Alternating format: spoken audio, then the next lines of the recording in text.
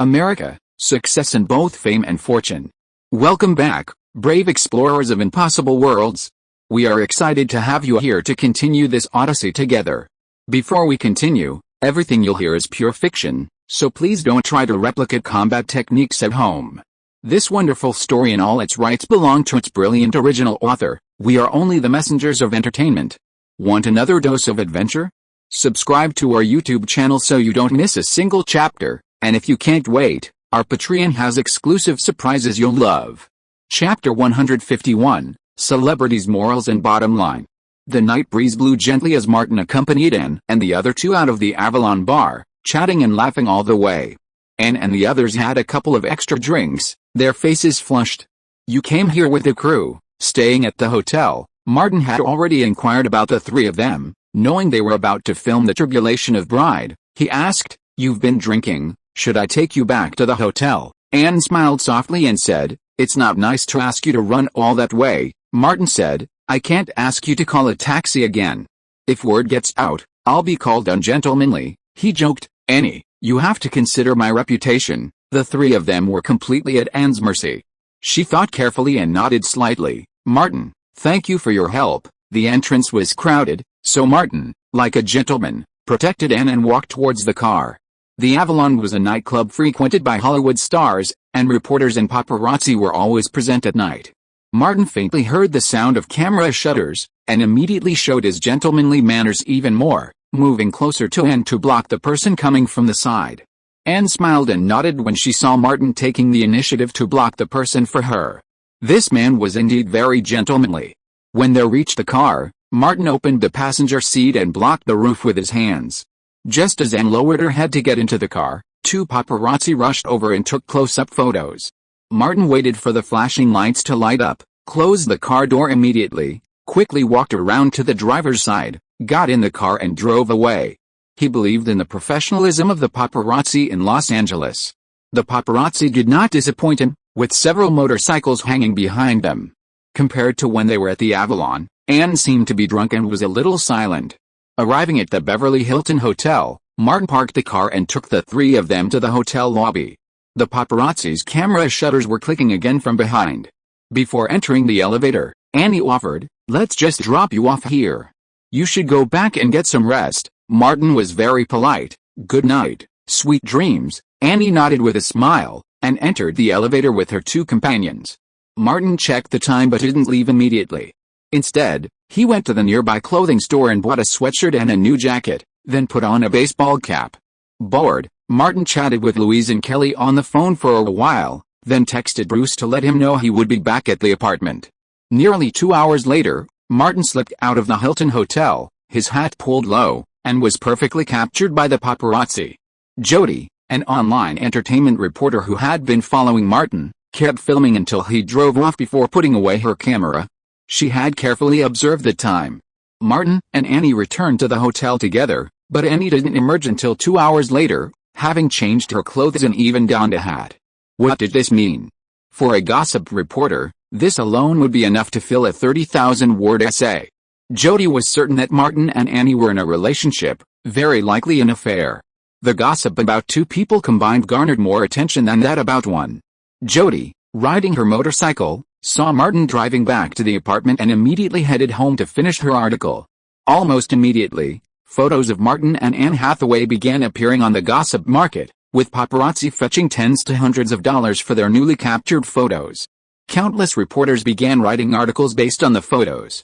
At the Hilton Hotel, Laura, her closest friend, accompanied Anne back to her room. "It was a pleasant evening," Laura said, impressed. "I didn't expect to meet such an interesting and handsome guy." Anne, in a good mood too, kicked off her high heels and sat on the sofa. She checked her phone's missed calls and noted Martin Davis' name on one number. Laura came over and sat next to her. "Have you noticed he's interested in you?" Anne tilted her head but didn't answer directly.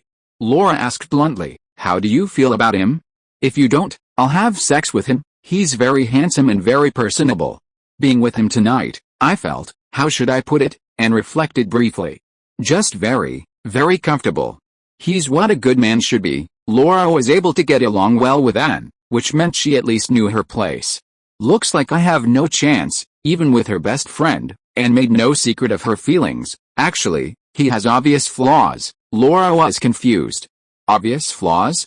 Too handsome, insecure, and a New Yorker, naturally observed things that ordinary people wouldn't notice. Didn't you notice he drives an ordinary Volkswagen, wears ordinary clothes, and wears an ordinary American watch? With that, Laura understood. Martin Davis wasn't rich, and was still pondering the matter. He was a nice guy, but he didn't have much money. Laura said, "He's just become famous, let's talk about it later." Anne had a rough plan in mind. For the time being, she'd hold back, not express her feelings, not commit, and not give up. In Century City, Thomas had just entered the office when the receptionist, Natasha, approached. She shoved a few newspapers at Thomas. "There's news about Martin. Take a look." Thomas thanked her and took the papers upstairs. Sitting at his workstation, he flipped through them. He found them all from Los Angeles's most popular entertainment and gossip papers. They covered the previous day's celebration party for the film House of Wax. This was normal, considering House of Wax was a huge hit, still ranking in the top 3 of the North American weekly box office. It would be strange if the entertainment media didn't pay attention. But when he flipped open a celebrity gossip column, Thomas' eyes widened. No way. This is too fast. Anne Hathaway's relationship revealed, the man suspected to be rising Hollywood star Martin Davis. A series of photos followed, showing the two smiling as they walked out of a bar together. The man guarded her, and she got into his car. He then went to her hotel, where he stayed for 2 hours before emerging, his clothes changed. Without reading the reporter's short article, what would Thomas think of looking at these photos? Martin and Anne were definitely having an affair. Could they have moved so fast? Thomas continued to browse, finding similar stories in several tabloid newspapers. He would draw similar inferences from the reader's perspective, and he knew without even reading the gossip reporter's short stories would be even more exaggerated. Thomas was impressed. That bastard Martin was incredibly quick. He suddenly covered his face.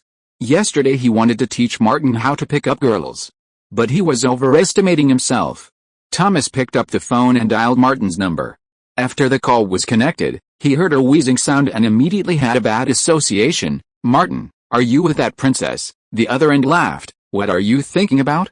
"I'm working out and just had a fight with Old Bull." Thomas asked directly, "What's going on between you and Anne Hathaway?" Martin said, "I met her in the bar yesterday. We had a few drinks together and I took her back to the hotel. Her Princess Diaries 2 was a big hit this year. Although the response and reputation are not as good as the first one, it is still at the forefront among the actresses born in the 1980s. Thomas is not concerned about whether it is true or not, but whether it can make a profit. For you, an actress of her level is enough. Martin, don't let her go." Martin was dissatisfied. Hey, man, what are you talking about?" Thomas was surprised. "What's wrong with what I said?" Martin said, "I'm a fan of Annie. I like Annie very much. Perhaps our meeting yesterday was destined. It's fate, nothing else." "Do you understand?" Thomas understood. "You're so shameless." He added, "You know more about this than I do. You can handle the details yourself. Call me if you need anything." Hang up. In the gym, Martin hung up the phone. Bruce had already taken off his protective gear and was stretching. Martin put away his phone and did some stretching exercises as well, and asked, "Did Zomi succeed yesterday?" "I talked to him, but he drove away alone." Bruce sometimes admired this piece of shit Martin. "I'm wondering, it's okay that mean attracts middle-aged and elderly women, but why can't someone like Anne Hathaway smell the stench coming from you?" Martin patted his chest. "Because people like you are blind. I'm a good person, and a good person with a bright future." Bruce sneered. "Why didn't you make an effort last night and go straight into her room?" Martin retorted, "Old Bruce, have some professional ethics. Stars must have the ethics and bottom line of stars, and should consider the reporters and paparazzi friends who follow them every day. If the story progresses too quickly, it will reach a climax all of a sudden, and readers will be bored. Our reporters and paparazzi friends will lose their jobs." Even though Bruce had seen how stinky this piece of shit was, he was still stunned by this novel theory. Martin came over and patted Bruce on the shoulder. "See? I'm a truly ethical and professional actor." Bruce was speechless. Their fitness trainer, Susie, came in from outside and saw the two men wiping their sweat.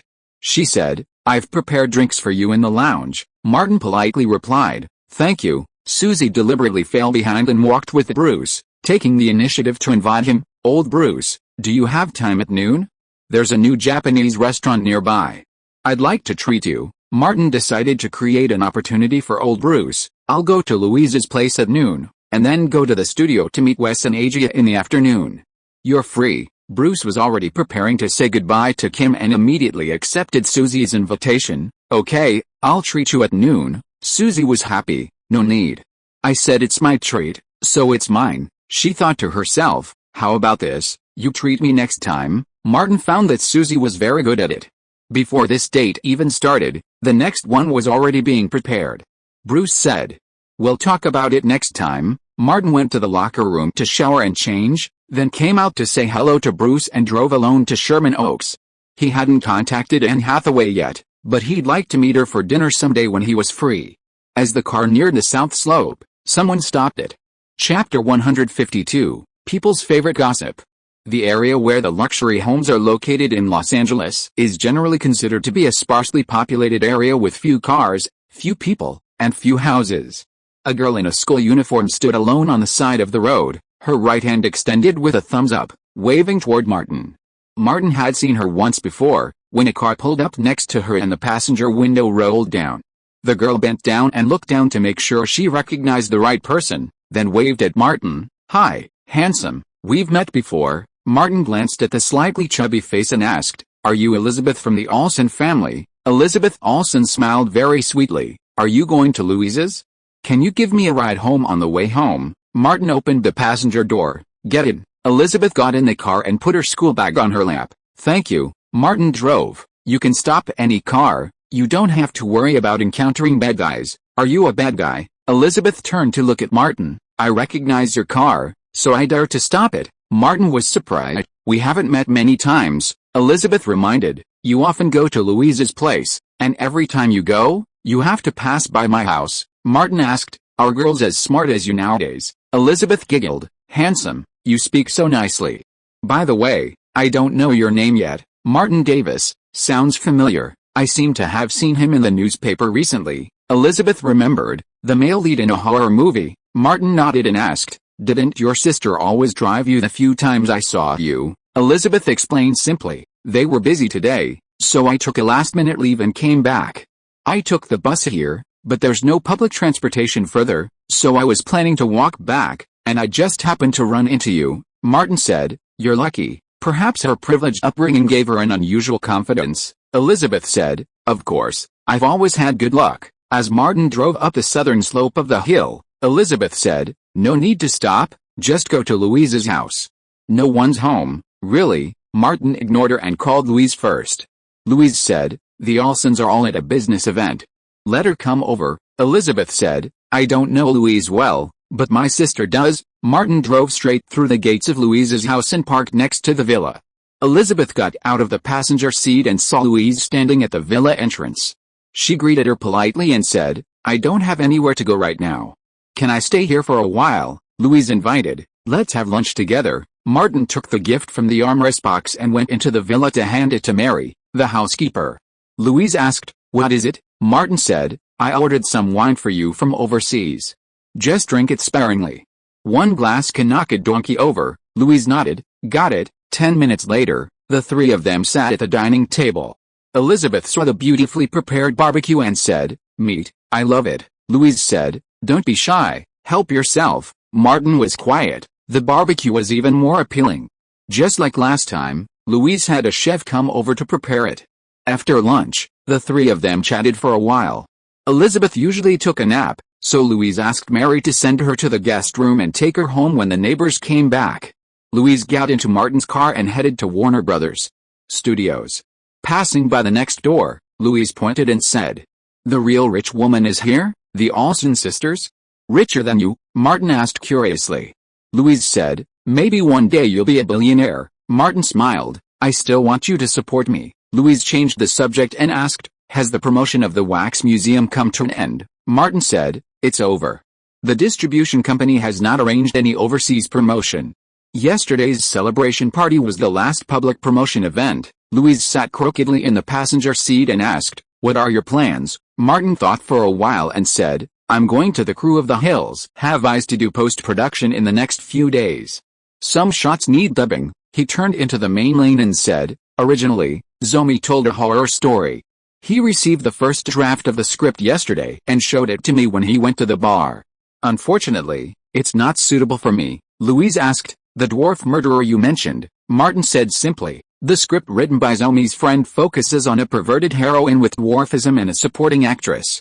The supporting actor is not outstanding and is killed by the heroine in the end. When filming The Wax Museum, Martin would be interested, but after playing the leading role, he would never play such a role again. Louise offered a gentle reminder, whenever possible, choose the protagonist first. Even if you choose a supporting role, it should be someone with character, not someone who's just a bumbling presence to complement the other characters. Martin thought of Alexander the Great again. If you're interested, you can check it out. I think the script is very interesting, and Zomi's directing is pretty good. He wasn't mentioning this to Louise because of the positive reviews for his previous film, Orphan. Many Hollywood films that were once highly praised online have a high chance of flopping at the North American box office. There are countless films that have had great reviews but performed dismally at the box office. Martin's judgment was based on the fact that this film had a sequel. Louise was somewhat interested. After all, Zomi had just achieved success. Wait until he finishes the script, and have him send a copy to Pacific Pictures. Upon arriving at Warner Brothers Studios, Martin called Zomi and reminded him to finalize the script and send a copy to Pacific Pictures. The post-production studio where The Hills Have Eyes crew was located was adjacent to the Alexandria crew. When Martin and Louise arrived, they saw Angelina Jolie. Louise seemed quite familiar with her and chatted briefly. Earlier this year, gossip media had reported rumors of Pitt's infidelity with Jolie, but they received little attention and haven't escalated into a major event yet. Martin glanced back at Jolie as he entered the post-production studio. It's said that this woman never hires a professional publicist. All her PR and self-marketing plans are her own. Jolie embodies the principle that no matter how well a film is made, it's not as good as how well it's marketed. Martin found director Aya and went to the dubbing studio. Many of the on-set shots were affected by the environment, making them less effective, and so dubbing was the only solution. He spent half the afternoon in the dubbing studio, working fairly efficiently, redubbing over 30 takes. When Martin left, Wes Craven returned from a meeting at Warner Brothers. Along with Aya, the three of them entered the producer's office. Craven talked about the important things first. House of Wax has received good box office response, and it has earned you a lot of points, Martin. Warner Brothers attaches great importance to this film with you as the absolute protagonist. It was originally planned to be released in April, but it was finally decided to advance it to early February, the weekend after the Super Bowl. Martin asked, will the film's advertisements be shown on the Super Bowl? Craven said, I have suggested it, but the specific arrangements depend on Warner Bros. Aya flicked his hair and said, it is said that Super Bowl advertising is very effective, the most watched program in the United States. Craven watches it every year. As far as TV advertising is concerned, there is nothing better than the Super Bowl. Martin pondered for a moment and said, I have some ideas about the promotion of the film. I was curious. I heard that a lot of your suggestions were used in the promotion of House of Wax. Martin would not be humble about such things. Some of it. Craven was an old and shrewd man. It's definitely not the conventional promotions. Those have been played out. So, Paris Hilton. Martin just smiled, neither admitting nor denying. Craven said, in a few days, Warner Brothers will hold a film promotion meeting. One of you is the director and the other is the production manager. You should go together then, Martin replied, no problem for me. Call me to confirm the time. Craven, who had been a producer for countless times, reminded him, Martin, The Hills Have Eyes is completely centered around you. You are the main focus of public opinion. He made a similar suggestion to Thomas. The Wax Museum has brought you some popularity. You should try to maintain this popularity. This will benefit your next film. Iowa is quick-witted. I'll hold a party and invite some French female stars over. Martin, you can pick one up, Martin said righteously. Why is it that when it comes to creating popularity and topics, the first thing you think of is women? Aya spread his hands, because the public loves to read gossip, and creating gossip about the affairs of men and women is the easiest and most effective way, Martin said. Unless you invite Sophie Marceau, it's no use. You'd better find a Hollywood actress. Craven, with decades of experience, understood the market and audience better than Martin and Aya. Sophie Marceau has no appeal in North America, and she's not very popular. Martin realized that not only Sophie Marceau, but also Monica Bellucci, had limited appeal in North America. After all, it wasn't Europe. Then, the three of them went into the post-production editing room to review the first cut. Craven and Aya discussed the second edit. Martin listened intently, silent. While no novice in the field, his previous experience was limited, not as much as Craven and Aya's. The final editing of the film rested with Craven. He wasn't called the godfather of modern Hollywood horror for nothing. After 2 days in the post-production studio, Halloween was approaching. Every year at this time, all the demons and monsters in Hollywood and across America would be out in force. Martin had wanted to invite Louise to the Halloween parade, but she wasn't interested. After a moment's thought, he called Anne Hathaway. "I remember your crew hasn't started filming yet. Are you free on Halloween?" Martin invited. "Let's go to the Halloween parade together." Anne adhered to the principle of not refusing and not being responsible, and said, "The crew will be on holiday then.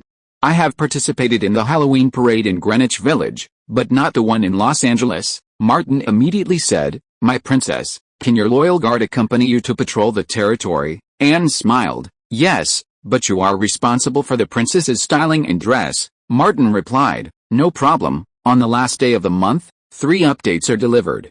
Friends who still have monthly tickets, please vote for me. Thank you." Chapter 153: A Perfect Match. On South Broad Street in Burbank, in the shop where they'd gotten their custom costumes for the previous art party, Anne followed Martin into the dressing room and curiously asked, "Have you prepared a surprise?" "What kind?" "A murderer look?" "Right," she'd already said. "Martin, even for Halloween, I don't want to look ugly. You're so beautiful and elegant, even God couldn't bear to ruin that," Martin said, his words particularly sweetly. "Annie, even for Halloween, you have to be the most beautiful." The 50-year-old designer, Hannah, greeted them. "This way, please." Anne saw a dark leather coat hanging on a hanger, high-heeled leather boots standing next to it, and a shelf above that held black hairpins and goggles. "Who am I?" she asked Martin. Martin's chosen look was, naturally, the character that impressed Anne the most. He said, "Selena Kyle." Anne frowned, thinking for a moment, then tentatively asked, "Catwoman." Martin nodded. "Let's give it a try." Anne went to the clothes and accessories and looked through them. "It seems completely different from Halle Berry and Michelle Pfeiffer." Martin thought for a moment and said, "A real-life Catwoman." Anne turned back and asked, "Are you Batman?" Martin smiled. "Of course." Anne's lips formed a line as she sat in the makeup chair. 2 stylists came over to assist with her look. Martin followed Hannah to another dressing room. Hannah whispered, "Where's Mean? Why isn't he here?" This reminded Martin of the last time Mean had gone upstairs with Hannah. "He's been busy lately. If you miss him, call him," Hannah muttered. "I really miss him a little." And his mouth, she quickly added, "Mean has a nice way with words." Martin had heard Bruce mention a few days ago that Mean was having a hot and heavy affair with a woman he'd picked up at the bar. Entering the dressing room, Martin changed into his Batman costume. Not the one with the grapes on George Clooney's chest, of course, but something similar to the one Bale wore in the new Batman trailer. In the studio lobby, Bruce checked the time and went out to find a public phone booth. He pulled out his address book and dialed the first number. "Hello, is this American Rumors? I have an important news for you. Martin Davis and Anne Hathaway will be participating in today's Halloween parade. I have confirmed they will be appearing at the outdoor theater as a couple," the caller replied. "Thank you for the information. If you could leave your name and address, we'd like to send a token of our appreciation." "No thanks, I'm just a concerned citizen." Bruce hung up and called the hotline of another gossip magazine, The Hollywood Daily, to betray Martin and Anne Hathaway once again. The stage was set, so how could he miss the reporters and paparazzi?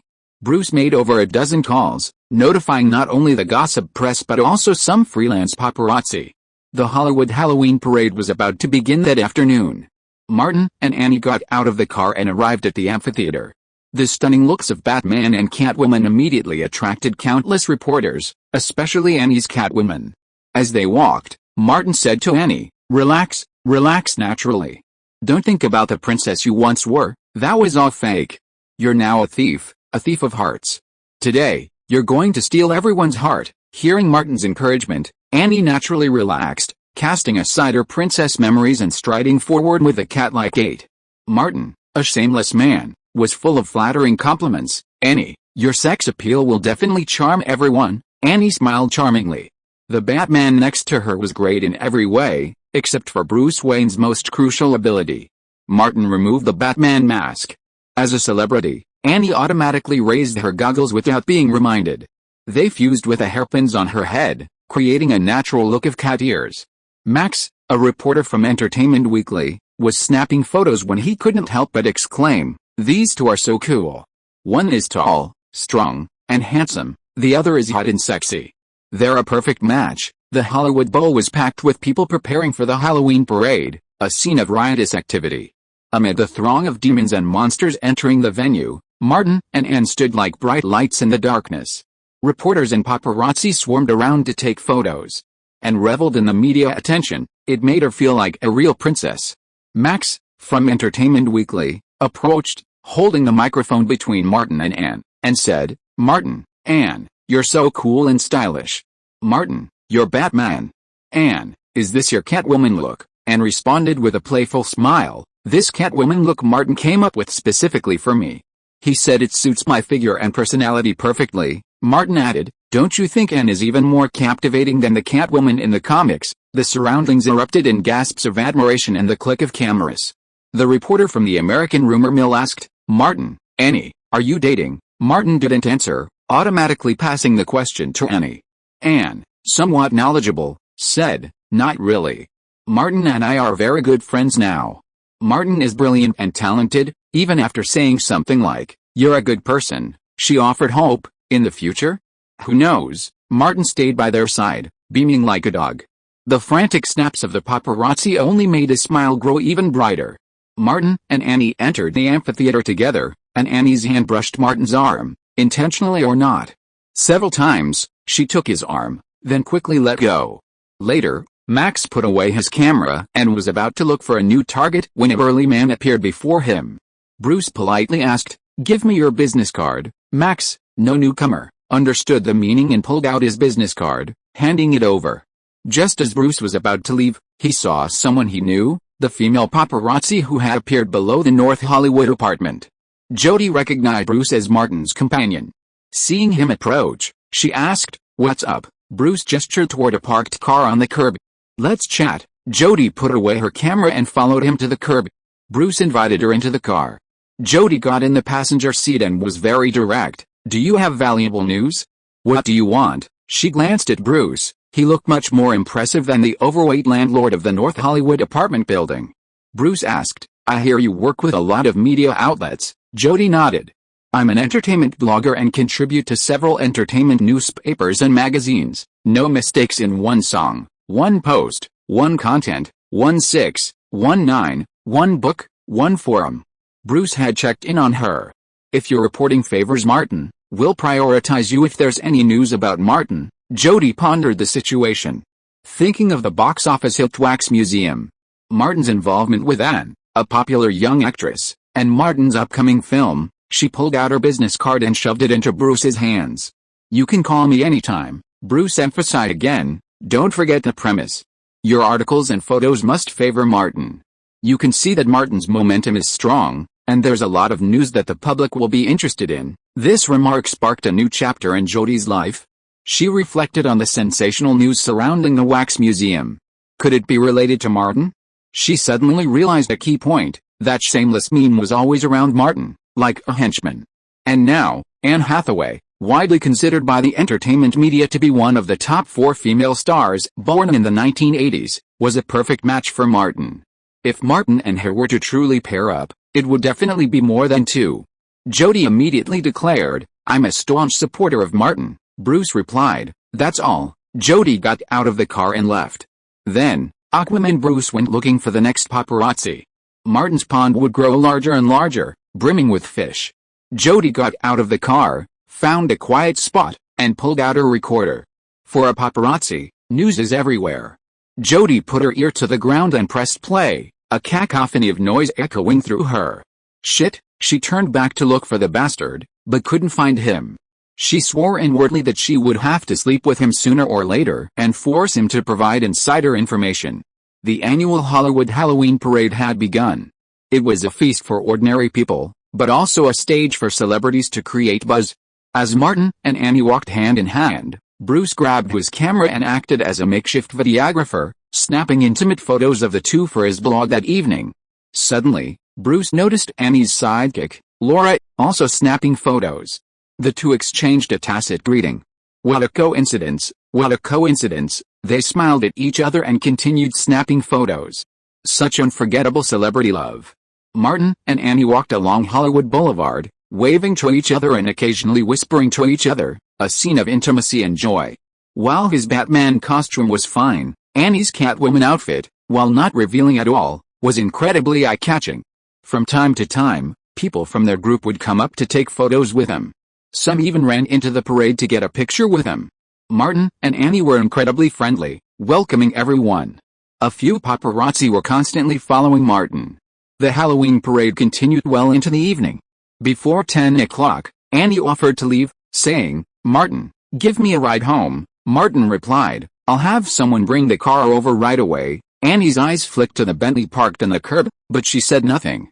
Martin noticed, grabbed Annie's hand, and walked away. "Come this way." As they walked, Annie said, "Today is the happiest day I've had since I came to Los Angeles." Martin turned, looked her in the eye, and said, "There will be happier times to come." Annie encouraged him, "Then I'll be waiting." Bruce drove up, and Martin pulled Annie into the car, taking them back to the hotel. This time, he left quickly. It can't be the same every time. We need to have morals and professional ethics, control the pace, and consider the jobs of the reporters and paparazzi who follow us. Chapter 154. I want you to be the male lead. In Century City, Thomas waited in the Starbucks in the shopping mall, drinking cup after cup of coffee, finally waiting for his future. Martin and Bruce entered Starbucks and saw Thomas under the lights. Bruce asked, "Is it an illusion caused by the lights? Why does Thomas's forehead look brighter than before? Don't you think he's better than before?" Martin strode over to Thomas, pulled out a chair and sat down, looking like a good client who felt sorry for his agent. "You've been waiting for a long time, right? You've been working hard." Thomas closed his laptop and said, "It's nothing. I often work overtime, especially lately." He's used to it. Bruce pulled out a memory card and handed it to Thomas. "These are the photos I took." Thomas removed the card reader, plugged it into his computer, and examined the photos one by one, nodding frequently. "Great photos, Martin. You and Anne are just like a real couple." Martin emphasized, "I'm pursuing Anne, and Anne is interested in dating me."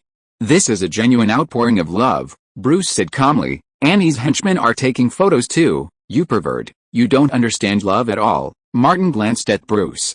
"Every love is different, there's always something special about it." Thomas looked at the photos and said, "I've got a copy for the best couples costumes in this Halloween parade, Martin Davis and Anne Hathaway." Martin agreed. "Okay. Thomas, please take the trouble to finish the manuscript tonight," Thomas said enthusiastically. "I'll leave it to you." Martin and Bruce left Starbucks, and before leaving, Bruce generously treated Thomas to espresso. Thomas worked through the night, writing until the early morning, revising and revising, before rushing to the newspaper he was working with to submit it to the editor, along with the selected photos. "As I left, I noticed the sky was brightening in the east." With several movies released during Halloween, the Wax Museum's popularity was eclipsed by the new releases, but Martin's name and photos still maintained a certain level of exposure. This was especially true online, where numerous websites reposted photos from his blog. Martin and Anne Hathaway's Batman and Catwoman costumes were highly praised. The topic of couples needs to be kept on a steady pace. Just sporadically feeding them dog food will quickly become tiresome. Martin's enthusiasm for Anne was rapidly cooling, and they only contacted each other sporadically. At the Hilton Hotel, Anne, returning to her room after a script reading, pulled out her phone and checked it. There was no reply. Martin had sent her a message, and she replied, but then there was no reply from Martin for a long time. Anne was slightly frantic.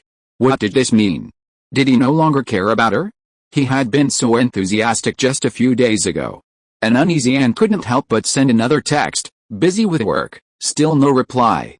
After waiting for a few minutes, her temper rising, her phone rang with a text message. "I had a last-minute meeting at Warner Brothers." Martin's reply was pointed. "My next film has a release date confirmed. Unlike House of Wax, I'll be the star." Anne asked, "A horror film?" Martin continued to bait. "It's a Wes Craven horror film." We just finished the second cut, and it's getting very good reviews from internal previews.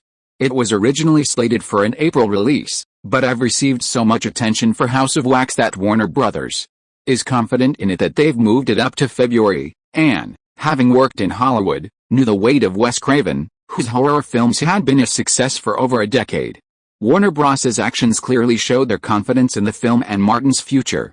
If the future is good. Just then, there was a knock on the door. Laura went to open it, and Anne found her agent, Maha Dakshar, there. Maha was from CAA, a key associate of CAA co-founder Brown Lord. Anne quickly texted Martin back and stood to greet him. Maha, what brings you here? Maha, who was much older than Anne, smiled and said, I came to see if my little princess is in love, and replied, Martin and I are just friends. Love is a very important part of an actor's career. Maha, as an agent, prioritized work. Annie, do you have a crush on Martin? Yes, but, Anne admitted generously that, for now, Martin had many strengths and only one weakness. Maha smiled encouragingly. Nothing, an agent is not a friend.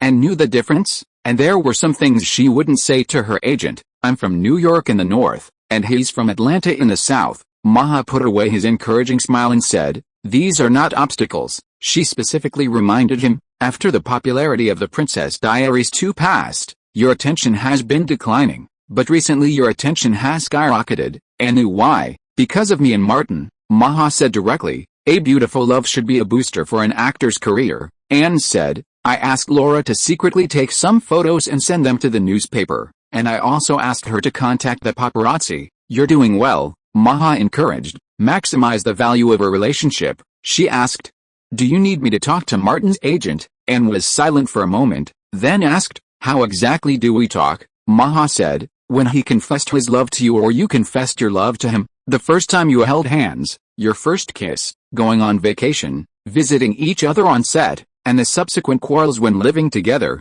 etc., all have media value. Although Anne was mentally prepared, she was still a little surprised. Isn't this going to make all my private lives public? Brian Lord was Madonna's agent, and I was Brian's assistant at the time. Maha suddenly broached an unrelated topic.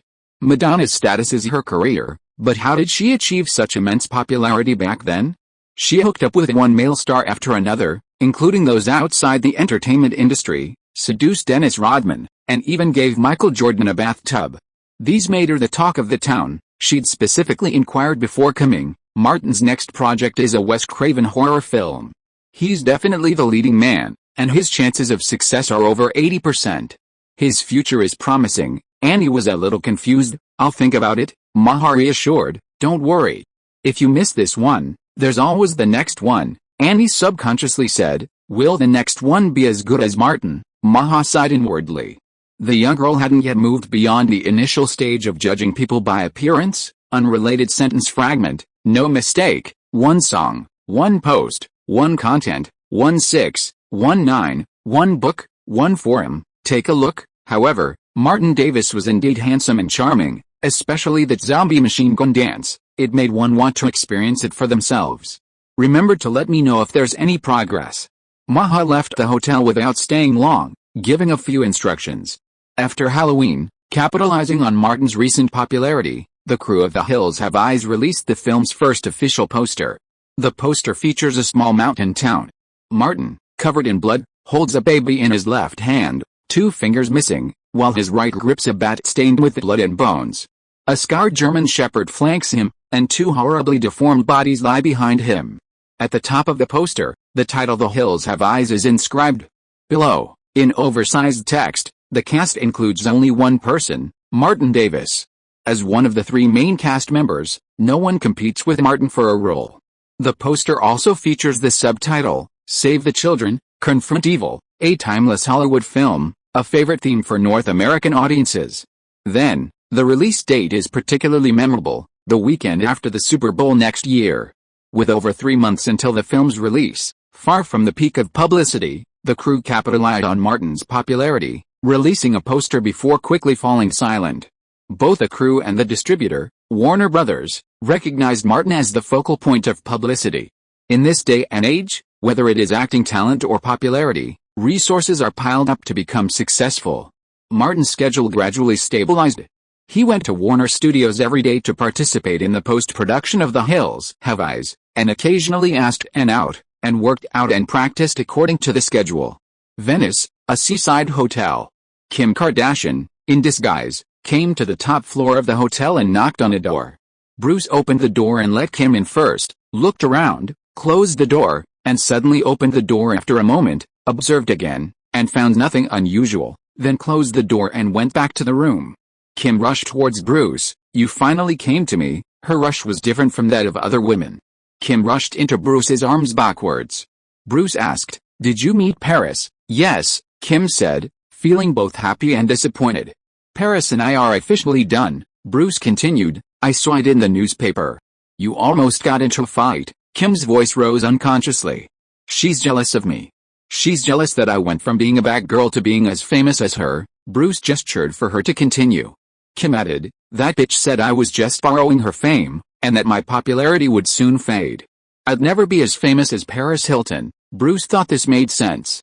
Once Kim had used up Paris, the hype would naturally fade. Kim raised her head and looked at Bruce eagerly. "Is there any way for me to stay famous for a long time?" She has experienced the brilliance of being the center of attention and doesn't want to go back to obscurity. "I have nightmares every night. I dream that I become an ordinary person again." "No. I will never be an ordinary person." Bruce came here to say goodbye to Kardashian. "The movie marketing has ended and the practice is complete." He said, "Sorry, Kim, I have no other way." Kim felt something, took a step forward, twisted her waist and looked back.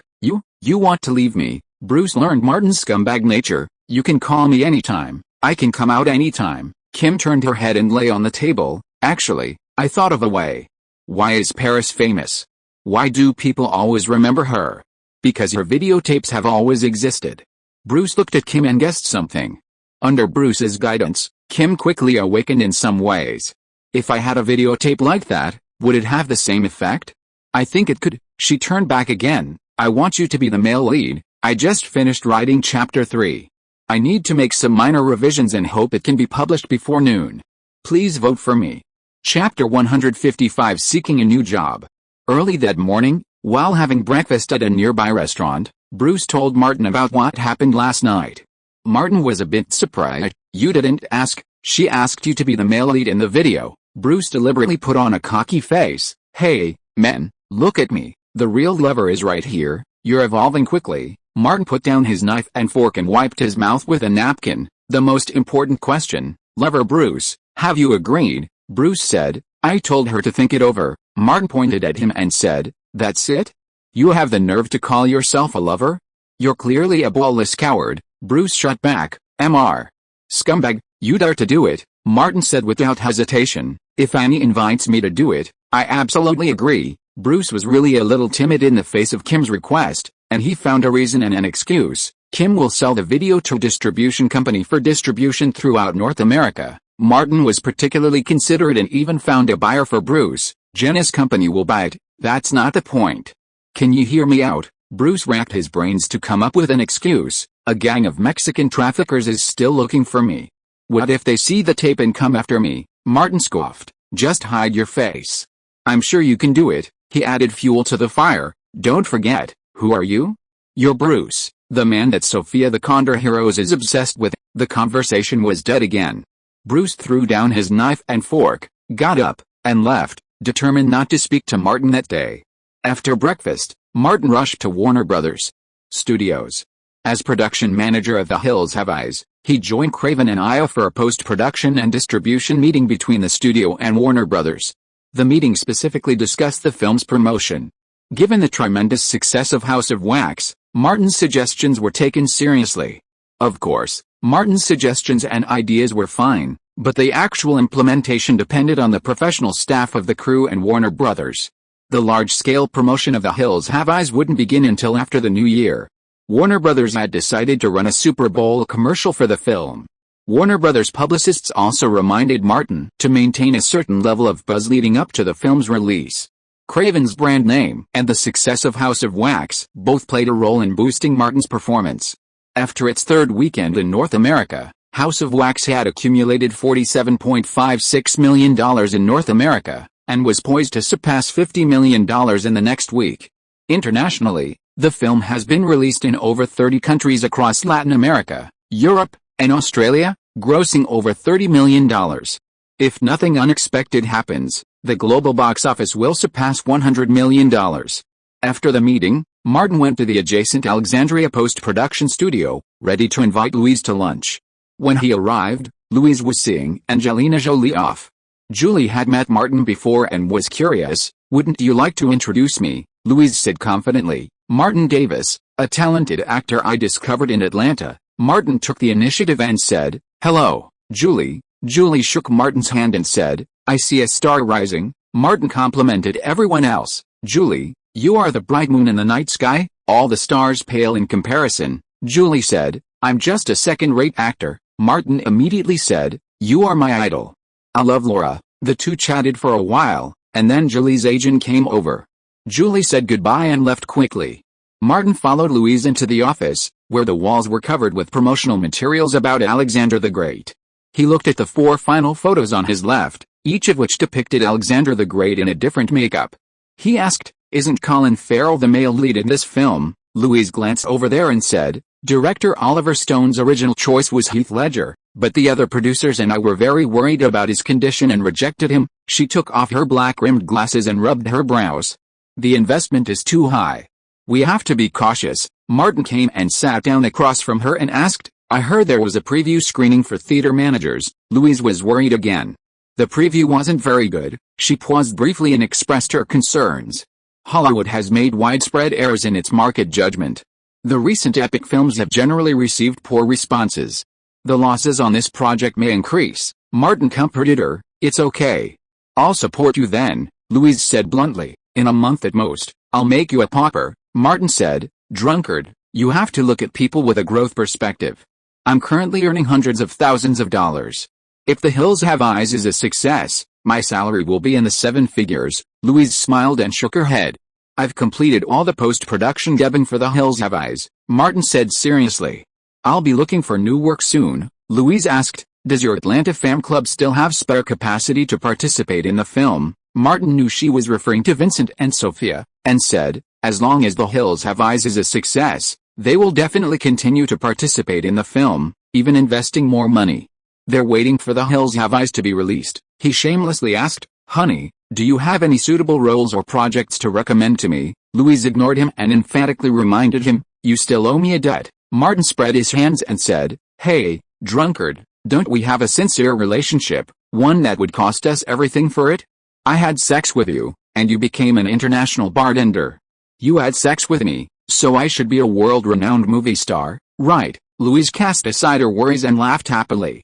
After laughing, she said, "You're really good at making people laugh. Are you in a good mood?" Martin saw her nod and said crisply, "International Master Bartender, Ms. Louise Meyer, I heard you invented 2 new cocktails." Louise understood.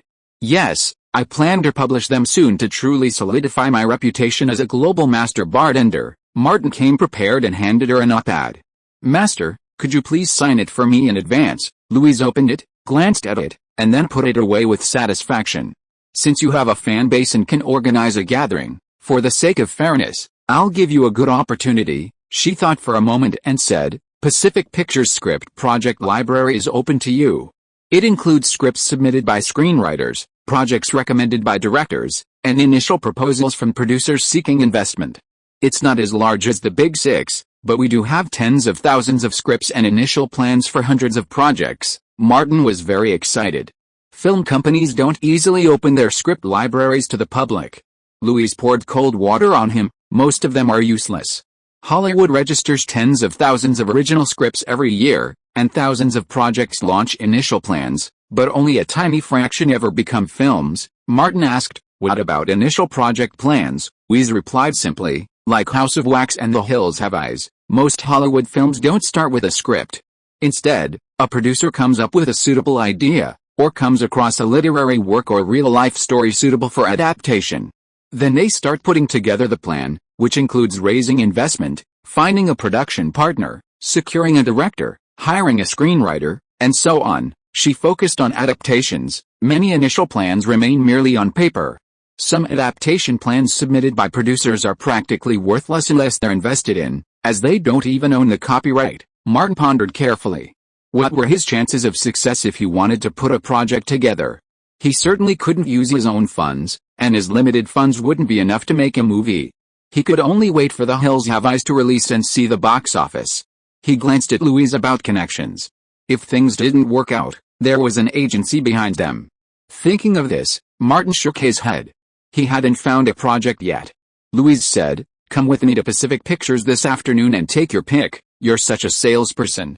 Drunk. "Is this what you call a fair deal?" Martin said venomously. "You've already taken out all the valuable projects, and the rest are just moldy garbage sitting in the warehouse. And you're just throwing them to me, treating me like a recycling station." Louise said frankly, "I don't have any suitable projects right now." Martin certainly wouldn't miss the opportunity to browse and select scripts from a film and television company's library. At noon, Louise and Martin had lunch together, and the two of them went to Pacific Pictures, next door to Warner Brothers Studios. Pacific Pictures didn't directly produce films, so they had a small staff and rented 3-story offices in the Warner Brothers studio building. Louise, having had a few drinks, decided to take a nap and asked her assistant, Nikki, to take Martin to the first-floor data center. The custodian, having received Louise's notification, led Martin into the warehouse. He gestured to the computer. "There's a directory search here. You can search for project outlines.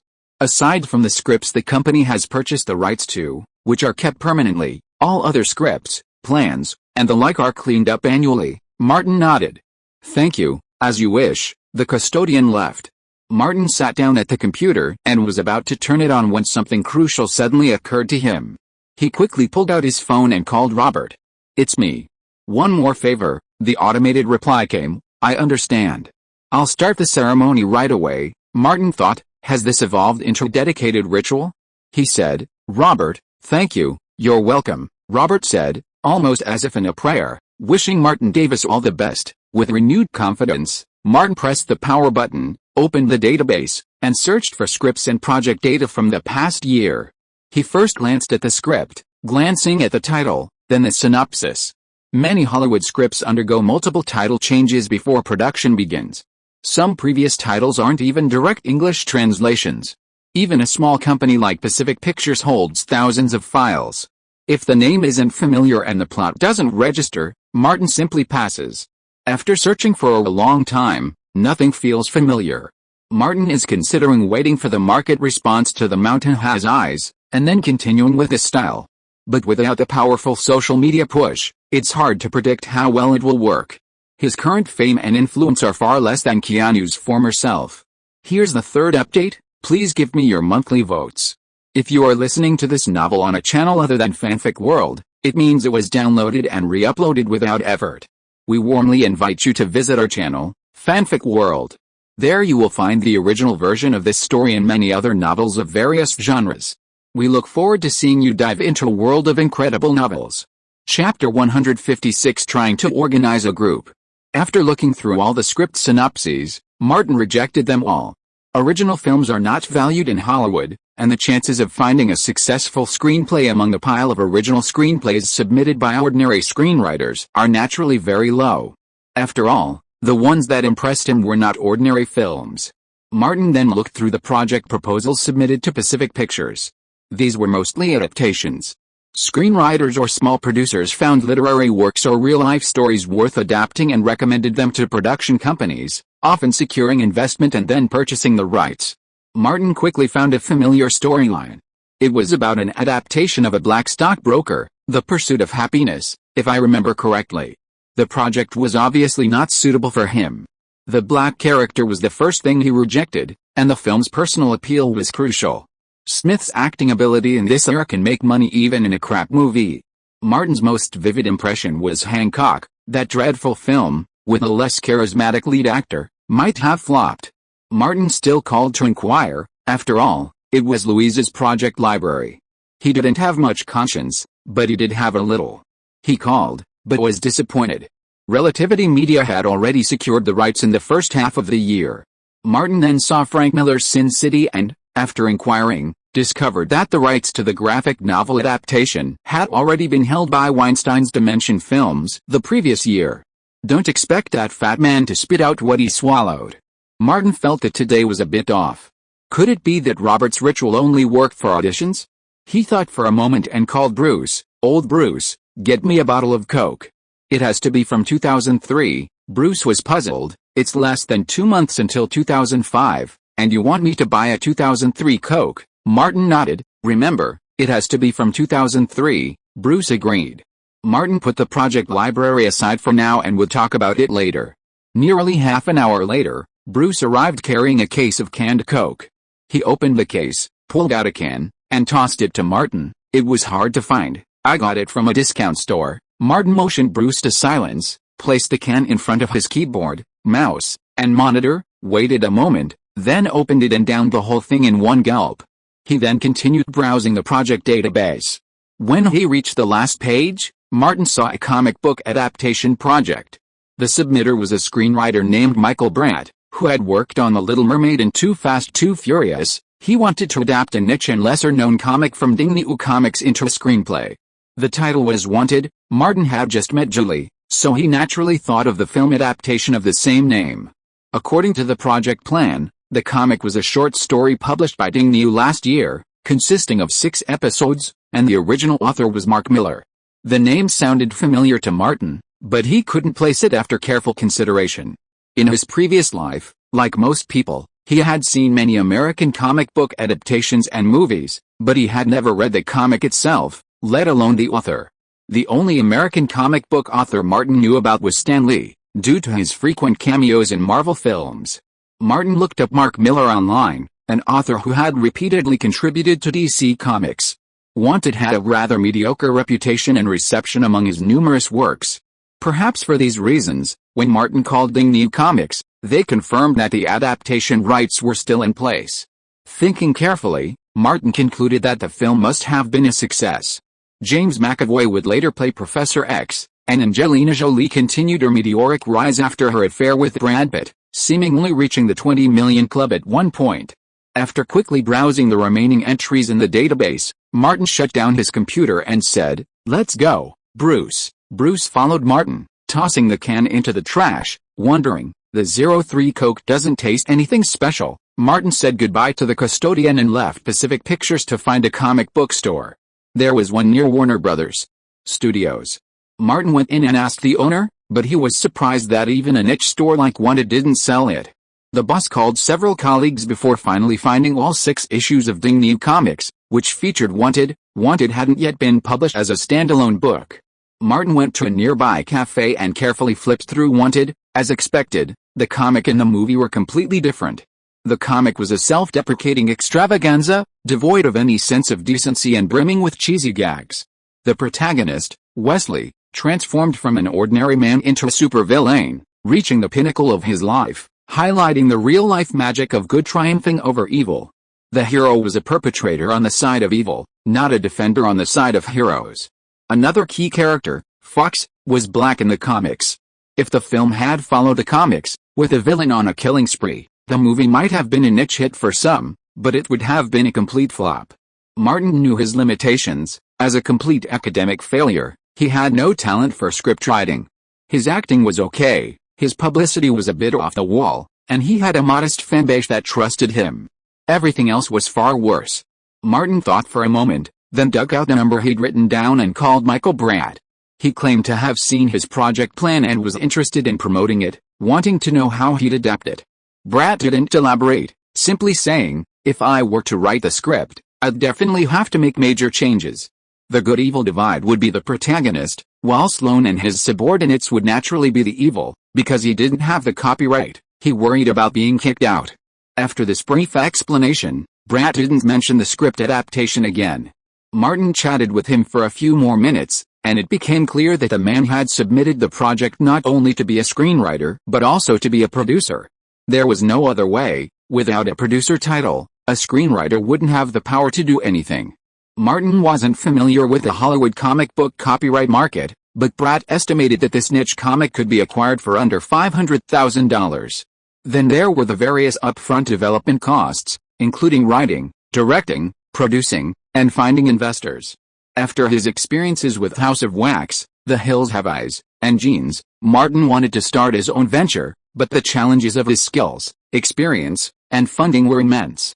After arriving in Hollywood, he earned a combined $1 million in salary for 3 films, adding his Atlanta savings.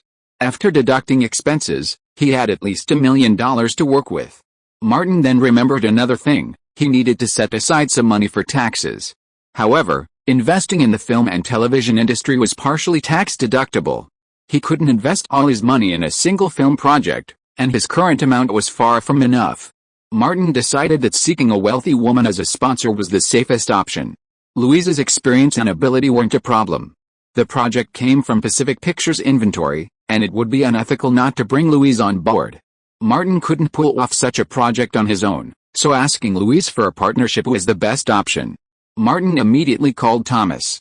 In Hollywood, where the star-studded production company Per Capita Films was established, setting up a studio was easy, with professional companies offering a comprehensive service.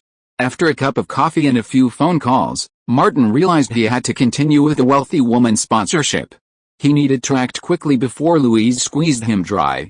Martin left the cafe and went to Pacific Pictures, where he found Louise in the president's office.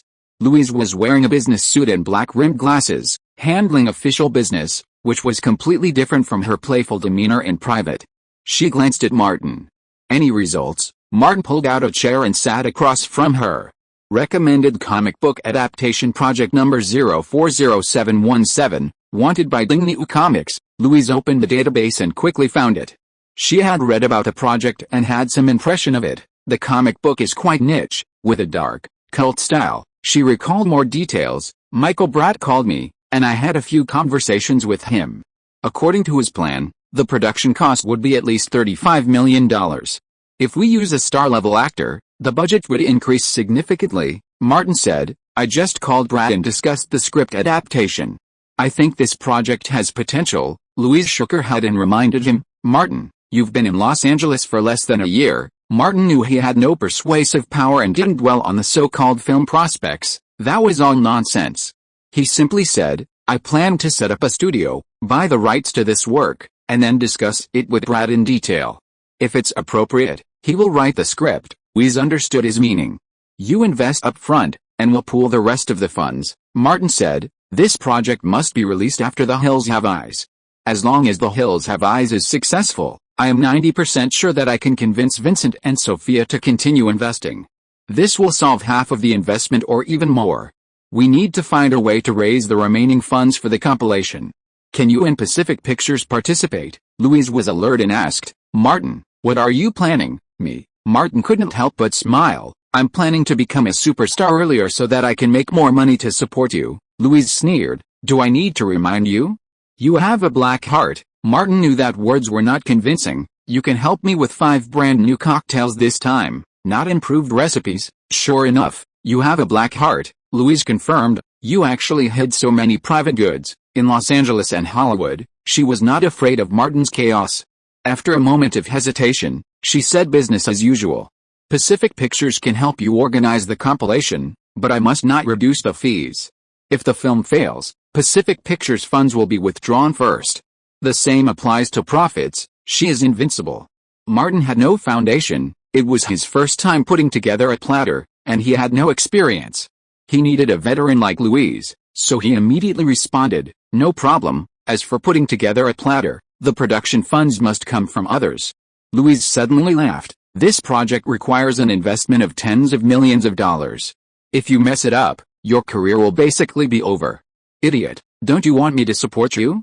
Then I will lock you in my wine cellar and keep you as a slave, researching new cocktail recipes for me every day." Martin was so shameless that he deliberately said, "I know you want to protect me so that I won't get beaten up by my supporters." The two finalized the initial intention, and there were still a lot of things to do later. Chapter 157 Full copyright. Over the next few days, Martin, with the assistance of Thomas and related companies, was busy setting up the studio. Pacific Pictures' 3-story office building had many vacant rooms, so Martin rented an office with an inner suite as the studio's base, which was named Davis Film Productions. Besides Martin and Bruce, the company's only official employees were part-time operators from Pacific Pictures, who were shared with the Gray's company. Davis Studio was quietly established. On the day of its establishment, Martin solemnly invited Thomas, the burden bearer, to dinner. Even the most ruthless capitalist wouldn't let the horse run without grazing. Besides, Martin was a good man with a conscience, not a capitalist. After hearing Martin's introduction to Wanted, Thomas said, Hollywood stars, at a certain stage, will inevitably participate in the investment and production process, thereby gaining greater influence. Think Brad Pitt, Leonardo DiCaprio, Rachel Witherspoon, and so on. Isn't it a bit premature for you to take that step now? Martin, receptive to the sincere advice, said, my situation is different from theirs. He had the best excuse, you forgot about Louise. This is a project Louise is optimistic about, and she's actually in control of the whole process. Thomas's words immediately put his mind at ease. With Louise's support, Martin already had a significant starting advantage. Martin added, as long as the results aren't too bad, I'll have no trouble securing investment. Thomas rubbed his shiny forehead, silently reminding himself not to view Martin the same way he viewed other actors. He had seen firsthand that Martin had a huge fan base in Atlanta, Kelly Gray, the owner of Georgia's largest film and television company, and that woman named King Kong, all truly wealthy people. Thinking of King Kong, Thomas looked at Martin with sympathy. It was truly not easy for him to achieve his career. Tyson and Holyfield were nothing special. Martin suddenly noticed something odd in his agent's eyes and decided to give him a little more weight, since he'd already treated them to dinner. He said, negotiation is your specialty. Go talk to Dingney Comics and buy out the rights to Wanted. Thomas frowned. Agents can't directly participate in film and television production, Martin said. I'm not asking you to participate. We won't get to the production stage anytime soon. I'm just asking you to negotiate the rights. Thomas, look around me. Besides the scumbags like Oldbull and the unreliable ones like Mean, you're the only one with real talent. Thomas was pleased. That's true, Martin said solemnly. Such an important matter, I can only entrust you with it. Okay, leave it to me. Thomas asked, what's your budget? Martin answered honestly, I'll cover the initial development funds. You know I'm broke, so the lower the better. After dinner, Thomas returned to his office alone to work overtime, collecting sales data and market response for Wanted, learning about Dingney Comics, and so on. He needed to be fully prepared before approaching Dingney Comics. Martin emerged from the restaurant, got in the car, and looked through the schedule he'd made for Anne Hathaway's date. He said, Bruce, we're shooting a night scene on the Tribulation of Bliss tonight. Call the paparazzi and we'll go visit the set. Bruce said, it's time for another date, Martin said. Thomas and the crew at the Hills Have Eyes both suggested a weekly schedule would be best. Bruce pulled out his spare phone and said, poor love, Martin retorted, working and enjoying a beautiful relationship at the same time. Don't you think you're killing two birds with one stone? Only a pervert like you would think that. Bruce started calling the paparazzi. A few minutes later, he started the car and drove Martin straight to downtown Los Angeles. On the way, Martin stopped to pick up a gift he'd ordered. Unlike Atlanta, downtown Los Angeles is a veritable slum. For safety reasons, the crew chose to shoot the nighttime street scenes on the main thoroughfare. When Martin arrived, Anne was filming. Her look was a stark contrast to her previous princess films. She wore ripped jeans with metal buckles, heavy smoky makeup, and oversized metal earrings and a necklace, giving her the look of a street-smart girl. Pretending to be young in teen films couldn't last forever, and Anne was seeking a change. Playing a young woman in a mainstream Hollywood film after turning 25 wouldn't appeal to audiences. With so many young actresses waiting in the wings, Disney princesses were quickly eliminated as they aged. Anne Hathaway was considered a relatively successful Disney princess. Martin got out of the car with a gift and stood outside the set, not wanting to disrupt the crew's work. During a break in filming, Anne spotted Martin and waved. Soon, paparazzi and entertainment reporters arrived. There's an unspoken agreement between Hollywood and the entertainment media. Reporters and paparazzi generally refrain from taking photos during filming, though the crew will provide them with information as needed. Jody got off the motorcycle and saw the crew wasn't filming yet. He quickly grabbed his camera and snapped a picture of Martin carrying a gift, then of Anne turning to look at Martin. If he could snap a picture of the two of them meeting, he'd earn at least $100 tonight. The crew filmed for a while longer, then it was time for a late-night snack to recharge. Martin approached Anne with a gift box. Why are you here? Anne smiled. Martin opened the box and said, I called the crew and learned you're filming tonight. I was worried you wouldn't eat well, so I ordered some Queen Gold donuts just for you. Laura and Sandy, who were standing nearby, came over to see what Martin had opened. They exclaimed, "Queen Gold Donuts, you have to pre-order them." Anne leaned in closer and said, "How thoughtful." Martin placed the donut in front of her. "Try it." Sandy was envious. "Annie, you're so lucky." "I'm so jealous." Anne, feeling a surge of superiority, picked up a donut, took a bite, swallowed it, and said, "It tastes great." "Just my taste." She glanced at Laura and Sandy. Martin reacted quickly. "It's yours now." Andy pointed to the box and said to Sandy and Laura, "Whatever you want to do with it." The donuts, priced at $100 each and requiring special pre-order, drew constant stares from the crew. Annie ate them nibbling, feeling incredibly proud. While the crew wasn't filming, the paparazzi's cameras flashed constantly. Annie noticed, too, breaking off a small piece of the donut and offering it to Martin. "Try it, too." Martin opened his mouth and let Annie take it. The sound of camera shutters filled the air. Martin ate it and remarked, "It tastes like you." "It's so good." Annie stared at Martin. The more she looked, the more she liked it. But unfortunately, Martin, perceptive enough to notice the change in Annie's expression, hinted at something, and said, "I wanted to come visit sooner, but work has held me back these days." Hearing this, Annie felt a hint of discontent. How could work be more important than herself? Martin continued, "I've just set up a studio and I'm planning to invest in a new film project. It's going to cost tens of millions of dollars, so I can't afford to be careless." Anne's dissatisfaction immediately dissipated, and she asked curiously, "Your company?"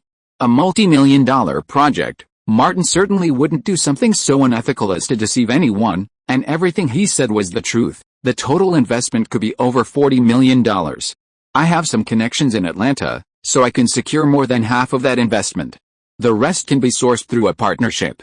If all goes well, I'll be the second producer and the lead actor." Anne blinked her beautiful eyes, her dissatisfaction vanishing without a trace. Even the single flaw seemed to vanish. Her expression was filled with joy and excitement. "Martin, you're amazing.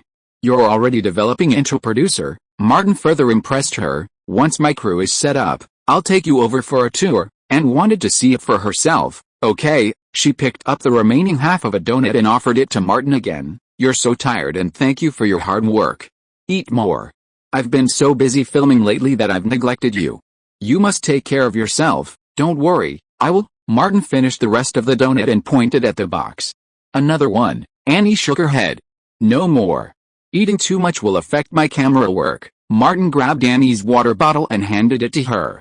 He then grabbed the trash can and waited for Annie to rinse her mouth with water before placing it at her feet. Annie covered her mouth, spitting out a mouthwash, and smiled at Martin. "Thank you," Martin said. "It's my duty." Annie tilted her head and watched Martin throw away the trash, her lips forming a beautiful line. He was handsome, had a good personality, a bright future, could raise tens of millions of dollars in investment, and was so considerate. Annie's heart began to pound. She quickly calmed down, silently reminding herself to be reserved, to maintain a high profile, to keep him in suspense. The cruise break was almost over. Annie glanced around and noticed that many reporters and paparazzi were staring at her and Martin. Before retouching her makeup, she approached Martin, grasped his hand firmly, and gazed at him affectionately. "Work is important, but your health is more important. Get enough rest and don't overwork yourself." Martin returned her hand, clasping it lovingly. "Annie, you're the driving force behind this project. I swear, you'll be a true princess." Nearby, paparazzi Jody caught the scene. She flipped through her digital camera, reviewing the photos. She smiled with satisfaction, then spat and cursed, "You bastards, if these two weren't having an affair, she'd eat the camera." The crew resumed work, and Martin left immediately. As expected, the next day's gossip and entertainment publications featured more gossip about him and Annie. Maintaining a certain level of hype was enough.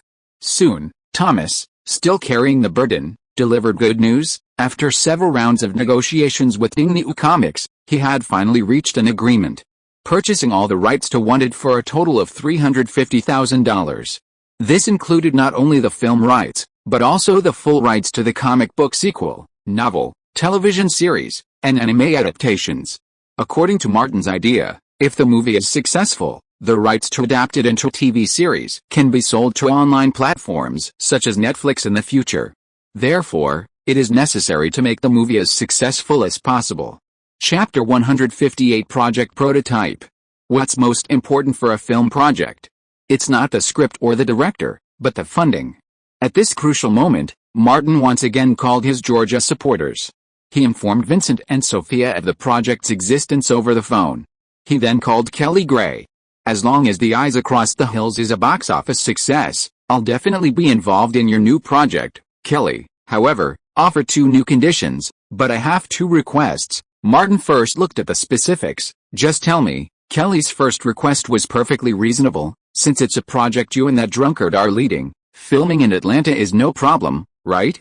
Signing a location lease with Atlanta's premier filming location wouldn't be a problem, right? Thinking of Georgia's tax incentives, Martin immediately replied, "That's what I was thinking, which is why I called you." Kelly's voice suddenly dropped. "Another condition, bring Louise to Atlanta. I want revenge on her. That bitch had the nerve to make me listen all night. I want you to tie her up, not only for her to listen, but also for her to see and touch." Martin thought to himself, as expected, they're still using unspoken rules.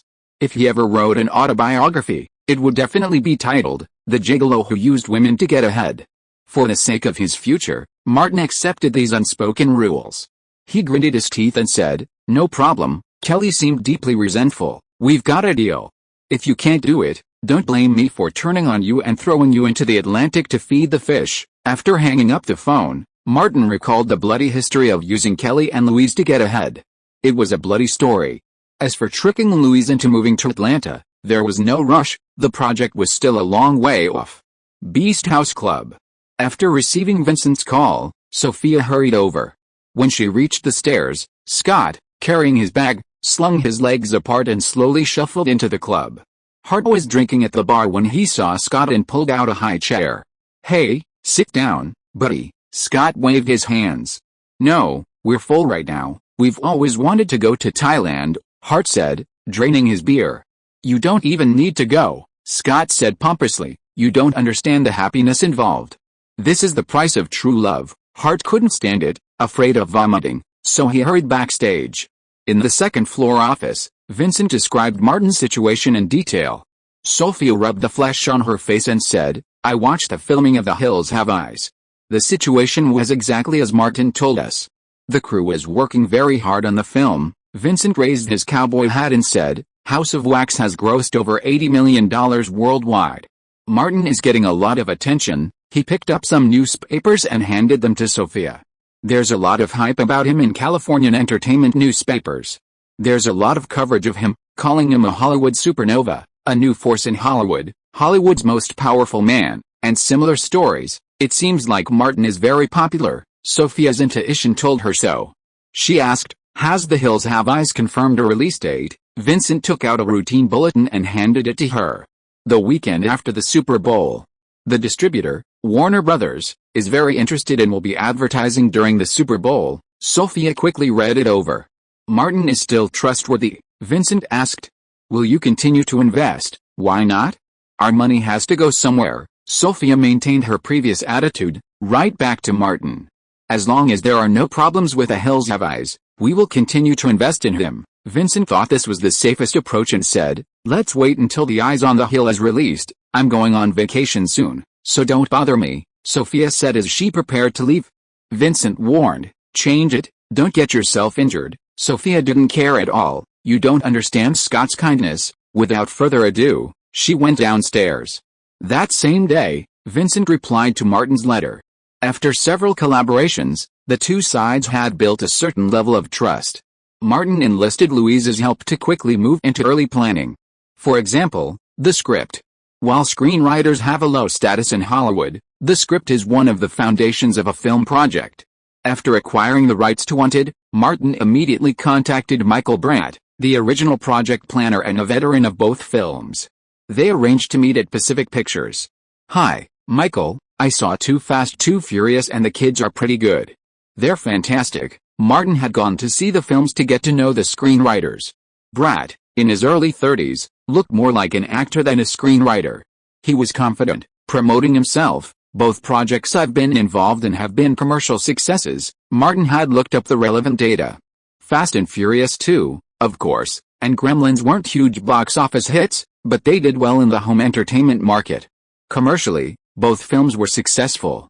This was one reason Martin approached Bratt. Successful people are more likely to succeed. Martin then introduced Louise next to him. This is Ms. Louise Mayer, president of Pacific Pictures. Louise shook hands with Brad briefly and took the initiative to step aside. You two talk, Brad said directly. I'm surprised that you bought the copyright at an astonishing speed. Martin didn't beat around the bush. The original comic is too cult. I don't think it's suitable for a movie. The male protagonist Wesley killed all the good people in the world in the comic. A movie like this is doomed. I think your last statement about the clear distinction between good and evil makes sense. The copyright was already in the hands of the other party, and Brad simply explained in detail. The film I envision is that kind of very cool action and gun battle type. Some scenes are closer to The Matrix, of course, the first one, not the crappy stuff in the last two. He picked up 2 cups and placed them on both sides of the coffee table. Therefore, I can only intercept a part of the content and settings of the comics, and set it as 2 factions with clear distinctions between good and evil, the traditional Hollywood model. Martin has been recalling the movies he had seen these days. Apart from the curved bullets, the miserable male protagonist and Julie, and a loom, his impression of the rest is very vague. It seemed to include scenes similar to Bullet Time from The Matrix. Unrelated text follows. Brad continued, I discovered this project earlier this year. Not only Pacific Pictures, but almost every other company has submitted proposals. Unfortunately, no one's interested. The original comic is too unknown and too cult. I originally thought it might take 5 or 10 years, until the comic readership grows. For real interest to develop, Martin asked about story ideas. Brad's ideas were similar to what he had in mind, so he simply said, Michael, I'd like you to be the screenwriter for this project. Adapting the comic into commercial film, Brad confidently said, You've found the right person. I've been thinking about this adaptation carefully for the past year, and I can have a first draft ready in 3 months at most. Martin knew this would require patience. I want to see a first draft by March. Brad nodded, no problem. The 2 sides reached a cooperation agreement, and the specific contract negotiations would be handled by professionals. One of Louise's production managers, who was experienced in the business, was responsible for the detailed pre-production planning. My suggestion is that if The Hills Have Eyes succeeds, you continue your partnership with Warner Brothers, Louise said. With me here, I can at least guarantee you a healthy return. Martin, with her extensive experience and years of working with Warner, agreed. Bringing in Warner Brothers is also a form of security. Without Louise, he wouldn't have dared to do this. The big 6 Hollywood studios were a rip-off. Louise said, the premise is that The Hills Have Eyes succeeds. If you've had 2 films in a row, Warner Bros.'s opinion of you will naturally rise, and they'll be happy to continue working with you. Martin asked, will my initial investment in the copyright be fully included in the film's cost? Louise nodded slightly. Just like before, we'll set up a separate film studio. Martin thought of someone who could register the studio, Mene. As long as he was given a major supporting role, he shouldn't have any problems. Martin gathered his materials and asked, how much is Angelina Jolie's salary now? You want her to play Fox? Louise, having overheard Martin and Brad discussing the plot, could easily guess. Jolie and Pitt just made Mr. and Mrs. Smith, and she got $10 million. She thought for a moment and added, Tomb Raider 2 flopped, and Jolie's box office appeal is questionable. Martin asked, when will Mr. and Mrs. Smith be released? Louise said, I think it's next summer, either May or June, I can't remember. Martin had a vague impression that the turning point in Jolie's Hollywood career was her Oscar win, but Mr. and Mrs. Smith, which had skyrocketed her popularity. Scandal can sometimes be a bad thing for Hollywood stars. Louise warned, you should consider the director more. The script means nothing. I've seen so many good scripts turned into bad movies, and so bad scripts turned into box office hits over the past decade. Why is the screenwriter so lowly? Because no matter how well written a script is, words are still words, not images. Martin asked, do you have someone suitable? Louise said matter-of-factly, it's a cool action film. Michael Bay and the Wachowski brothers are my top choices, but they're not suitable, their salaries are too high. Martin understood the importance of the director to film's production. Send a notice to the Directors Guild. I'll have Thomas submit the project to the WMA. Maybe there's someone suitable within the agency. Also, spread the word overseas. Who the hell remembers the original director? This is an action film, and there's a crucial position, action director or action director combined. Louise said, tell Bruce to go to the Directors Guild. Martin called Bruce over. And after they discussed it, Bruce took the materials and left. The following day, the Directors Guild posted a job posting for 2 positions, an action shootout director and an action choreographer. Relevant experience was required. After brief negotiations, Brad joined the project as screenwriter, responsible for adapting the script. Additionally, once the project is officially launched, he will be listed as an executive producer, with a total salary of $120,000. Here's the third update, please give me your monthly votes. Chapter 159. There are so many good people. At the shooting range, Martin, headset on, Beretta 92F in hand, fired shot after shot at a moving target. Through hours of practice, and with a bit of natural talent, his marksmanship had gradually become refined, allowing him to consistently hit the target. After a magazine was empty, the electronic target automatically displayed the results.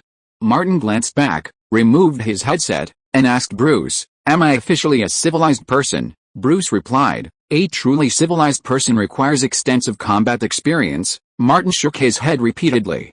"I'm doing this for filming and self-defense." "Fighting? I'd rather be a coward." He was still curious. "What do I need for actual combat?" Bruce said nothing. He donned his headset, stood at the target, picked up his pistol, and began firing. He also hit the target, but his score wasn't as good as Martin's. Martin, however, understood and said, "Speed of fire." Bruce nodded. "That's right, speed of fire. In a real encounter, there's no time to properly aim. Whoever shoots faster usually survives." Martin shook his head and sighed. "Your hand speed, after being single for over 30 years, can't compare to someone like me who started having affairs as a teenager. People like you will be beaten to death sooner or later." Bruce reloaded his magazine. "I'm talking to you about shooting, and you're bragging about your women." Martin changed the subject. "You've read the comics. Can a bullet turn like that be made in real life?" Bruce said, "I've never seen it happen, but handshaking is pure nonsense. Guidance technology should be possible, but the cost isn't worth it." Martin returned to the target, put on his earplugs, and continued shooting. He intentionally increased his firing rate. Bruce knew Martin was preparing for an action-packed film, and during breaks in his shooting, he shared some real-world examples and experiences with Martin. Over an hour later, Min arrived.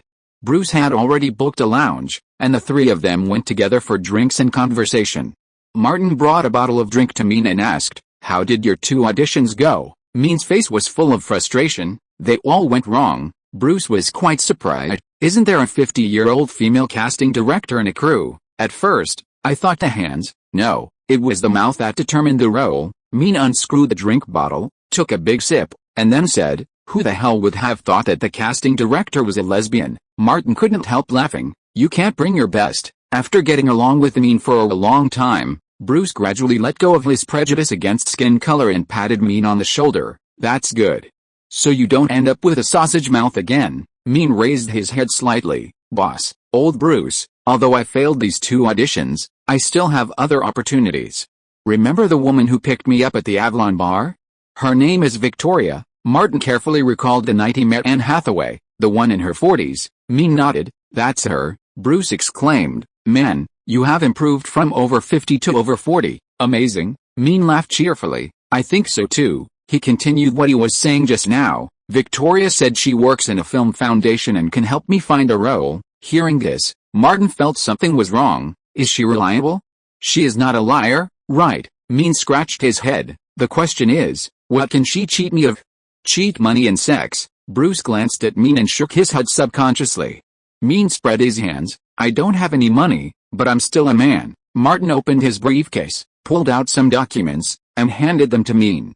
"The project I told you about when I called you, a supporting role for a gunsmith who's skilled in the use of firearms. If you have time, practice with your gun and learn more about firearms." Min immediately replied, "Boss, no problem." Martin needed a capable underling. "I've set up a film studio. You'll join me as a production manager, earning $500 a week.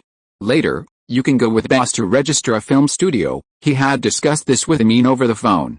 Min had been in Hollywood for several years and understood the risks involved, but opportunities always come with risks.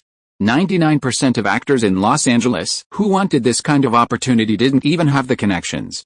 Min agreed immediately. "Boss, I'll do whatever you say." Martin then gave Min some detailed instructions. This was a common practice in Hollywood. Every film had its own separate company, and employees from that company were always responsible for the production. Those who came forward were usually trusted and highly valued individuals. Martin remembered something. Old Bruce, buy a batch of extra Coke from 2003 and store it. Bruce had already taken action. I've contacted Robert. He's collected a lot of Coke produced in Atlanta in 2003. The taste is absolutely pure. He will send a batch over later, Martin reminded. We'll pay for it. Mean was very curious. Boss, it's almost 2005. Can you still drink Coke from 2003? Special use. Martin had a strange idea. How about we start a sect? Bruce understood Martin's nature and immediately said, the Mormon kind. Mormonism. Mean raised his hand and mouth in agreement. I like Mormonism the best. Boss, if you become the leader, can you give me a position as high priest or diocesan bishop? You two are full of rotten ideas. Martin was angry that his brothers only knew how to do bad things and had no serious thoughts. My idea is to start a Coke cult. You don't have to worry about the high priest. I have already chosen someone. The deputy leader is still okay. Mean asked, what about the sect's purpose? Martin thought seriously for a while. Coke is unparalleled. Bruce sneered. What theory? The Coke cult is just a concept for now. I don't have money or power, so let it stay on paper for now. Martin decided to teach him a few secrets. When the Coke arrives, each of you take a few cans. You can drink a can before doing anything important, Bruce said. Will you clean up our shit and piss then? Martin was too lazy to say anything more. Let's go. Old Bruce will treat us at noon. Bruce glanced at the time. I'm busy at noon. I have to go to Jin's place. Martin was curious. Have you decided to be the male lead? No mistake in one song, one post, one content, one book, one forum. Mean was confused. Old Bruce, are you planning on becoming an actor? Martin said deliberately. Someday I'll be a world-famous star. Bruce, the old Dirk, said, I haven't made up my mind yet. I'm keeping her hanging for now. No promises, no giving up. Mean then said, Victoria has a date with me at noon, so I'm going to go. Bruce and Mean left the club first. Martin was alone, and it was pointless to go out again. Since the club offered a buffet, he decided to have lunch at the shooting club. Martin grabbed some food and sat down in a quiet place. Just as he was about to start eating, someone approached him. What a coincidence, Martin, the person said. Martin thought for a moment and remembered who it was. Pinto, the agent of Mike Vogel, who had fought against the Diamondbacks. He nodded slightly. Hello. Pinto pulled out a chair and sat across from Martin. I haven't seen you at the company much lately. Hasn't Thomas helped you find a new job? Martin, of course, wasn't going to tell him the truth. I still have a film that hasn't been released yet. There's no rush. Pinto had come specifically to say, I have a few promising projects on hand that aren't within the company's purview. I have good relationships with several producers at 20th Century Fox and Universal Pictures, and they'll prioritize my recommendations for their projects. Martin looked as if he had seen a hoe. I haven't had a proper rest since filming House of Wax. This period has been very precious to me. Pinto didn't give up easily. He asked, I remember you came to the company last December? It'll be a year next month. Martin's first agency contract was for 1 year. I have no plans to leave WMA. I'll renew it with the company when the time comes. Seeing that the other party didn't respond at all, Pinto frowned slightly and added, several of them are roles in major productions. Are you really not going to listen? He became more direct. I've been in this industry for 8 years. I have my own office, a network of contacts, and resources that those smaller agents can't match. Martin thought to himself, I haven't even achieved great success yet, and I'm already attracting more and more good people. Pinto leaned in closer and lowered his voice. As long as you switch to me, you'll be my top client, and all my resources will be prioritized towards you. Martin looked at Pinto. Thomas was indeed a notch below him, and the office was the most direct reflection of that. All the talk about him and Thomas being a golden partnership was, of course, nonsense. If it had been an agent on the level of Ari Emanuel or Jim White, Martin would have accepted without hesitation. In Martin's eyes, Pinto wasn't necessarily better than Thomas. He pointedly reminded him, I remember poaching is strictly prohibited within the company. Pinto couldn't help but laugh. But when a client's contract expires, they can proactively choose a new agent. You'll have another chance to choose next month, Martin asked bluntly. What's in it for me? Pinto replied, have you heard of Fox's epic project? It's about Jerusalem and the Crusades, a multi-million-dollar, A-list production. I've been friends with a producer for years, and I can help you get a lead actor, or at worst, a supporting actor." Martin stared at Pinto, his face filled with surprise. Pinto, assuming he was impressed, smiled faintly. "I can tell you in advance, the director is Ridley Scott, a top-tier director. It's an A-list production, and I have a chance to compete for the lead." This was clearly a lie. Martin was certain of this, but how could he, with his current situation, compete with the Elf Prince? He tactfully said, "This is a huge matter. I need to discuss it with my manager." Pinto understood the implication, but seeing him say so, he didn't push it any further. He nodded. "I hope you'll make the right choice." Martin had already made his choice. After lunch and a short break in the lounge, Martin waited for Old Bull to return, and together they went to the field for shooting practice. That evening, he changed into a tuxedo and accompanied Louise to Kate Winslet's screening party.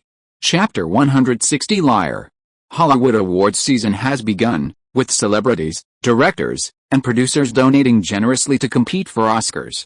"A saying about European professional football best applies to the Oscars," Kate said to Louise and Martin on the lawn of a luxurious villa. "Those who spend money don't necessarily win, but those who don't spend money definitely can't win." Louise smiled and said, "You have multiple brand sponsors who are willing to pay for you." Kate said, "It's okay this time, and it's okay next time, but if it happens too many times, the sponsors will abandon me." Martin gleaned a lot from their conversation. When actors compete for major awards, their sponsors will also contribute. It seems a bit like the way Adidas and Nike play in the sports world. Seeing no one around, Louise whispered, "Who's the main competitor this time?" "I'll send Martin out to take her down." Kate laughed back, "Good idea." Hey, Martin reminded her, "the person in question is standing right here. Aren't you going to ask for their opinion?" Kate winked at Martin. "Louise keeps calling you a tough guy. If you can really help me eliminate my competitor, I'll thank you very much." Martin took the initiative to step back. "I can't do it." He'd been reading the newspaper a lot these days. The old cowboy and the tomboyish film $1 Million Baby had already been previewed in Los Angeles. Suddenly, Leonardo, with his hair slicked back, appeared. He greeted him from a distance. Kate strode forward, ignoring Gisele Bündchen beside Leonardo, and hugged him tightly. As they separated, Leonardo said, "Kate, this time I'm going to speak up for you. That statuette should have been yours in 1998. Kate and Leonardo argued directly, saying, "If you stand up, some of the people who voted for me will vote for someone else." Leonardo replied, "You're so hurtful." Kate called him and Giselle over, saying, "Let me introduce you to two friends." He introduced Martin and Louise. Leonardo knew Louise and shook her hand politely, nodding politely to Martin. Gradually, more and more guests arrived, and Martin and Louise went elsewhere. Most of the people attending the screening tonight were from the industry or the media commentary field, and Martin met many people with Louise. Many well-known British actors and directors from Hollywood were also in attendance. Rachel Weisz stopped to chat with Louise.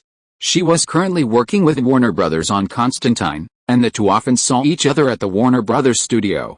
With Louise, Martin was much more reserved than when he was alone. There was no other way, she couldn't embarrass the rich woman.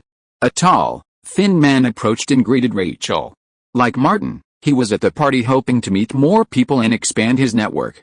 Rachel, who had a good relationship with him, took the initiative to introduce them. "Martin, Louise, this is Chad Stahelski, the stuntman and action director on my show." She then introduced Martin and Louise. Martin shook his hand and said, "I seem to have seen you in a lot of movies." Chad smiled and said, "I started out as a stuntman. Since '92's The Envoy of Justice, I've been appearing in a lot of movies and TV shows. I even played Buffy the Vampire Slayer." Martin understood, this was a stuntman turned action choreographer. "I personally love action movies. Strictly speaking, the two films I have released are also action movies. I've seen both Zombie Gigolo and House of Wax." Chad recognized a starlet who often appeared in the gossip media with Anne Hathaway. The action choreography for the scenes in Zombie Gigolo was really great and creative, especially the flying battle. Martin was not modest at all. "Those action scenes were originally created by me." Chad was surprised. "You also know action choreography?" Martin nodded. "Some, but not professionally. I've trained in combat, using swords, spears, bows, and arrows, and I also studied kung fu for a while. In fact, Ma Zhan had also trained professionally. In his previous life, He had really worked hard for the slightest opportunity. But then, the number of live-action crews decreased, and the martial arts gradually became dance-based action. Chad seemed to have found a kindred spirit. I've practiced various martial arts and know quite a few techniques. I even went to the Matrix to learn. I have to say, the action choreographers from Hong Kong are far superior to traditional Hollywood action styles. In Martin's eyes, the action design of Hong Kong films of this era still surpasses Hollywood's. The action is sharp, the blows are explosive, and they look great filmed, Chad said. A large group of our action choreographers went to the producers and filmed their training scenes with high-speed cameras. We analyzed them frame by frame and learned a lot. He looked impressed. Their combination of gunplay and action choreography is truly unique. As the two chatted, they paid no attention to Louise and Rachel Wise. The latter had taken their staff elsewhere to leave room for conversation. Martin nodded at Louise and continued the previous topic. In addition to professional action fighting, you also involve gun battles. Of course, Chad was a commercial filmmaker. Pure action fighting has a narrow audience, but adding modern firearms is different. Bullets flying, headshots and blood spurting, close quarters combat, these action scenes are more likely to stimulate the audience's hormones. He took 2 steps forward and patted a small palm tree. For example, if this is an enemy, what would you choose first if you had a gun in your hand? Martin said, shoot him. Yes, use a gun. This is America, guns are everywhere. Chad clenched his fist and placed it in front of the tree trunk. The tree is the enemy's body, and my fist is the enemy's head. The enemy is moving at high speed. How to eliminate him? Martin said without hesitation. First, hit the target's largest torso to make him unable to move, and then follow up with a shot. Thinking of the stupid design of many gun battle action movies, he hated it. You must finish off the enemy with a shot, leaving him no chance of retaliation. Yeah, that's it. Chad's thoughts clearly echoed Martin's. Clean and efficient, leaving no room for compromise. The two chatted about action design, which lasted well into the latter half of the party.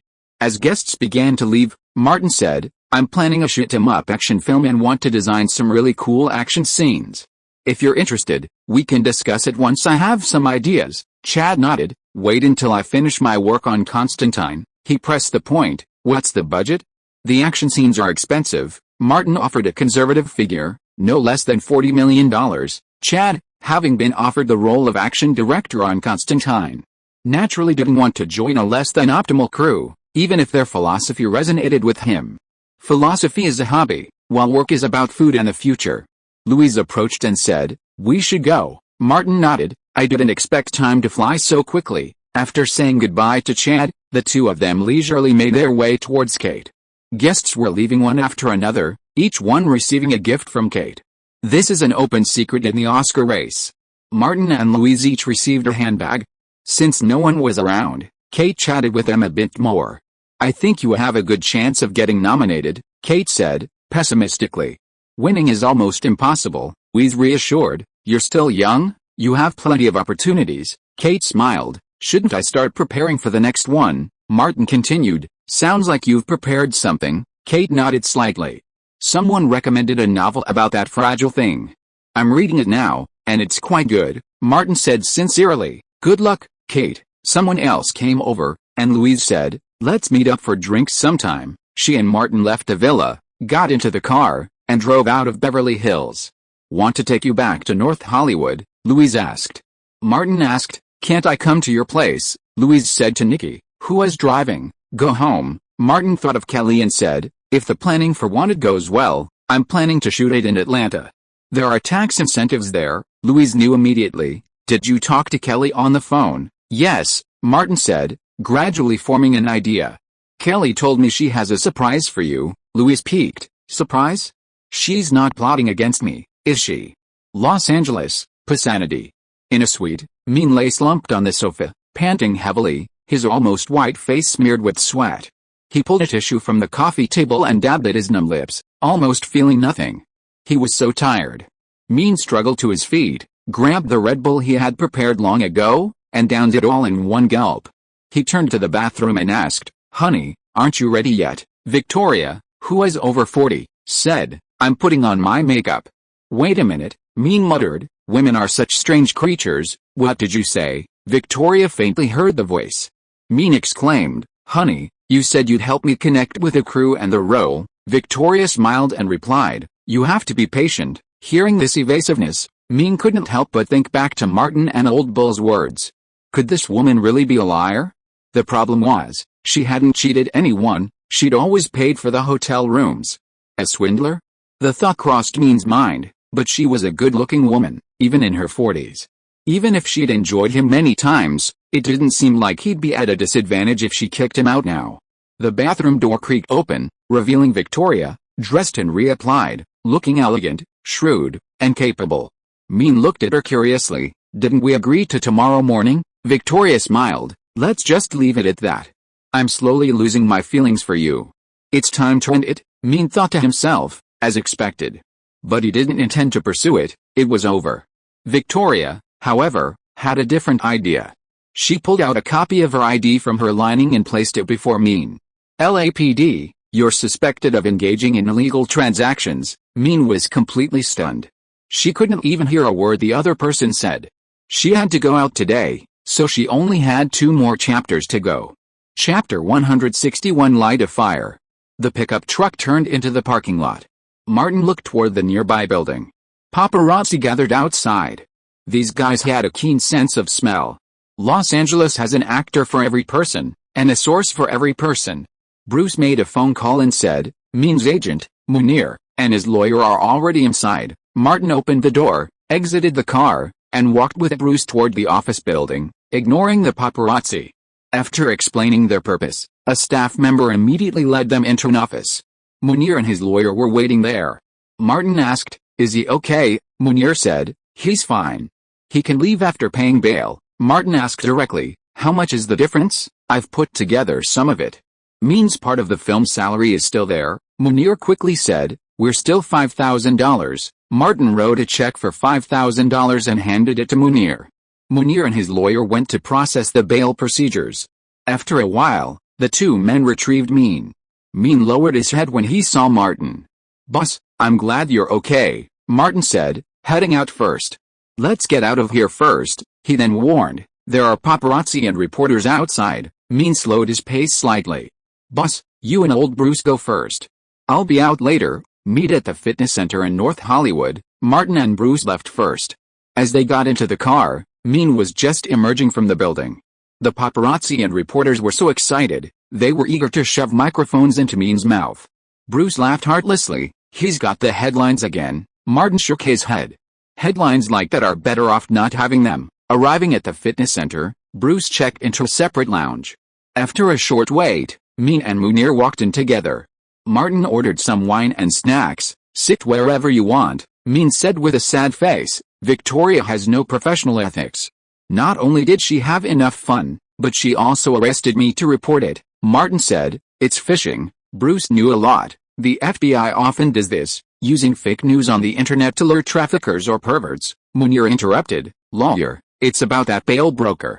He said that Mean was too excited about Paris's case and had been targeted by the LAPD a long time ago. Martin asked Mean, "I remember you said you didn't take her money." Mean was helpless. "This time she secretly slipped $100 into my pocket, and I didn't pay any attention." $100? I'm worth $100? Bruce asked. "Didn't they ask anything else? Like the club you were in?" "No," Mean said. "Someone warned me not to say anything, because my nuclear weapon was in there and I might get killed for no reason." "I didn't say a word," Bruce said. "Fortunately, you didn't do anything stupid. Don't be fooled by external propaganda. They don't follow the rules." Martin asked Munir, "What did the lawyer say?" Munir questioned him carefully and said, "The final sentence will probably be a hefty fine, probation, and community service." Martin warned Mean, "You'd better not go to that club.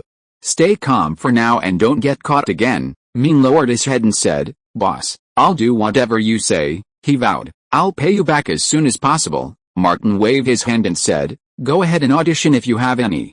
If not, help the crew with the pre-production work." Munir, just a small-time agent, kicked Mean and said, "I'll keep an eye on him. If he messes up again, I'll sell him to Mexico." Mean, tired of being played around with and then being pulled in to report, his usual playful nature was gone. "I'll report to the studio tomorrow." Munir left first. Mean left the fitness center alone through the back door, glanced back, and muttered to himself, "I thought the boss would abandon me. Forget about helping the boss register a studio. Even if you were faced with 20 people over 50, he would still fight for Martin. Any more would require careful consideration. After all, lives were at stake. In the break room, Martin couldn't help but say, "The LAPD is so extravagant." Bruce shrugged, "Spending public funds for pleasure. You don't think the LAPD are all law-abiding and ethical, do you?" Martin laughed. How could that be? Because time was short. He remembered reading a news story just before he died. Los Angeles officials had released or leaked the entire LAPD undercover list. What a shocking thing. Those LAPD officers in special positions would probably question their lives. Bruce added, "A friend of mine in the military said the LAPD is the biggest gang in Los Angeles." The following day, with the cooperation of a professional organization, Mean registered and established a separate wanted studio, renting a small studio at Warner Brothers Studios. Between purchasing the comic rights, screenwriter Michael Brandt's writing fees, and various other expenses and reserves, Martin had already invested $700,000 in the project, all of which would be included in the film's production costs. Including labor and management costs, the total investment would be at least $2 million. This was definitely a steal in Hollywood. 6 major studios like Warner Brothers, working on a $50 million film, wouldn't be able to afford $5 million in management fees to the other 5 Hollywood studios. Martin knew he needed to climb the ladder and build a strong brand reputation without going overboard. To put it bluntly, even scammers need a reputation and the necessary skills. After the announcement of the director and action director recruitment campaign, the studio quickly received over 20 resumes. Martin had never heard of most of these names, and they had no impressive past work. He didn't want to take the risk of hiring a director without a proven track record. Martin could only consult with Louise on this matter. Louise, wearing black-rimmed glasses, carefully reviewed the director resumes Martin had brought. She said bluntly, "There may be some directors with talent, ability, and dreams, but they haven't proven themselves, so their talent is worthless.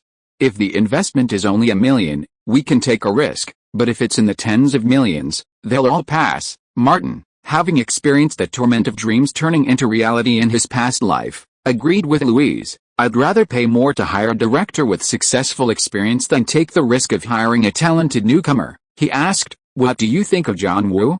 "He's a real gunfighter." "John Woo from Hong Kong." Louise thought carefully and shook her head slowly.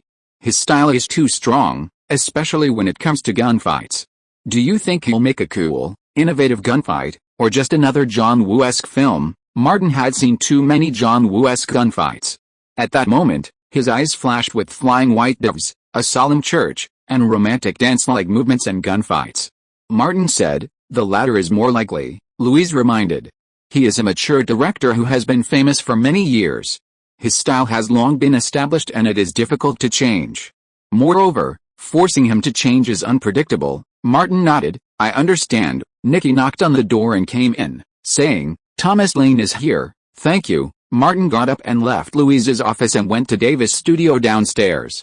Thomas was waiting in the inner room of the office. When he saw Martin, he said, "It's nothing important. I just sent Oscar Isaac to the studio for an audition.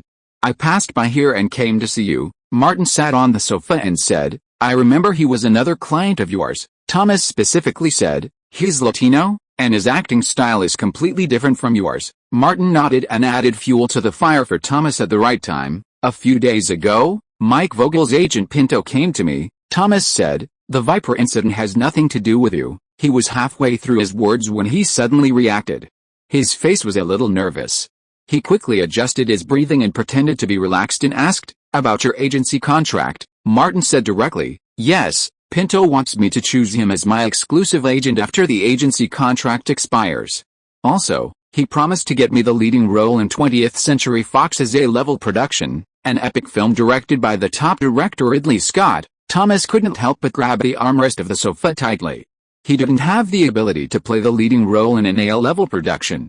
That was Ridley Scott, whose previous epic, Gladiator, was not only a box office hit but also earned Russell Crowe an Oscar. Even as Thomas's mind raced, he was at a loss for words. "Martin, he's just promising you something." "I turned him down," Martin declared righteously. "I've never forgotten that when I first came to Los Angeles, it was you who helped me find my footing and settle down here." Inexplicably, Thomas's heart settled. Martin's words were resounding. Thomas Lane, we're a golden pair. Thomas suddenly felt a sense of indebtedness to Martin, the leading actor in a major A-list film. Martin at least had a chance to compete. He, on the other hand, couldn't even find a chance. He gritted his teeth, his resolve unprecedented. Martin, I promise you, within a year, even if I have to work as a prostitute or spend time with older men and women, I'll secure you a significant role in your A-list production. I swear. He hesitated to speak with such certainty, for near A was the limit of his potential. Martin said casually, just do your best. The fire was ignited, and Martin didn't just talk, he also took practical action. If the wanted project can be operated, if there are roles suitable for your other clients, just ask. Thomas smiled and said, no problem, I won't be polite with you. Martin asked again, does the company have a suitable gun battle action director? I've sent the message out, but there is no reply yet. Thomas thought for a moment. The company has a lot of director clients. The biggest ones are Eastwood and Michael Bay, and Mel Gibson is a no-brainer, Tony Scott and Guillermo del Toro, and Brad Bird and others who are also well known. I have notified the agent. Martin knew that this matter could not be rushed, and said, please pay more attention to the company. He emphasized, directors with similar successful resumes. Chapter 162 Fan Event. After get off work, Martin and Bruce returned to their North Hollywood apartment. Beneath a parasol outside the entrance, Antonio set up a table and laid out 5 burgers and 2 steaks. He admired the sunset, savored his burgers, and enjoyed the leisurely life of a millionaire renter. Martin went over, took a bottle of iced drink, and said, rich man, you are too leisurely. If you keep eating like this, obesity will crush you. Antonio's leisure turned into vigilance. Martin, what do you want to do? You have made a lot of money, right? Invest it. Now there's a good opportunity. Martin tried to get investment. I am operating a movie. Antonio raised his hand to interrupt him. Stop. Martin, don't say any more. Martin stopped and looked at the fat landlord. An opportunity to make money. Antonio picked up the hamburger. I have food, drink, real estate and savings.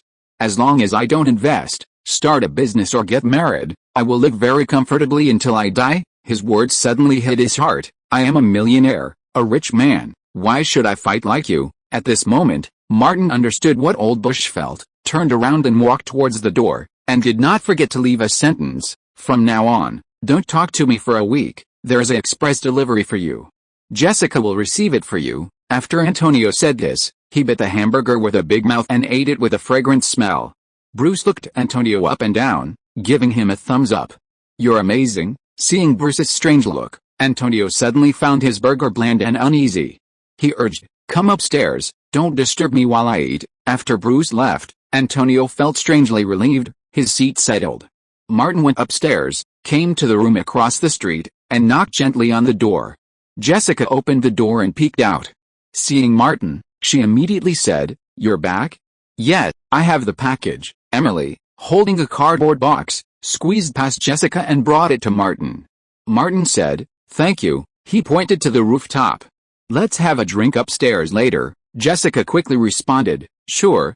We have something to tell you too. Martin glanced at his watch. See you upstairs in half an hour, okay? The two hurried back to put on their makeup. Martin returned to his room, followed by Bruce.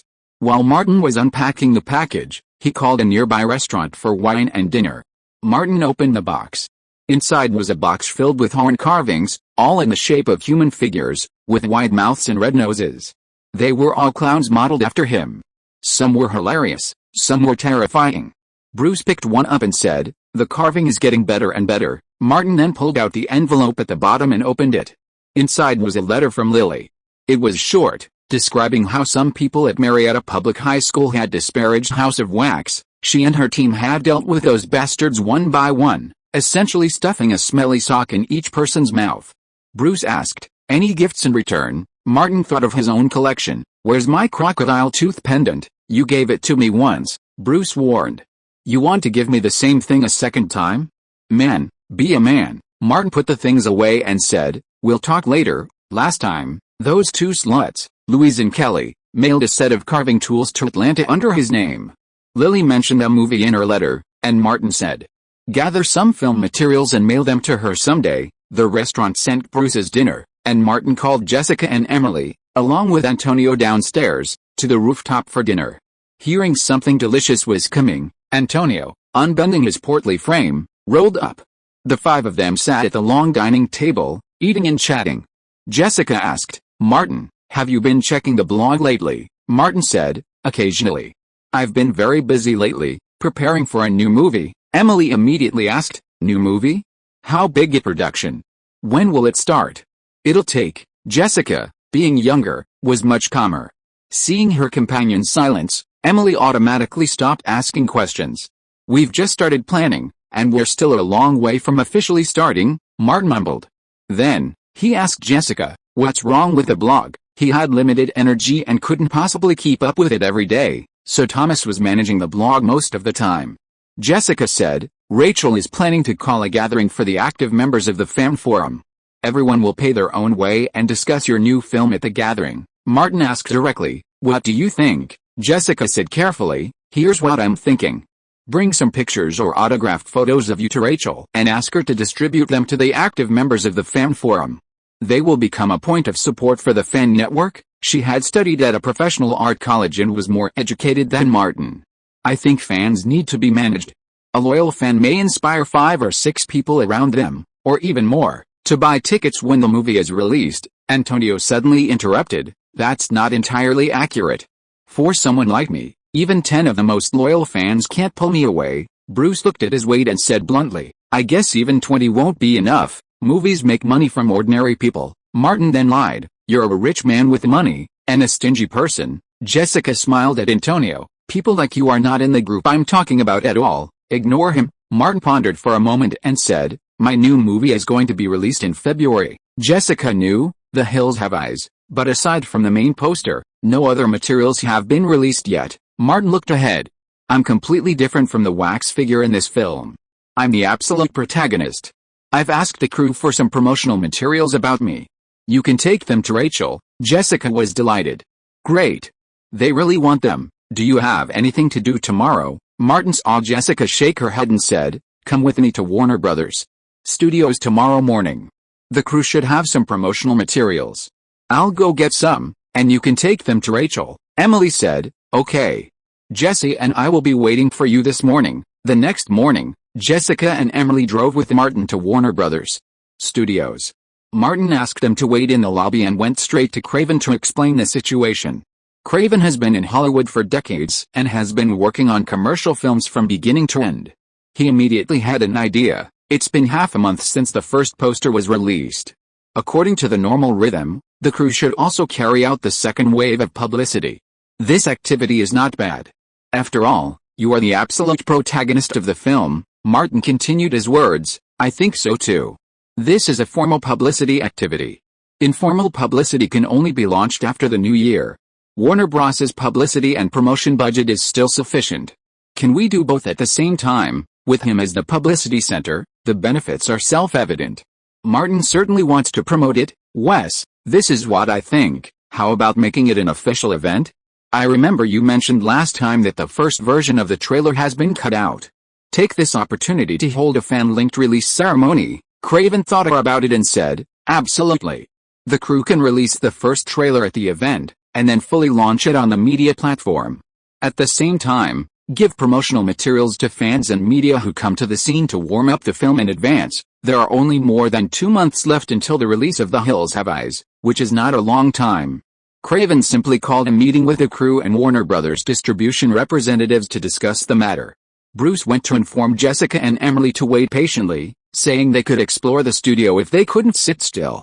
Emily wanted to go in, but Jessica stopped her, saying, "Let's wait here." After more than 40 minutes, a crew member came to call them. The two saw the renowned Wes Craven. A publicity manager from the production team came over to discuss the upcoming activities with him. Emily had no idea that a fan-initiated event would be so highly regarded and transformed into an official promotion. To express his appreciation, Martin personally logged onto his blog and posted a reply to Rachel's post in the fan section. "Just saw that your support means the most to me.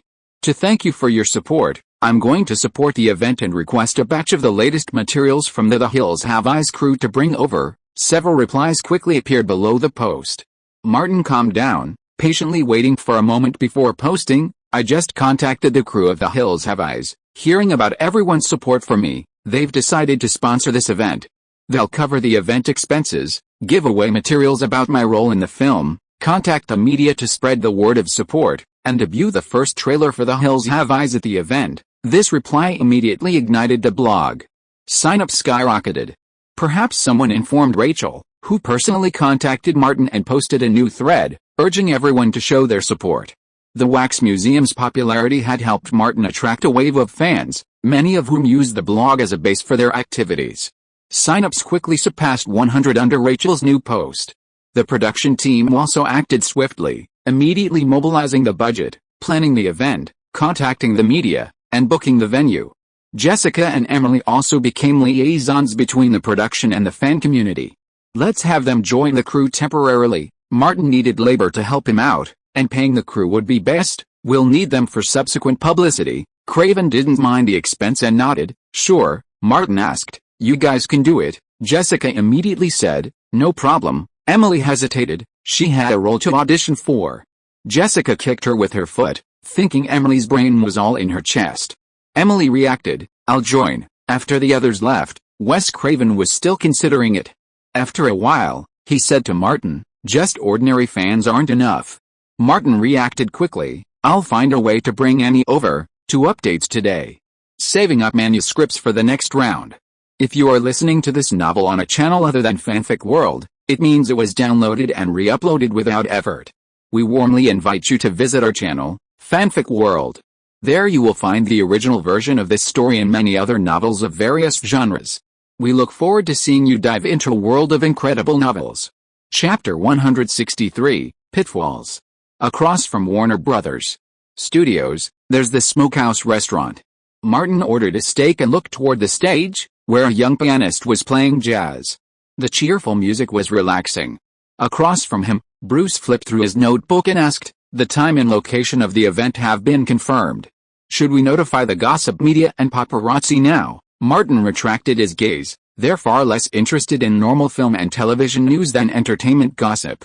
It won't be too late to call after I make an appointment with Annie. He is a man of high character and considerate of others. We can't let our journalist friends have empty opportunities.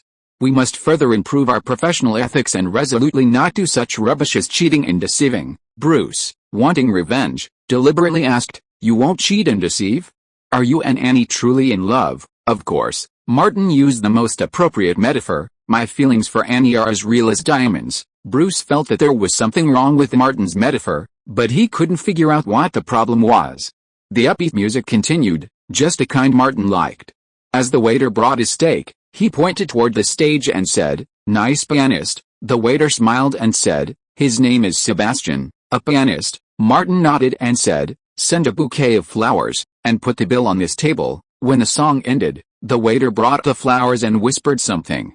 Sebastian nodded in Martin's direction. Bruce calculated the time. The publicity event suits you and Anne's exposure. Martin nodded, then turned to look at the door. Angelina Jolie and Louise entered the restaurant together. As they approached, Martin stood up and greeted them. Why are you here? Louise smiled at him. No one's treating, so we have to pay for it ourselves. Martin, ungraciously, brushed Bruce off and said, lunch is on me. Jolie, having often been on the set of Alexander the Great, had met Martin several times and was familiar with him. She said, let's go together. The three of them sat at another table and ordered their own meals. Louise asked Martin, any progress on Wanted? No, Martin said simply. The crew is planning a promotional campaign for The Hills Have Eyes, and I'm helping with some ideas. He wouldn't ignore Julie. If we had a superstar like Angie on the crew, the media would be clamoring for coverage. Julie, unfazed by the others' flattering words, smiled and said, I'm not a superstar. Not many crews would dare to cast me as the leading lady these days. Martin asked, I heard you've made an action movie. Julie's current situation wasn't great. My most successful film to date was Tomb Raider, but the second one wasn't very well received. Martin praised her. Lara is so cool and sassy. Everyone around me loves her. Louise's eyes flicked over Martin's face, and she suddenly remembered Martin's discussion with Wanted screenwriter Brad about rewriting Fox, the black supporting actress in the comics, as a white assassin, and a cool one at that. Julie said, it's a shame there won't be a third film. Martin could tell that Julie wasn't averse to action roles. He didn't say much. With his experience, he had no persuasive power. Louise would discuss what needed to be said. When the meal arrived, Martin turned the conversation to war and refugees. Sure enough, Julie had already noticed this and was moving in that direction. Because of their shared topic, by the time lunch was over, Julie's impression of Martin had gone from a mild one to a deep one. Martin paid the bill and returned to the studio with Louise and Julie. Julie was off to a publicity event. Martin went into Louise's office. Louise was curious, "When did you start caring about Afghanistan and Iraq?" Martin went to get a glass of water and started to talk nonsense. "Aren't these our universal values and democratic sentiments?" Louise scoffed. "Americans don't believe in that, but those whose homes have been destroyed do." Martin said nothing further. "Who knows?" He got to the point. "I want to invite Jolie to play the role of Fox and wanted Jolie's salary isn't cheap. The lead actress in Mr. and Mrs. Smith earned $10 million. Louise was skeptical. Whether that's worth the price is hard to say. Martin felt that Jolie's salary might decrease, as Alexander would be released in December. Although Louise's co-production funds were involved, Martin could only wait and see with his current abilities. Hollywood commercial film salaries are directly based on an actor's performance in their last 3 films, with the most recent being the most crucial. Martin was well aware that the success of Wanted in the past was due to Jolie's appeal. Since Mr. and Mrs. Smith, Jolie's career has been on the fast track, making her one of the few actresses in Hollywood capable of single-handedly carrying the box office. Actresses like Nicole Kidman, Charlize Theron, Cate Blanchett, and Meryl Streep, in terms of commercial appeal, are far inferior to Jolie. Martin had specifically inquired about it, and Mr. and Mrs. Smith will be released next May. Louise looked at Martin. "What are you thinking?" "Sometimes I can't read your mind," Martin chuckled. "I'm such a pure person, and you always see through me." Louise pushed up her black-rimmed glasses. "I'm not even sure if the you I see is the real you." Martin tapped his heart. "Do you want me to dig it out and show it to you?" Louise opened a drawer, rummaged around, and found a wallpaper cutter. She placed it on the table and pushed it over, gesturing for him to come in. Martin picked up the wallpaper cutter and pushed it all the way up. No blade was visible, so he said, "I knew you couldn't bear to part with it." Louise tossed a box of razor blades over. Martin put it away and pocketed it, acting as if he had never said the words before. He changed the subject swiftly. "Let's talk about this later. Even if we invite her, Julie might not agree." Louise understood Julie's situation. She's short on cash lately. If the salary is reasonable, she'll definitely agree. Seeing her about to pick up the blade again, Martin said, "I have something else to do. I'm leaving now. I'll see you at your house another day." Leaving the studio and reaching the studio gate, Martin met up with Bruce and said, "Let's go to Paramount Studios. I want to see my beloved Annie." Bruce started the car. "You have so many favorites. If they formed a favorites alliance, would you get beaten to death?" "No," Martin said seriously. "Because you'll protect me." During the lunch break, Rachel logged into her MSN account and entered the group she had created some time ago. Unrelated sentence fragment. 1691. She quickly edited a post to inform everyone that a fan meeting for Martin and the Hills Have Eyes would be held next Saturday in the Burbank Hotel Ballroom, where the film's first trailer would be released.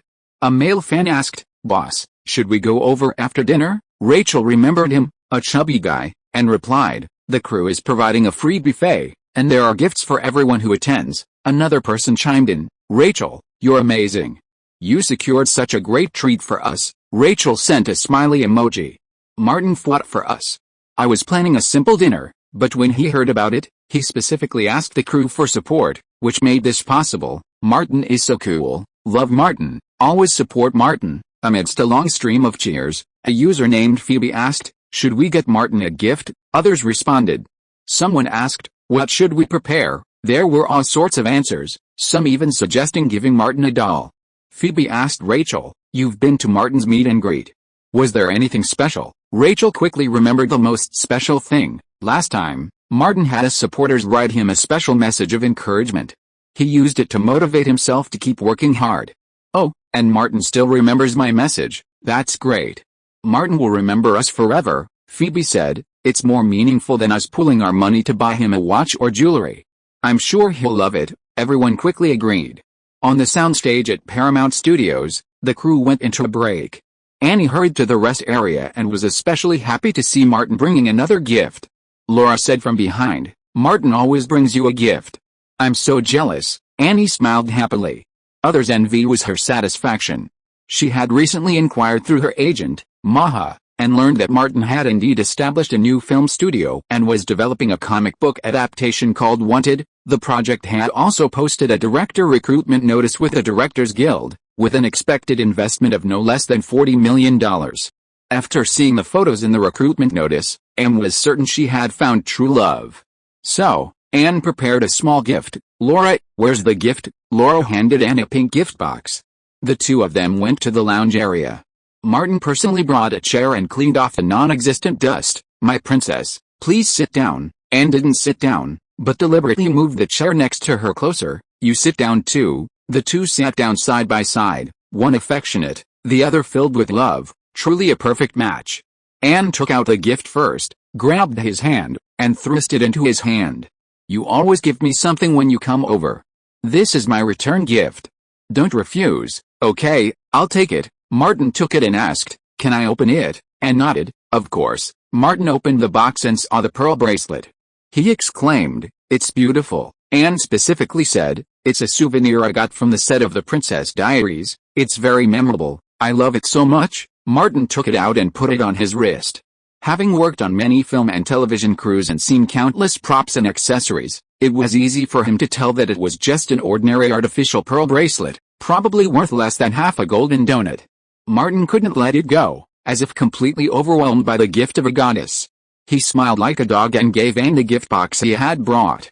I had to go out yesterday and didn't get back to write until after 6 p.m. I haven't finished the second chapter yet, so I'll post it later. A 40-year-old man. A lot of shit. Chapter 164. The real scumbag is Old Boo. The mahogany gift box was elegant, evoking a sense of anticipation for the treasures within. Anne asked, can I open it now? Martin replied, it's yours now, Tiffany? Or Patek Philippe? Or perhaps a pigeon egg? Anne opened the box with anticipation. Inside, there were two exquisite smaller gift boxes. She opened the smaller one first, revealing a pendant on black velvet that looked like a polished animal tusk. She opened the other, revealing a clown with a wide, blood-curdling grin. The clown was clearly Martin. Anne's face was still smiling, but deep down, disappointment welled up like an oil well. She secretly scoffed. That's it?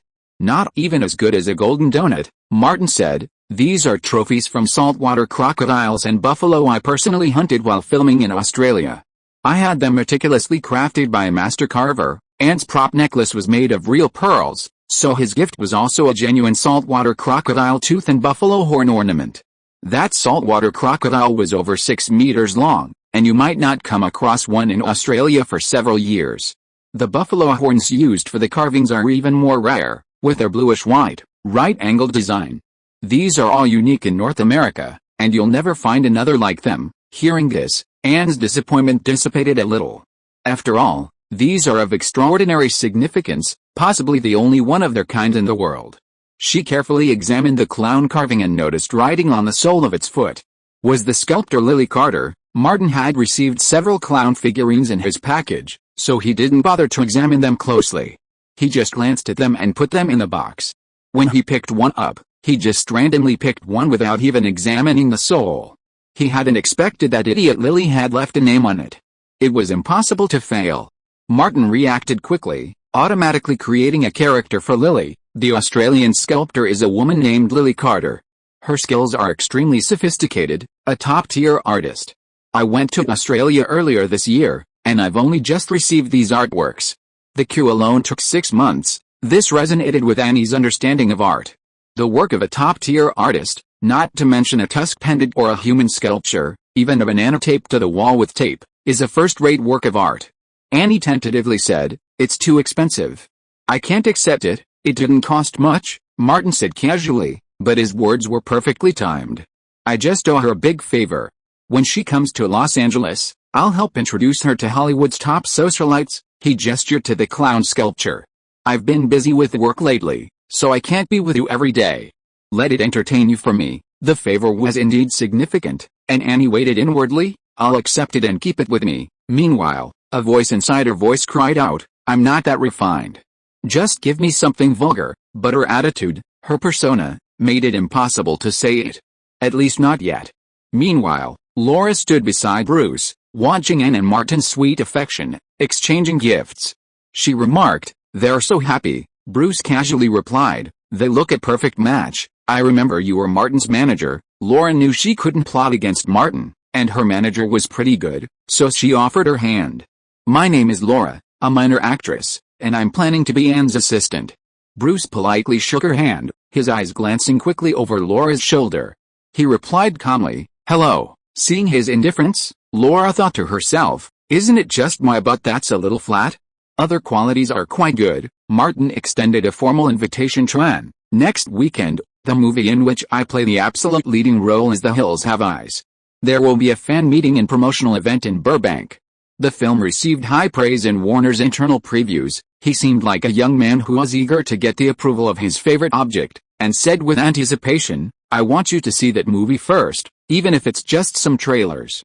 Anne, can you go with me?" Even if Anne wanted to go, she would not agree immediately.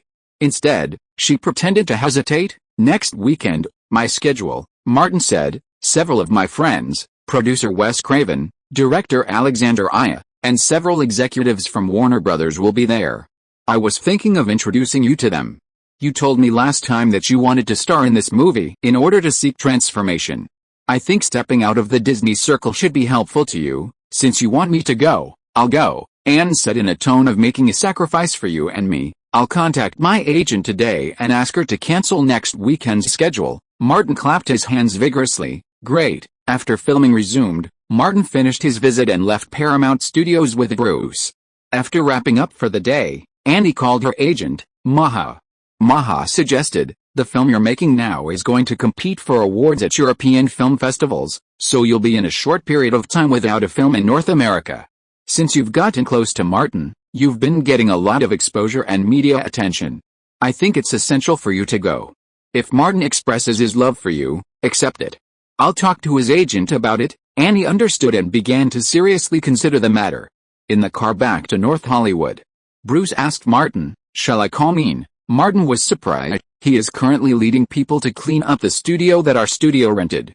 "Why did you call him?" "To get back the fake diamond ring you gave him." Bruce didn't seem to be joking. "You will definitely be able to use it when you confess your love to Annie. We can save some money and don't have to spend money on buying a new one." Martin gave a thumbs up. "Old Bruce, you have evolved again. You know how to save money for your employer." He shook his head. "No, I won't confess my love to Annie." Bruce grinned. "You are worse than a scumbag. As long as I don't take the initiative to confess my love, I am not a scumbag." Martin has a lot of theories, so he doesn't have a major in scumbags. Otherwise it would be easy for him to get a doctorate. "I'll wait for her to confess her love to me to prove that she was the one who pursued me, not me who pursued her." Bruce was sure that the pervert in the co-pilot seat no longer intended to be a human being. Martin said seriously, "I want to be a good person and can't make promises that cannot be fulfilled.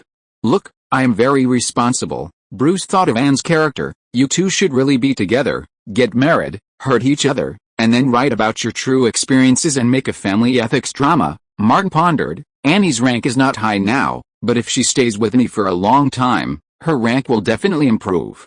Given her character, she might fake a murder scene and then hide. It is not impossible that she will frame me for murder." No mistake in one song, one post, one content, one book, one forum. Bruce had been to England before, like what Agatha Christie did to her husband. Martin had read related stories and reports before. When White Lotus goes crazy, it's very scary. Bruce reminded, "Aren't you afraid that Louise will go crazy?" "Louise doesn't like tea, she likes wine. Don't look at me and she has a very good relationship. It's essentially a transaction. There are emotional factors, but who knows how much?" Martin has a good attitude, because compared to most people in this circle, he is a lucky guy and the unspoken rules he encounters are completely acceptable. "Who do you think I give my experience report every month to?" Bruce was deeply touched. Every industry is similar. The superiors require their subordinates to give more. The American soldiers, female officers and generals stationed around the world have many stories that they have to tell. Martin agreed. Even being a scavenger is not easy, and there is also, "Shut the fuck up." Bruce held the steering wheel with one hand and lifted his coat with the other. "If you say another word, I will definitely blow your head off." Martin took the initiative to give in. "You have a concealed carry permit. You are amazing." He changed the subject. "Have you filmed with Kim yet?" Bruce said, Kim wants me to, but I don't want to. She begged me to be the lead. As long as I don't film, I can do whatever I want. Martin had seen the true jerk. Old Bruce, you can be my teacher. I'm so much worse than you. Really, no matter who I'm dealing with, I can't do whatever I want. Let me teach you a trick. Bruce dug into his pocket, trying to get Vaseline, but pulled out a bottle of fang-gouging Chinese medicinal essence. Martin, surprised, asked, "Have you used it?" "I threw it in my suitcase when I got back from Mexico and forgot about it." Bruce put it away again. "I'm going to go see Kim today and give it a try." Martin reminded him, "Remember to film it, old Bruce. When you run out of money, you can make a killing selling videotapes." Before returning to North Hollywood, Martin received a call from Robert Patrick, inviting him to dinner at a restaurant in Sherman Oaks. Patrick had helped him during the Wax Museum audition, so Martin rushed over immediately. He met Patrick at an Italian restaurant. "There's an opportunity." Patrick always remembered Martin because of that special party. "My 360 Entertainment is planning to invest in a movie produced by WME. Professional wrestling star John Cena will be the male lead, and I will play the second male villain. If you are interested, there is a third male role, the villain's right-hand man." Martin's path is different from Patrick's, who only plays villain roles. He said, "I may not have the schedule." The other party meant well, so he quickly explained, "I have an action gun battle movie in the planning, and it will probably start shooting next year." Patrick asked, "Are you the male lead?" Martin nodded, "I am the male lead." Patrick understood and couldn't help laughing. "Your development speed is amazing. I remember when I came to Hollywood, it took me many years to make a name for myself." Martin also laughed. "I laid a foundation in Atlanta, and when I came to Los Angeles, I had you, Wes, Aya, Zomi and others to support me. So I could make progress." Patrick said, "If you can play the protagonist, don't even think about the supporting role. If you can play a positive role, don't play the villain, unless the villain is special and on par with the protagonist." Finally, the second chapter was finished. Chapter 165 Retribution is coming. On Saturday morning, a massive poster was hung outside the Burbank Hotel. It showed Martin, covered in blood, clutching a baby in one hand and a bat covered in blood and bones in the other. A battered German shepherd was beside him. A throng of entertainment reporters kept snapping photos of the poster. A short red carpet was rolled out at the entrance, and fans and media representatives trickled in with their invitations. Half-wild paparazzi like Jody didn't get tickets. More and more fans arrived, many unwilling to enter directly and preferring to line the red carpet, each holding a Martin Davis poster. Jody had been working in Los Angeles for 2 years and had seen countless examples of this, a successful film completely transforming the lives of its stars. Suddenly, a strange girl approached. She was tall, with skin so pale it reflected light. She asked, "Are you Jody?" Jody put down his camera. "Yes." Jessica pulled out an invitation. "Old Bob asked me to give it to you. Don't forget the promise he made to you." Jody then nodded, seeing it was an invitation to today's event. "Tell him I'll always remember it." Jessica turned and joined the crowd of fans, assisting the crew and urging them inside. At 10:30, Martin's car pulled up in front of the hotel. After getting out, he turned and took Anne Hathaway from the car. Dressed in a black dress, she looked stunning. When Anne reached for Martin's arm, all the reporters and paparazzi's cameras flashed. Martin took Anne to the film poster for a photo and quickly entered the hotel ballroom. As soon as they entered, the ballroom erupted in applause. Hundreds of fans took out their phones to take photos, and shouts of Martin echoed. Rachel and Phoebe, representing the fans, came over and presented Martin with a gift. Martin released Annie and hugged them one by one, saying their names, "Good morning, Rachel and Phoebe." The latter was ecstatic, her hands shaking with excitement. "Martin, you remember me? You remember me?" Martin smiled and said, "Of course. I signed your autograph at the Wax Museum screening." Phoebe hurriedly urged, "Rachel, hurry up, give our gifts to Martin." Rachel took a thick autograph book from a nearby fan and handed it to Martin. Martin then asked, "What's this?" Rachel opened it for him. Remembering Martin's request for autographs and congratulatory messages during their first meeting, she felt she would surprise him this time. "These are all messages from us die-hard supporters, encouraging you to make even better films." With Martin's acting skills, his smile only widened. Then he carefully read the message. "Even if there are millions of stars in Hollywood, this one of yours is the one I love most." It was signed by Saoirse. The next message was from Phoebe. "I hope you'll become famous soon. I'll always be here for you, As long as you want me to, Phoebe said. Martin, this is from me, I wrote it. Someone nearby pointed at the autograph book and shouted, I'm John, I'm on the second page. I'm Ronan, on the last page. Martin, I'll always support you. Martin quickly flipped through the pages. He didn't have time to count, but there were definitely hundreds. Watching the excitement of his die-hard supporters, the autograph book in Martin's hands felt so heavy he could barely lift it. This wasn't an autograph book, it was a giant pit. He dug it himself, jumped in, and shoveled it into it himself. Martin's face was filled with excitement, emotion, and passion, and his voice was almost choking. Thank you all for your support. I will definitely return your support with my best work. He was crying inside. How could he remember all this? Rachel then added, originally, we were thinking of pooling our money to buy you a souvenir, but then we all decided this would be more meaningful. We're truly lucky to have grown up with you. It's my honor, Martin said, turning around and bowing slightly to the fans around him. Having you by my side is the greatest blessing of my life. Martin thought to himself that a gift like this would suffice once. Next time, he could just give a souvenir. He was a common man.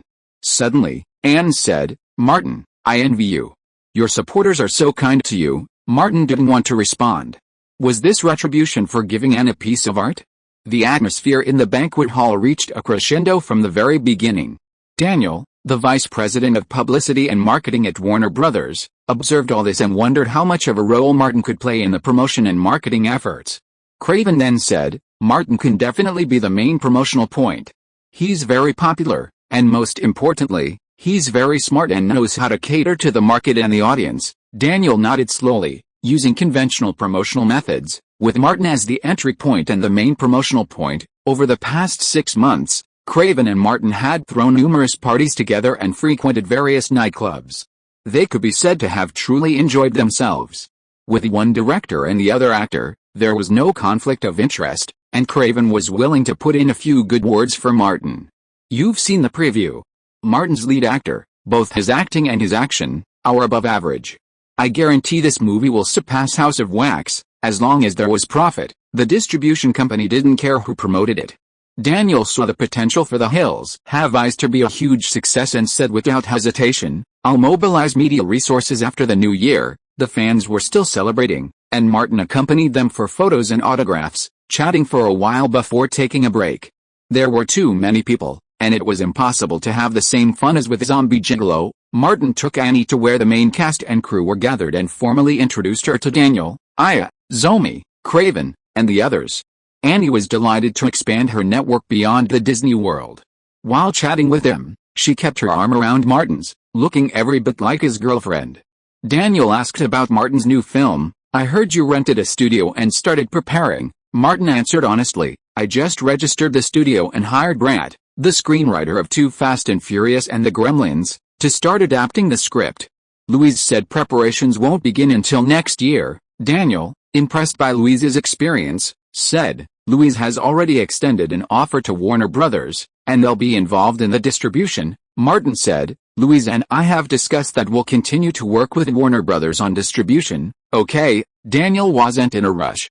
He'd wait and see what happened with The Hills Have Eyes. If it was a success, they could continue the partnership. If not, Warner Brothers had plenty of other options.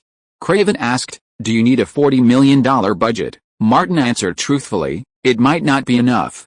It depends on the specifics. Annie stood aside, listening to Martin discuss tens of millions of dollars in investment with Warner Brothers executives and Hollywood's most influential figures, feeling a surge of anxiety. What about the confession? Come on, she muttered to herself. I'll just hold myself back a bit and then I'll agree. Annie assumed Martin would choose a special occasion like today to publicly confess his love. However, no confession was made. The event officially began, and a 1-minute and 15-second trailer for The Hills Have Eyes played on the screen in the central hall of the banquet hall. Unlike the official movie trailer, this clip was almost entirely Martin's solo performance. Walking alone in the desert, his wife, parents-in-law, and others were murdered, their child kidnapped. He, armed with a stick and a dog, went to rescue the baby and exact his revenge. Compared to Wes Craven's previous horror films, this one had more action. Cheers erupted in the banquet hall as Martin's leading man smashed a perverted, deformed human's head with a baseball bat. It was a commercial, After all, so it ended quickly. A fan yelled, "Can you play it again?" The crew complied and played it again. Afterward, reporters interviewed Martin, Aya, Craven, and fan representatives. Martin again interacted with the fans and reporters. Compared to most stars, Martin was more humble and understanding, possessing a mastery of language and a firm grasp of the rhythm of the event. Stars need style, but it's too early for Martin to discuss it now. He'll have time to discuss it when he reaches the level of a near superstar.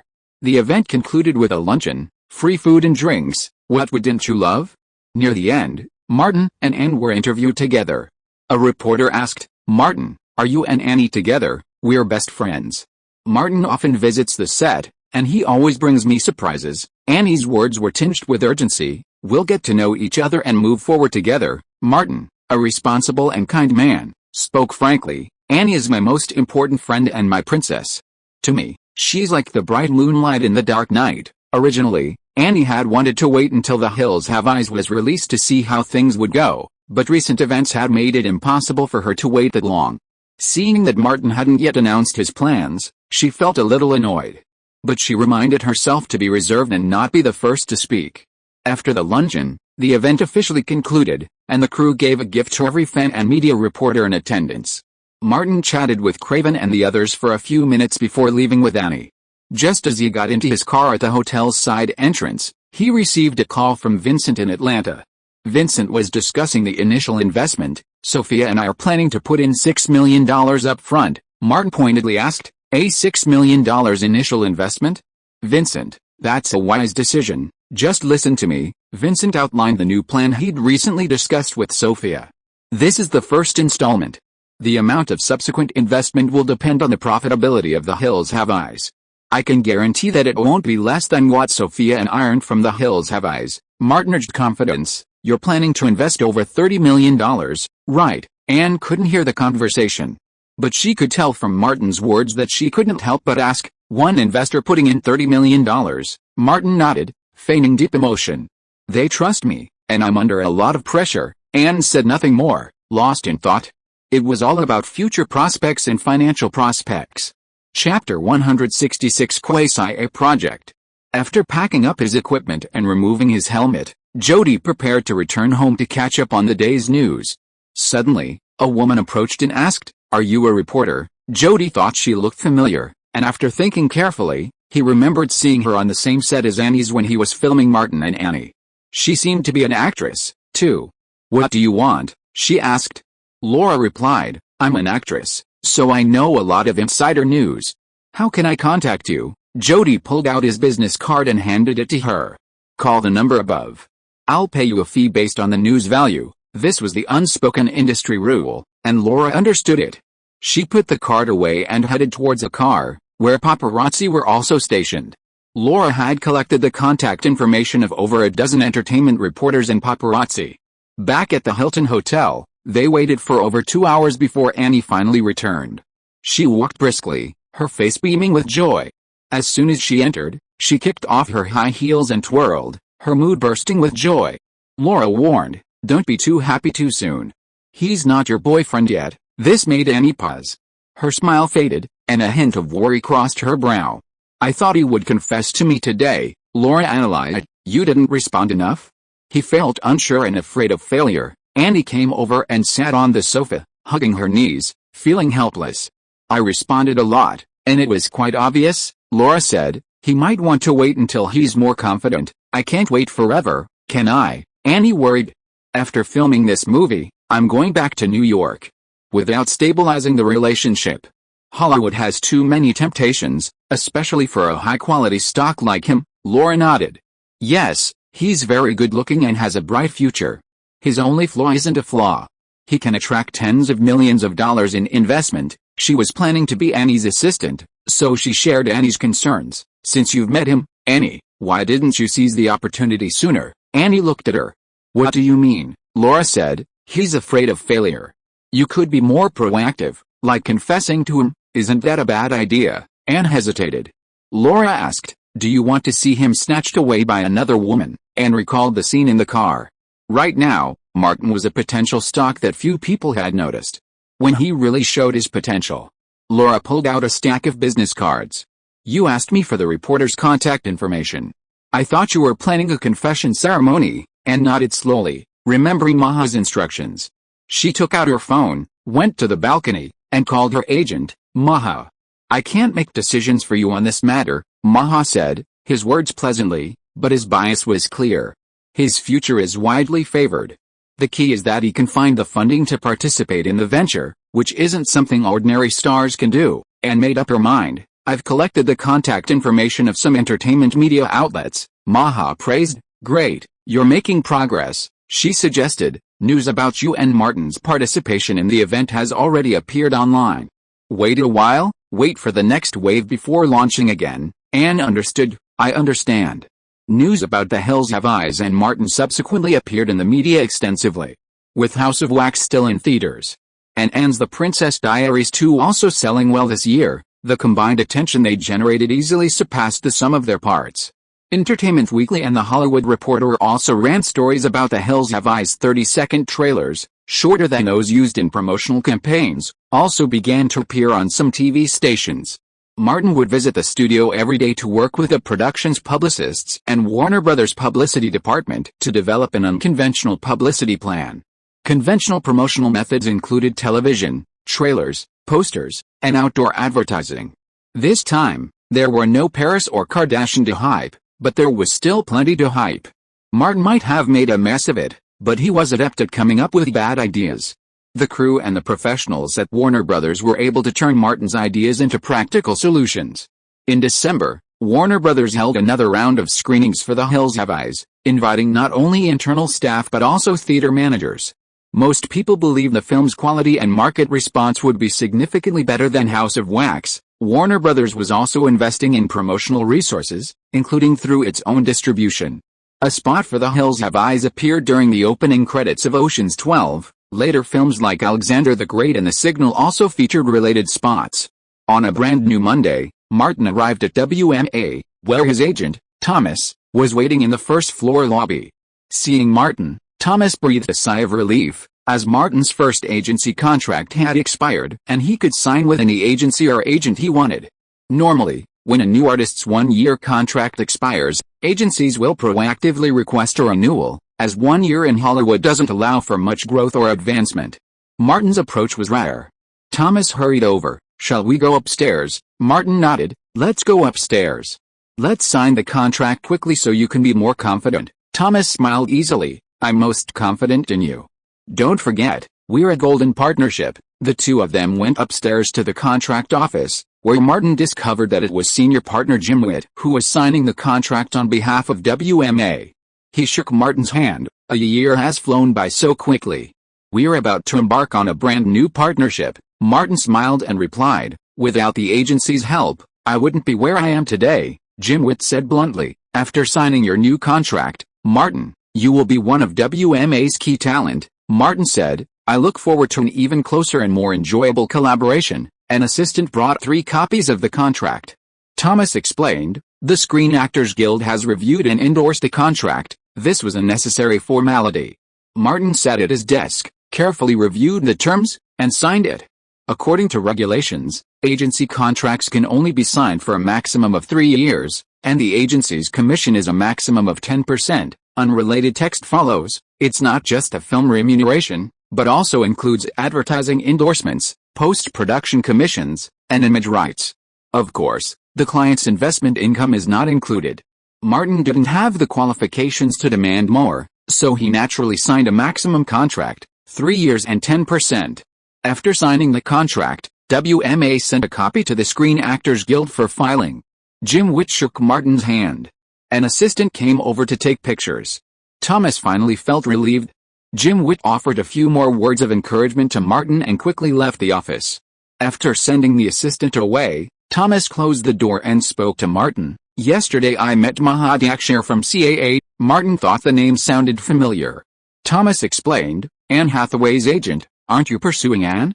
She's been discussing with me how to promote the relationship if you two get together." Martin replied, "We're not together yet." Thomas had been keeping an eye on the situation lately. "It's only a matter of time," he continued. "If you two really get together, it's hard to say in the long term, but in the short term, It'll help attract media attention and increase your profile. Martin was prepared. You should discuss the details with her.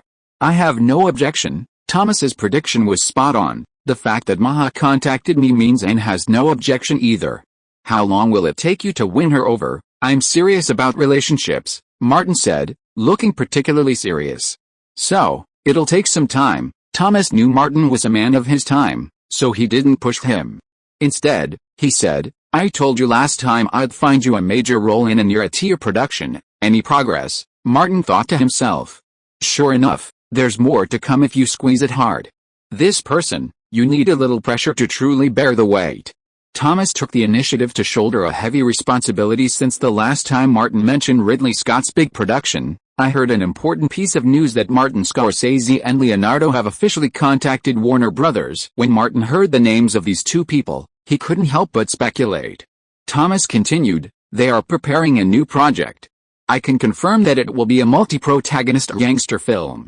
If Warner Brothers agrees to participate in the compilation, and The Hills Have Eyes is a huge success, given your and Louise's many collaborations with Warner Brothers, we may be able to compete for important roles. Martin asked directly, do you know the specific content of the project? It should be a movie adaptation. It's certain to be a gangster theme. Thomas had heard a lot of news. It's only a prototype at the moment. The screenwriter and script have not yet been determined, but Scorsese's gangster themes, like Craven's horror movies, are synonymous with success. Martin nodded slowly. If one of the four major directors in Hollywood really gets an important role, it will elevate the style. Thomas was more direct. Just raise the status. Martin asked, any other news? It's certain that this is a compilation project. Thomas added, Brad Pitt's Plan B and Paramount Pictures are also interested in participating in the compilation. Louise's side. Martin shook his head. She can help me speak on the Warner side, but I can't guarantee her participation in the compilation, Thomas said. That way I won't have a direct say, he explained. Scorsese's recent films were all produced by Graham King, a British man. I got all this information from his assistant, with whom I have a good personal relationship. Martin then asked, Plan B, as I recall, is a company established by Pitt and Aniston.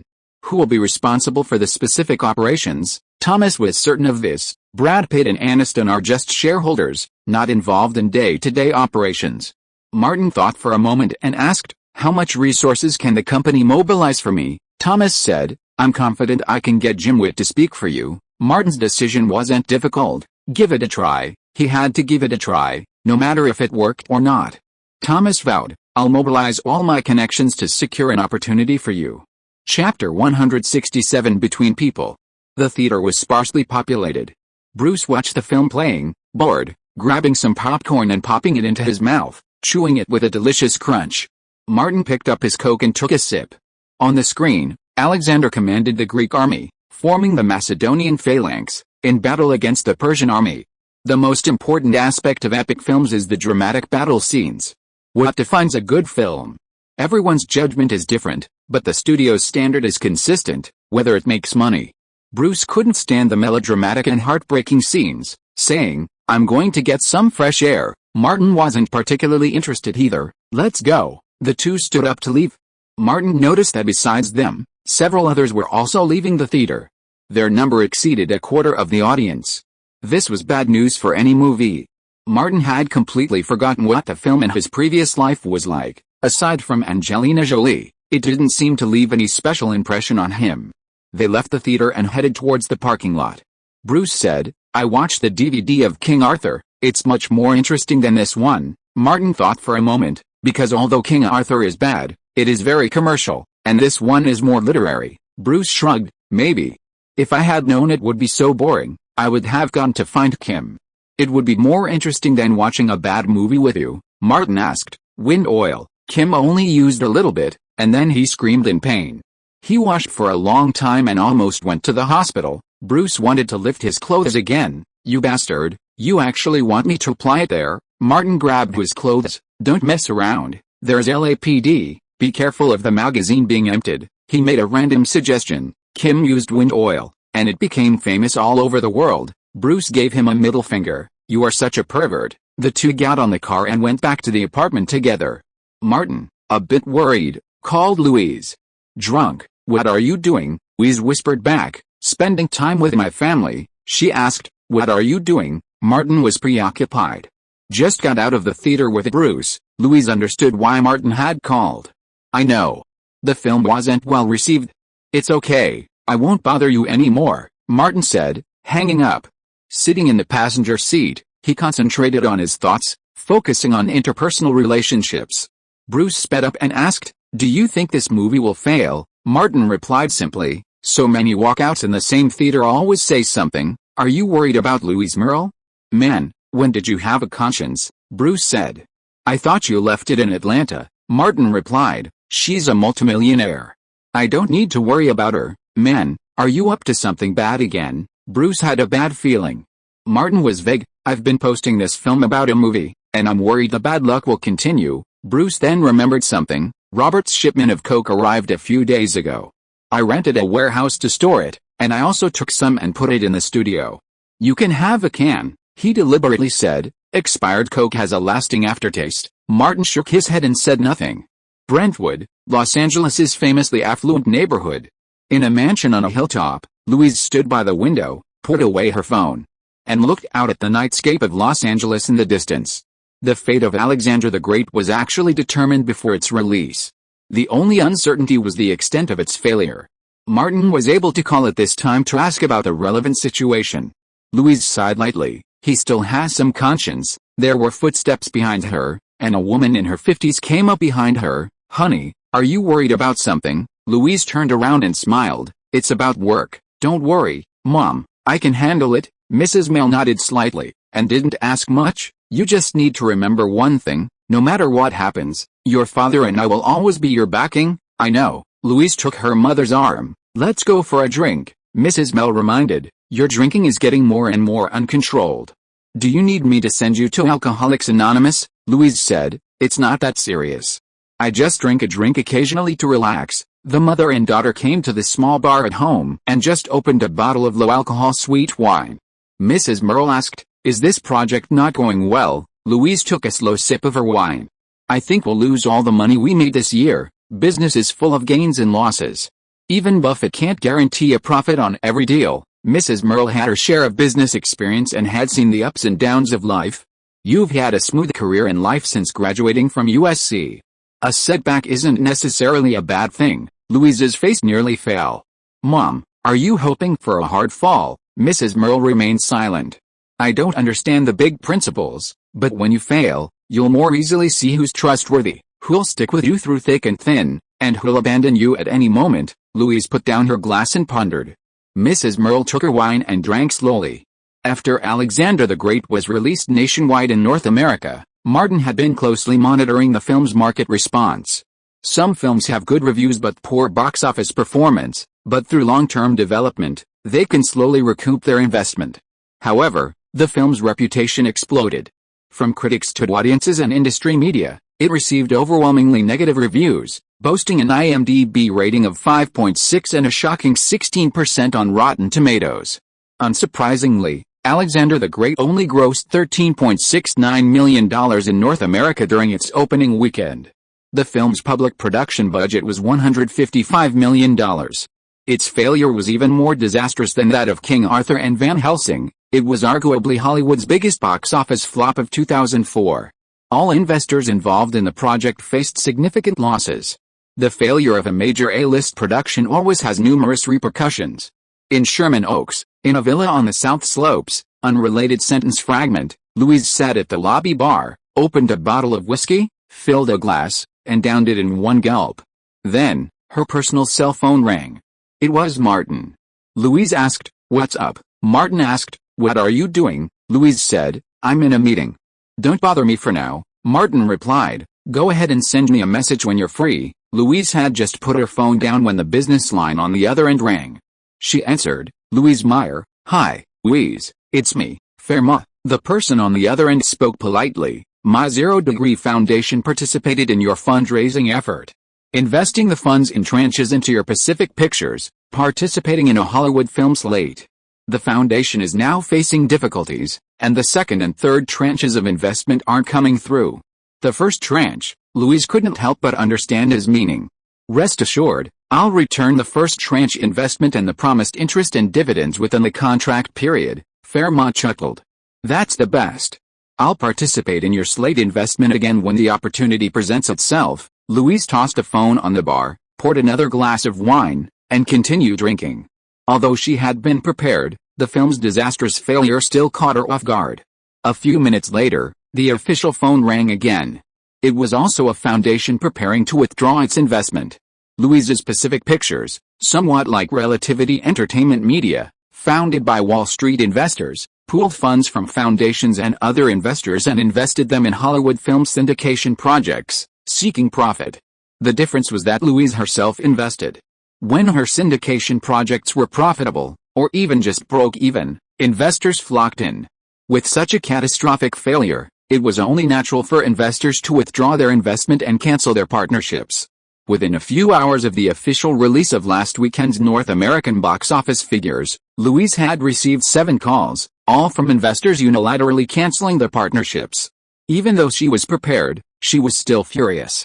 How could anyone feel comfortable with such a situation? Louise drank glass after glass, her bottle of 40-proof whiskey quickly emptying. Then her personal cell phone rang. It was Kelly Gray. Louise's face darkened as she connected and put the speaker on. Slut, you're not going to cooperate with me anymore, Kelly let out a resounding laugh. Pervert, I do want to dump you, but I want to see you fail even more. You have a conscience, Louise decided to reward her.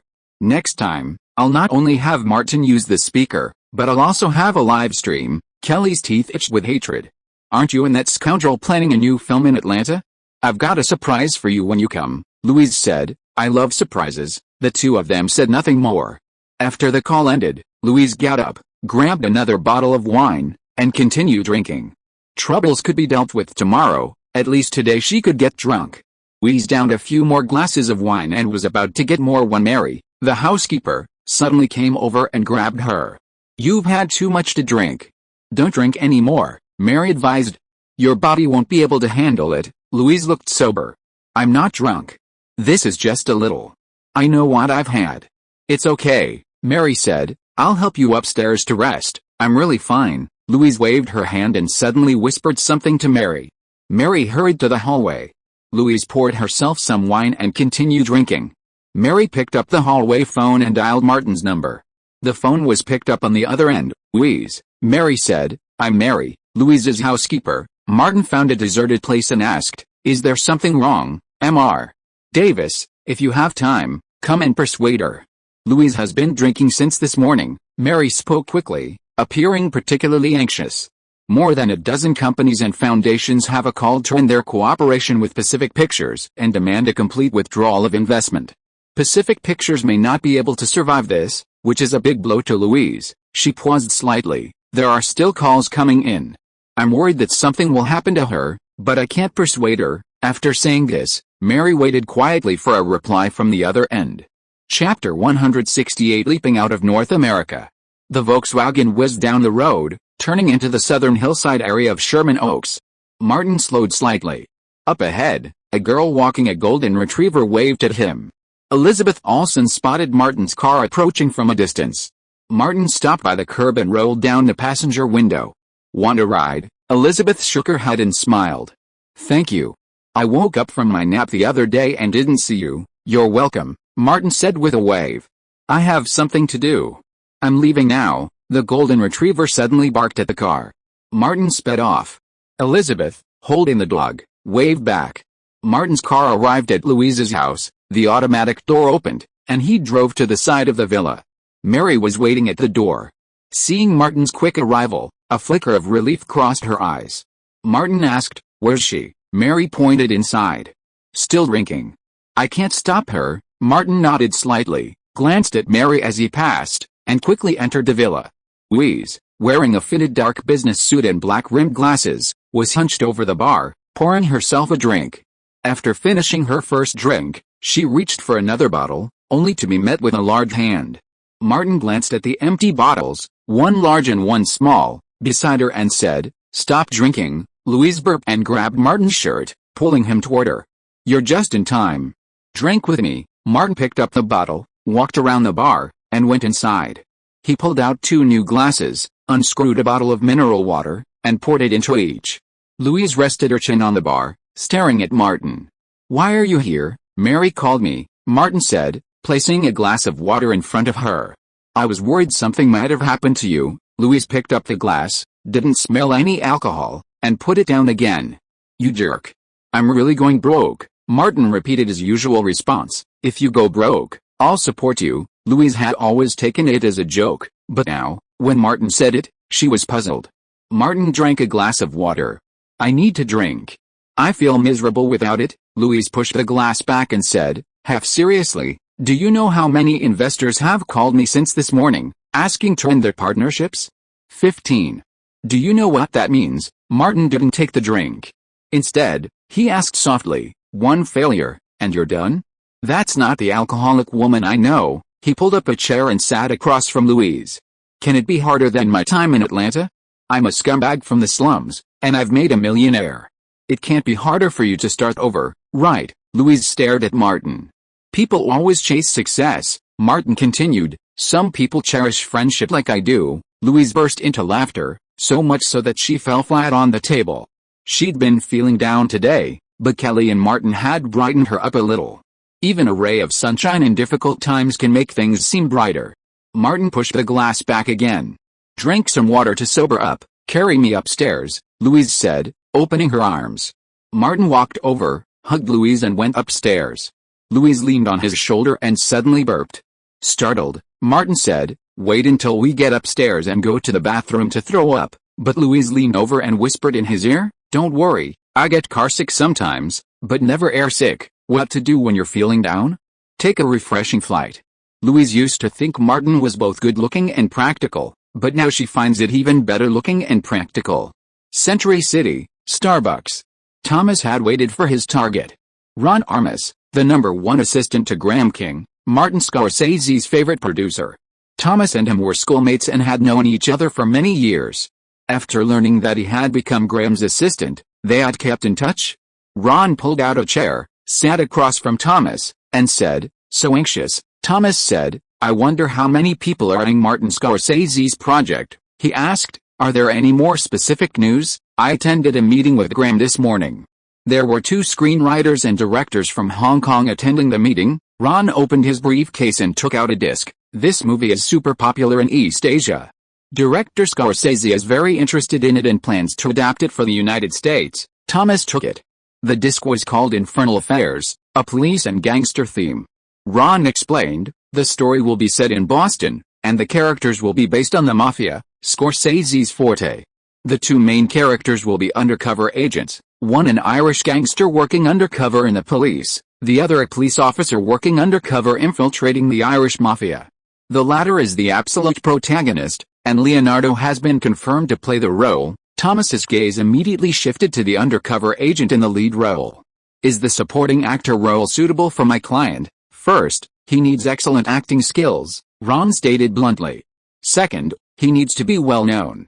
Scorsese's crews have rarely used unknown newcomers in recent years. He's more accustomed to working with established actors," he bluntly stated. "With all due respect, your client, Martin Davis, isn't well known enough. Scorsese projects, once word gets out, are always filled with star actors." Thomas knew this, but there weren't many near-tier projects he could actually connect with. Scorsese projects not only promote him but also broaden Martin's acting range and the types of roles he can play. Consequently, the competition would be fierce.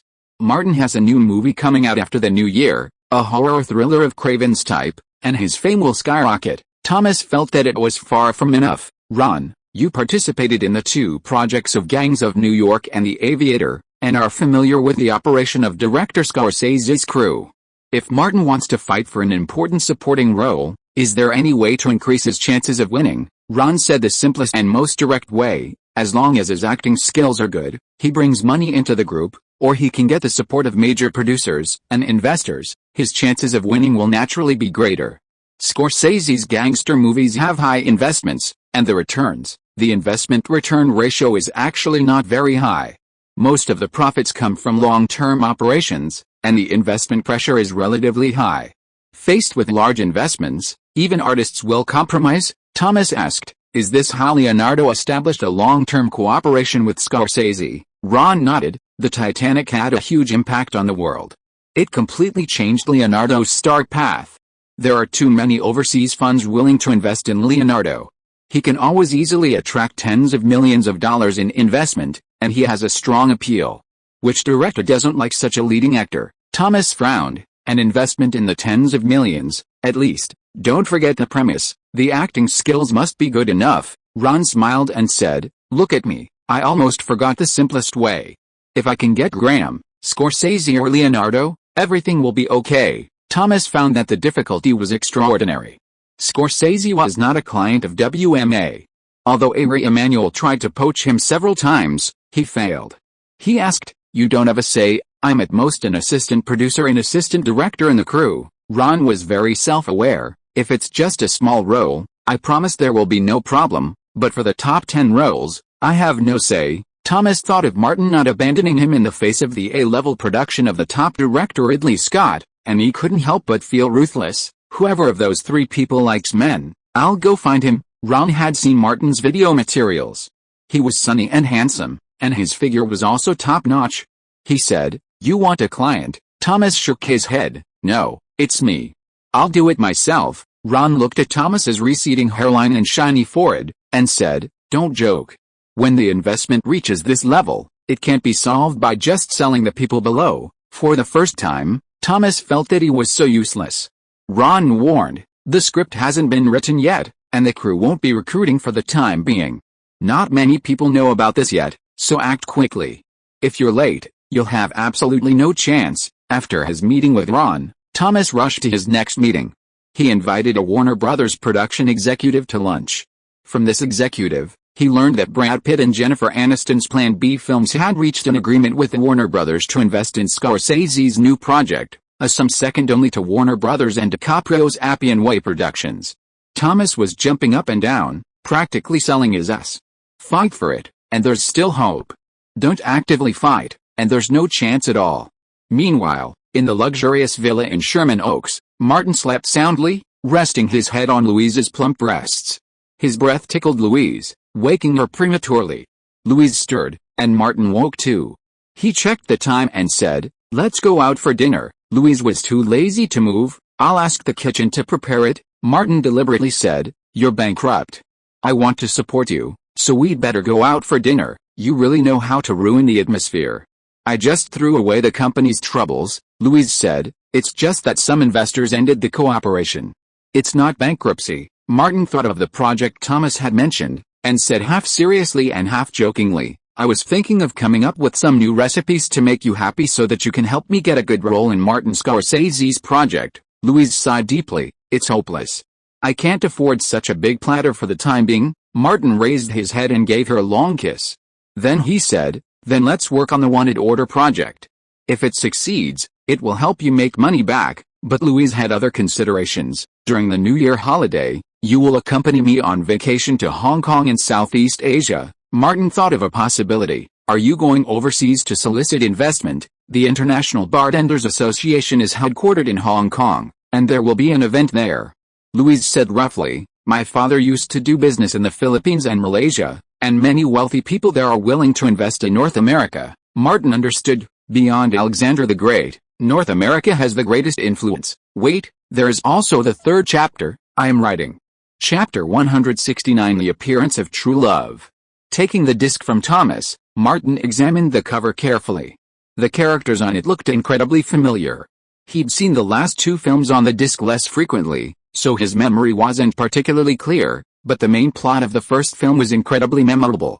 It was one of the Hong Kong films he'd seen the most since 2000, arguably the last great era of Hong Kong cinema. Gangster themes adapted from Hong Kong films. Thomas detailed the latest developments. Martin, having also seen The Departed, confirmed that Thomas's information was accurate, including the Irish gangs in Boston. Thomas asked again, what about Pacific Pictures? Martin said, Louise and Pacific Pictures will focus their energy on the Wanted compilation for the time being. This project has greater hope. Thomas knew the priorities. I'll look for ways to get involved with Plan B, he specifically said. For Scorsese's project, the audition results have a greater impact on the role, but if the acting levels are similar, There are too many factors that determine the outcome. Plan B will be the third largest investor, and I plan to contact the people from Plan B. Martin immediately thought of the two largest shareholders of Plan B, Brad Pitt and Jennifer Aniston. I can only contact the management of Plan B, Thomas said. I heard that Scorsese intended to invite Pitt to play the second lead, but Pitt refused. Martin thought for a moment and said, I need a Boston accent teacher, and the relevant rules and regulations and organizational structure of the Boston Police Department. Since he was trying to get it, he had to do his best. It would be best to have the development history of Boston gangs in the past decade. Thomas replied, I'll do it. After the new year, Martin would be 24 years old. If he remembered correctly, Leonardo would be 30 years old. Given the background of his character in The Departed, his age is actually more appropriate. These aren't the deciding factors. In Los Angeles, there are countless teachers offering various accents. That afternoon, Martin met a middle-aged woman who spoke Boston, practicing Boston pronunciation with her and receiving a large collection of recorded instructional materials. After learning the Hollywood accent, he began a new accent training. Many Hollywood crews also employ the practice of using numbers like 1, 2, 3, 4, 5, 6, and 7 during on-set filming. For example, Johnny Depp's memory has long been ravaged by alcohol and flour, making his lines a blur. But Martin Scorsese's crews demanded on-set recordings, ensuring the accent fits the character's background. Thomas pressed on, having an evening appointment with the casting directors of Gangs of New York and The Aviator. Having already worked with Martin Scorsese twice in a row, the possibility of further collaborations is very high. Martin also had a date. Anne had arranged to meet him that evening at the Griffith Observatory, in a suite at the Hilton Hotel. In front of the makeup mirror, Anne carefully applied her makeup and asked Laura, "Is it all right?" Laura exclaimed, "You're gorgeous, Anne." Martin was right. "You're a real princess," Anne asked. "Are you already?" Laura leaned in closer and said, "Just confess your feelings. I'll take care of the rest."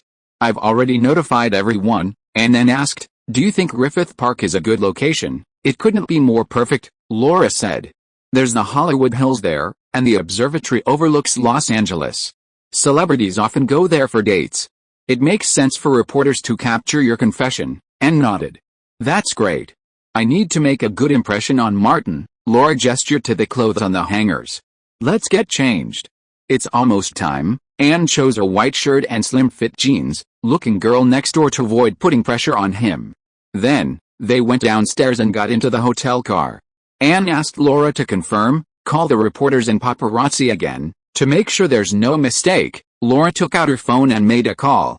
Elsewhere, Bruce drove his Volkswagen, approaching the Hollywood Hills. Martin, gazing at the Hollywood sign not far away, asked, "Have you notified them?" Bruce replied, "I used a payphone to call American Gossip and other gossip and entertainment publications, and I also called Jody's paparazzi.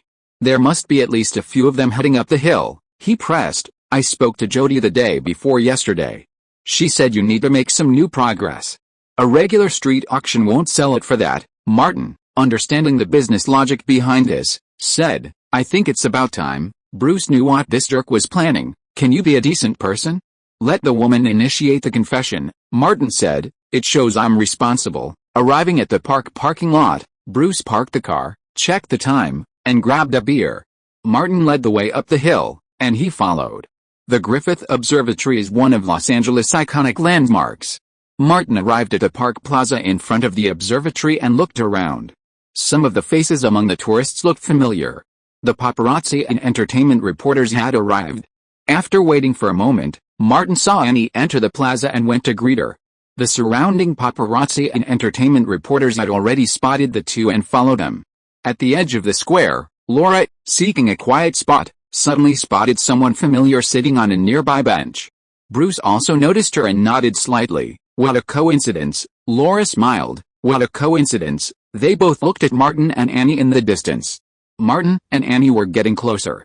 Suddenly, Martin glanced back, as if someone was calling him from behind. Seeing him stop, Annie could only quicken her pace. By the time Martin turned back, she was already in front of him, opening her arms and throwing herself into his embrace. Martin embraced Annie. Without hesitation, fearing the precious stock she held might slip away, Annie eagerly said, "Martin, I've been thinking about you these days.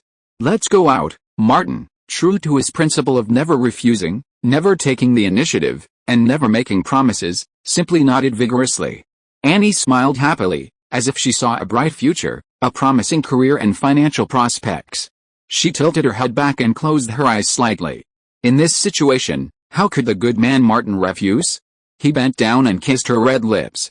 Nearby, flashbulbs went off one after another. The entertainment reporters and paparazzi were ecstatic. Now it was certain that Hollywood had a new adulterous couple. As soon as their lips touched, feeling only the warmth of each other, Anne opened her eyes, separated her lips, and buried her head in Martin's arms. I'm so happy. She shook her shoulders vigorously, her body trembling in Martin's arms. As if overwhelmed with excitement, Martin held her tightly, gently stroking her temples. The flashbulbs kept flashing. Annie, worried about missing her face, adjusted the camera angle several times to capture her perfect profile. What an enviable love. This is what true love should be like. Finally, the two separated. Anne's beautiful eyes looked at Martin with unwavering eyes only for him. Martin gently stroked Anne's cheek, tears welling up in his eyes. Annie, do you know? I saved the earth in my past life. Anne was confused. Saved the earth, Martin continued, that's why I've earned the attention of the goddess in this life. Anne pursed her lips at the sweet words. In that moment, she couldn't tell if her heart was touched or her acting was just surging. She was completely lost in the emotion. With a kick of her long legs, she flung herself into Martin's arms. No longer concerned with any plans, she raised her head and asked for a kiss, sharing a long, drawn-out kiss. At the edge of the square, Laura gently wiped away her tears, overwhelmed with emotion. Bruce opened his beer with a snap, thinking, this is the Martin Davis who won over the female producer with his sheer strength. Laura excitedly said, finally, the princess and the prince are together. Bruce simply nodded mechanically. Snow White and the Prince? He remembered the original fairy tale, where the prince wasn't a good guy. He was bored, and couldn't help but imagine a film based on the original, with Anne playing Snow White and Martin as the prince with some kind of fetish. It would be a truly exciting film. The two people in the square broke their long kiss, intertwined their fingers, and walked toward the observation deck of the Griffith Observatory. Bruce followed automatically. Laura also followed. Martin pulled Annie forward quickly. Let's go see the night view of Los Angeles, and announced to the whole city that Martin Davis and Anne Hathaway are together. Annie followed closely beside him, truly having eyes only for Martin. They entered the observatory, smiled as they walked through the lobby, and ascended the stairs together. After a few steps, Martin saw no one around and suddenly turned around, lowering his head. Annie stood on tiptoe and kissed him gently on the cheek.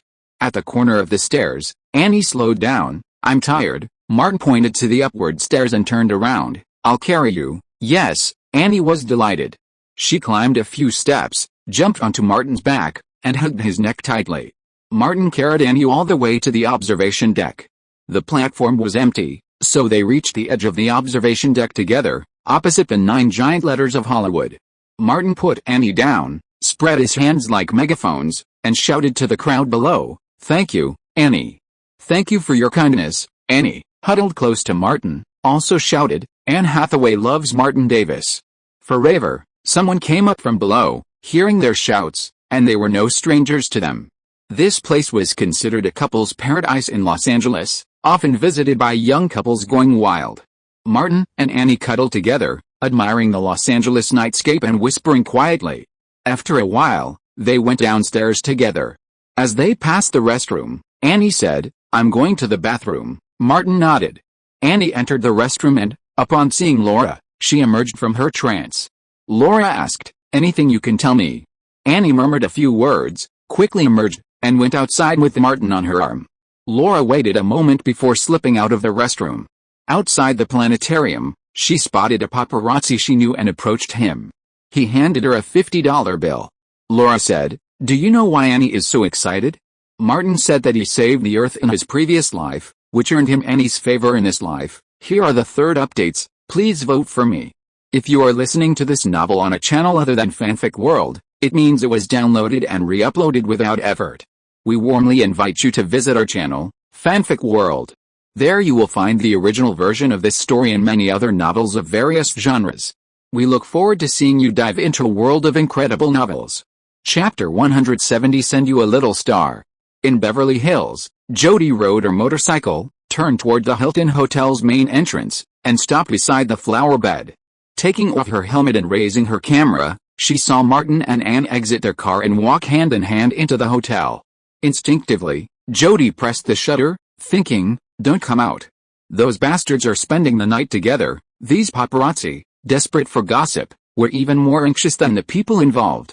After waiting for over half an hour, Martin still hadn't emerged. Jody found a place to sit and, while waiting, pondered what to write about her gossip. She quickly came up with a fitting headline: "Martin Davis holds hands with Hollywood princess Anne Hathaway." This is what love should be. Jody was a dedicated paparazzi who not only took photos but also ran a gossip column on an entertainment website. Seeing someone who wouldn't come out for a while, she pulled out a pen and notebook, found a spot under a streetlight, and began writing a short essay based on her thoughts.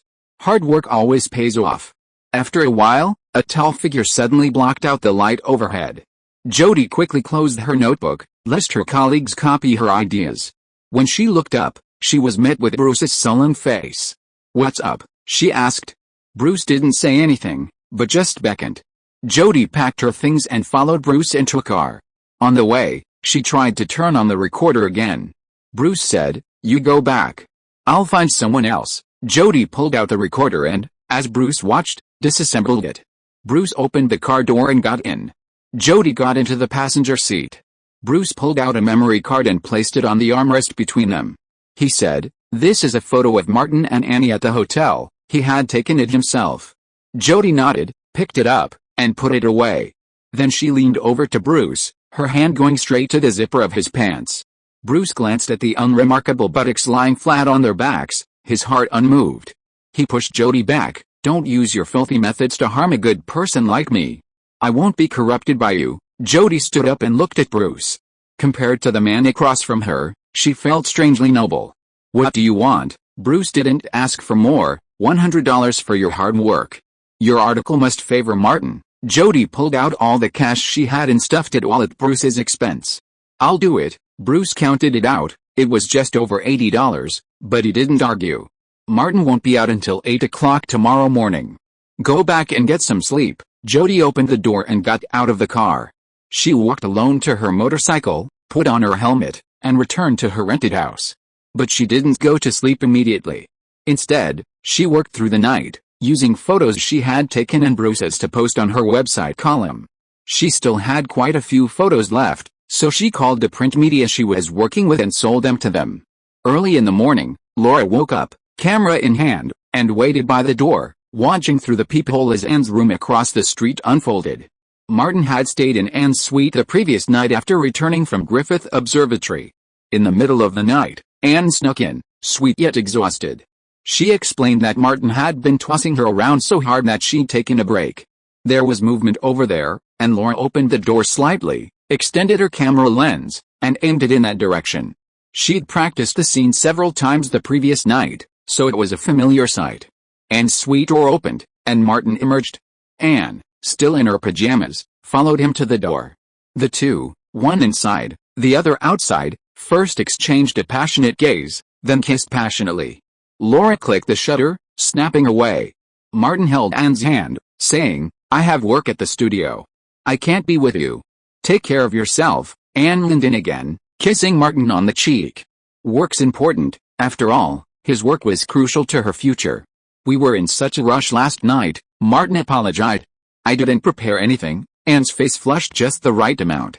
You did so well, so perfectly." Martin smiled. "I'll prepare a special gift for you later." Anne was pleasantly surprised. "Really?" Martin nodded. "Of course, a surprise." He glanced at his watch. "I have to go." Anne leaned against the doorframe, watching Martin as he entered the elevator, looking back every few steps. "A surprise? What surprise?" Anne couldn't help but imagine. A luxury car? An exquisite pigeon egg? Or perhaps a set of luxury jewelry? The door across the room opened, and Laura popped out, raising her camera, and waved her hand, urging her to hurry up. Laura returned to her room and dialed the numbers of the entertainment media and paparazzi she had collected, preparing to sell the photos of Martin leaving Anne's room. Anne closed the door, picked up her phone, and called her agent, Maha, to update him on her progress with Martin. Maha said, "I'll talk to Martin's agent directly. Just as marriage on the other side of the Pacific isn't simply a matter between two people, two celebrities getting together isn't just a matter between two people either. Elsewhere, Martin went downstairs and called Bruce. He arrived at the hotel entrance just as Bruce was pulling up. Martin got in and said, "Let's go to Warner Brothers." Bruce drove away from the hotel, saying briefly, "There's been a lot of buzz about you and Anne online and in the entertainment press. It's really hot." Martin asked, "What's the reaction on the blogs?" "Your fans are talking about it a lot. They think you and Anne are a perfect match." Bruce had paid special attention this morning. "It's attracted a lot of Anne's fans. It's really lively.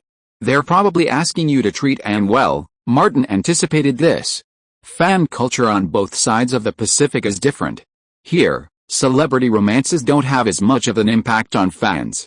Of course, there are still crazy fans. Unrelated sentence fragment. 16-9. Bruce continued, "Thomas called you, but your phone was turned off.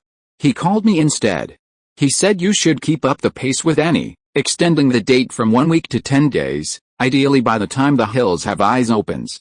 If even a small portion of that buzz translates into market data, you'll be raking in the cash." Martin nodded slightly and pulled out his phone to call Thomas. After the call was connected, he spoke briefly, then mentioned something important. "Annie's agent, Maha, has arranged a meeting." "She said Annie mentioned this to you," Martin said. "Annie told me last night. Go talk to Maha." Annie had simply said that their relationship was attracting a lot of attention, and her agency had contacted her specifically. If she and Martin were to be together, there were some things they needed to discuss. Martin naturally agreed. Just as he hung up with Thomas, Daniel, the Warner Brothers publicity manager for The Hills Have Eyes, called again. He specifically discussed with Martin how a scandal could effectively boost publicity for The Hills Have Eyes. Their seemingly simple relationship, however, involved numerous interests. Bruce was completely stupefied. "This sleazy world is just one pile of shit after another," Martin said. "It's essentially no different from those political marriages." Bruce remembered something, like Schwarzenegger marrying a Kennedy woman. Martin asked, "I'm planning to give Anne a special gift. What do you think? What does she like?" "I think she'd be interested in jewelry, luxury cars, and luxury goods." Bruce repeated his old idea, "Get her a big diamond." "I've heard there are artificial ones that are purer and more beautiful than natural ones." Martin shook his head. "That's too ordinary. Let me think. I got it.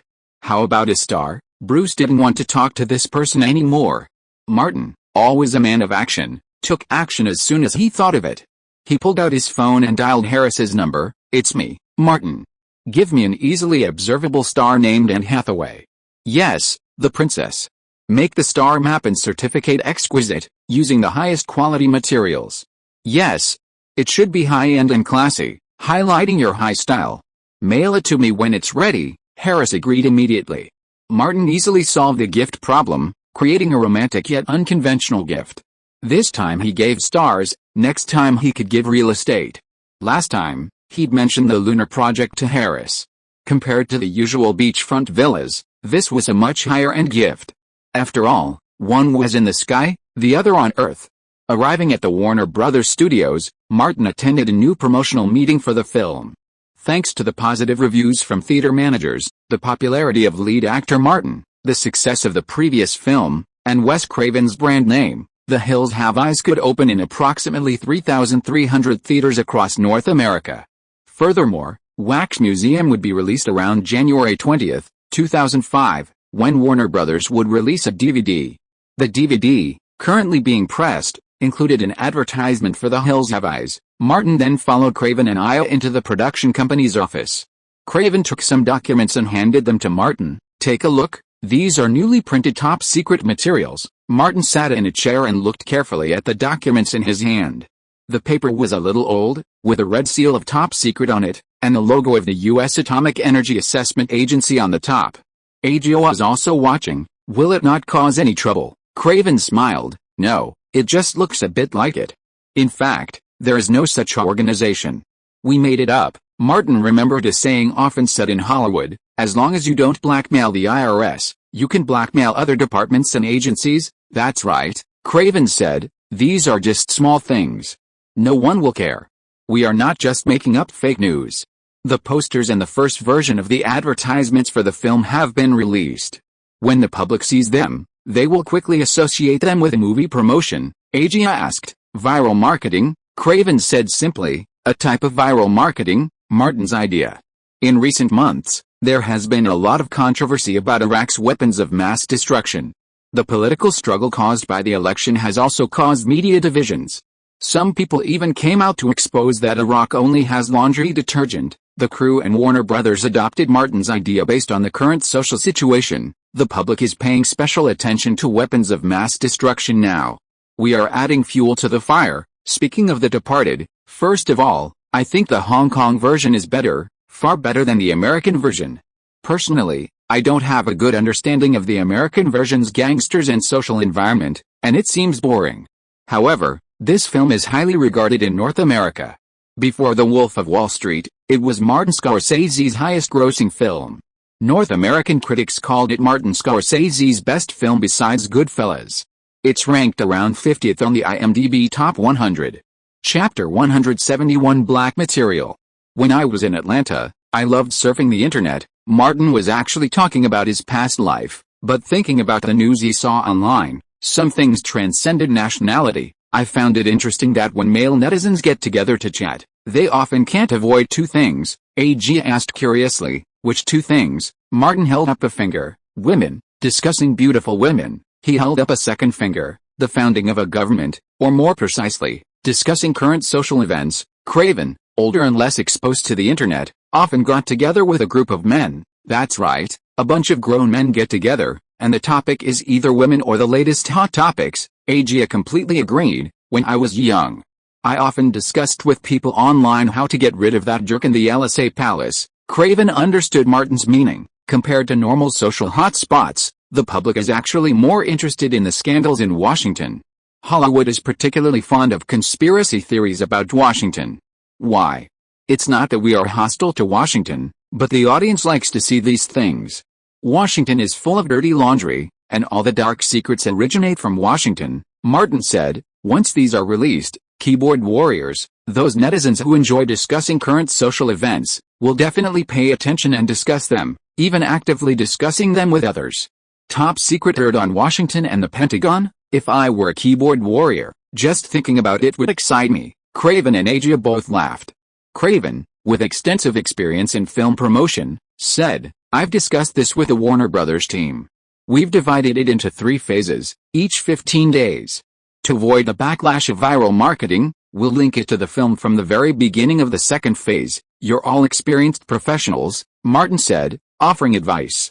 I'm just a keyboard warrior, all I can do is talk, Agia said. Hopefully, we can attract more keyboard warriors to our film. Martin checked the time. Lunch at the smokehouse, my treat. The steaks and pianist there are great. Craven asked, have you taken a liking to the pianist there? That's no joke. The pianist is a man. Martin pointed to his chest. I'm a man, but I like women. The 3 of them left the Warner Studios and went to the restaurant across the street for lunch. The publicity plan, which had eyes on the horizon, was being methodically proposed. In addition to formal publicity, the first step of the viral marketing plan was officially launched before Christmas. At the end of September, the report released by the Iraq Survey Group, a CIA-led group of 1,400 international experts, yielded no findings. This report became a key issue in the presidential election, with repercussions continuing to this day. Although Americans tend not to care much about events outside North America, the fact that it was involved in the election still caused considerable turmoil. Internet users were searching for and following the topic of weapons of mass destruction. Ted, who works in Manhattan, browsed the relevant news on Yahoo every day. Before the Christmas holiday, while browsing the web, Ted suddenly discovered new information about weapons of mass destruction prominently on Yahoo's homepage. American WMD secrets revealed. Ted clicked on the page, and the bold text beneath the headline immediately caught his eye. Whether Iraq possesses weapons of mass destruction is uncertain, but the United States undoubtedly possesses the largest number of such weapons in the world. The article detailed the 3 major American nuclear test sites and then revealed a series of secret documents. The documents containing several photos were all stamped top secret. The contents were all related to the Nevada nuclear test site, touching on the secrets surrounding the military's closure of the site. They included claims that the tests had wiped out a Native American tribe, and that thousands of residents had developed cancer, deformed themselves, and their offspring. The documents were followed by a link to a declassified website for details. Conspiracy theories have always had a market, and even those who don't believe in them will be curious enough to take a look. Ted immediately clicked on the link, and a website called Nevada Nuclear Test Declassified appeared on his computer screen. The homepage featured an image of veterans who had served at the test site, holding SOS signs and protesting in Washington, D.C., demanding compensation. Their names were listed, along with a video of a veteran named Dave Critt being interviewed by the media. Dave accused the military of concealing the authenticity of the nuclear radiation exposure from the tests, which had caused them dire health problems, including a severe lipoma. He even took off his clothes and displayed them for the camera. Ted nearly vomited. The lipoma on the veteran's back was nearly the size of a grapefruit. "That's horrible," Ted muttered, continuing to read. Later in the post, there were interviews with residents near the former Nevada test site. Due to long-term radiation exposure, their health was similarly deteriorating, forcing them to move away. Below were their medical reports and photos of some of those severely affected. Many had horrific appearances due to the tumors. Seeing this, Ted couldn't help but log on to MSN and forward the website to a group he'd joined. It was filled with young people who were interested in current affairs. In Martin's words, they were all keyboard warriors, sharing the common traits of male keyboard warriors worldwide. They loved discussing current affairs and commenting on government affairs. Such groups were also the most susceptible to conspiracy theories. After posting the link, Ted added a note: "Everyone, check out this website. It has a lot of information on military nuclear testing." He then posted the link again. The group immediately became lively. Many people rushed to check out the website. It was like the silly netizens in Martin's previous life who sent out some kind of QR code, and it was hard not to read it out of curiosity. A message flashed in another group Ted joined. He opened it and saw someone had sent the same URL. The person had also posted some pictures and archive photos he hadn't seen yet. In the 1990s, personnel from an atomic energy evaluation agency disappeared in the Nevada nuclear test area. The person typed quickly. The records show that when their bodies were found, they were already severely decomposed. They had been killed with a sharp object. Some photos were found on their cameras. Ted clicked on the photos and took a closer look. The images were blurry, but he could clearly see deformed figures. "It looks horrible. Are these real?" The group members had all sorts of opinions, but one thing they had in common. They were all browsing those websites. These smear sites piqued everyone's interest. They'd come back to discuss it after they'd finished reading. Ted went back to look too. A significant portion of the documents and photos stamped "Top Secret" mentioned that people were still living in the nuclear test area. In the past 6 years, 2 groups of frontline personnel from the U.S. Atomic Energy Evaluation Agency had disappeared, and the bodies of the latter group had never been found. Of course, some people also thought, could it be a related movie coming out soon? Viral marketing is nothing new. Just one mistake, one post, one content, one book, one forum. But similar news and links appeared on several North American portals, major forums, and well-known blogs. The decryption website spread like a virus. Near Warner Brothers Studios, a company that outsources film and television promotions. In an office that can accommodate nearly 20 people, a publicity team was busy at their computers. They had been contracted to promote The Hills Have Eyes at the beginning of the month, specializing in online promotion. The team members primarily promoted the Nevada nuclear test decryption website on portals, forums, blogs, and related groups on chat apps like MSN, guiding online public opinion and attracting as many people as possible. Daniel from Warner Brothers came over specifically to take a look. The team leader reported real-time data to him. The website officially launched the day before yesterday, and as of today, it's already received over 300,000 views. Daniel asked, "What are your expectations?" The leader thought for a moment and said, "Websites like this that expose alleged scandals in Washington are particularly attractive.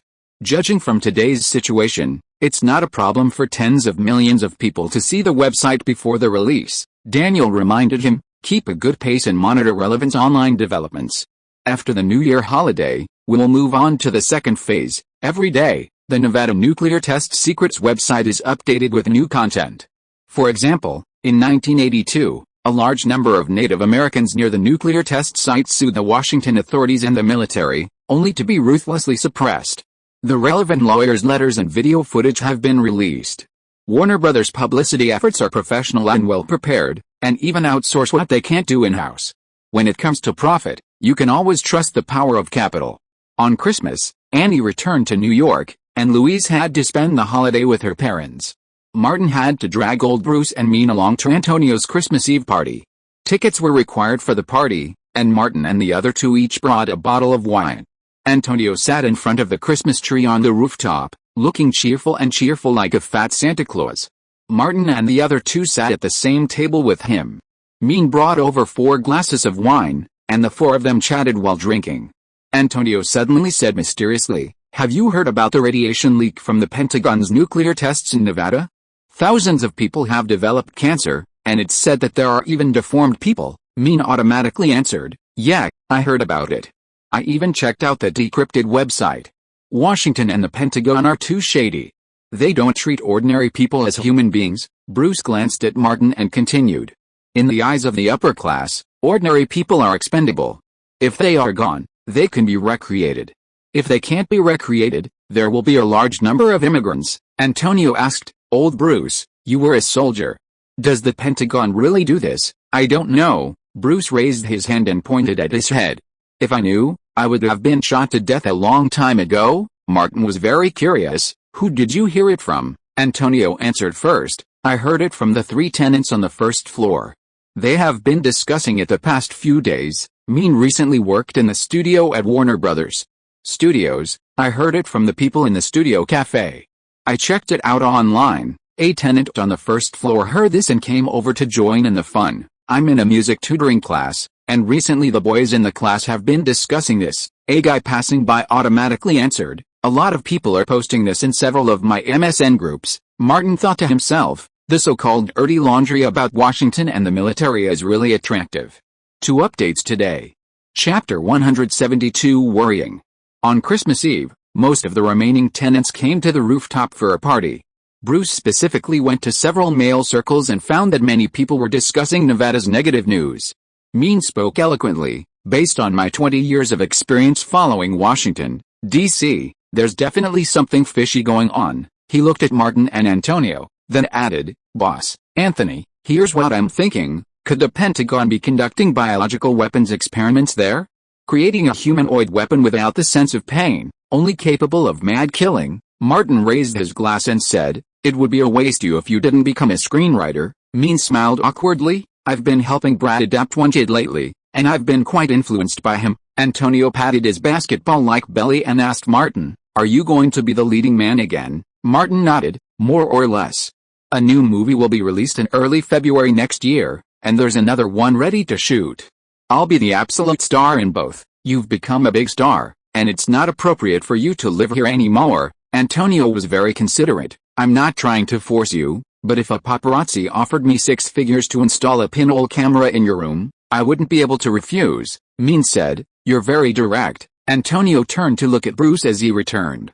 "I want to make money, but I'm afraid of perverts." Martin took a sip of his drink and said, "Don't worry, Bruce won't blow anyone's head off." Antonio shifted his hips, thinking, "It's not the headshots I'm afraid of." He said, "If you need a new house, come see me.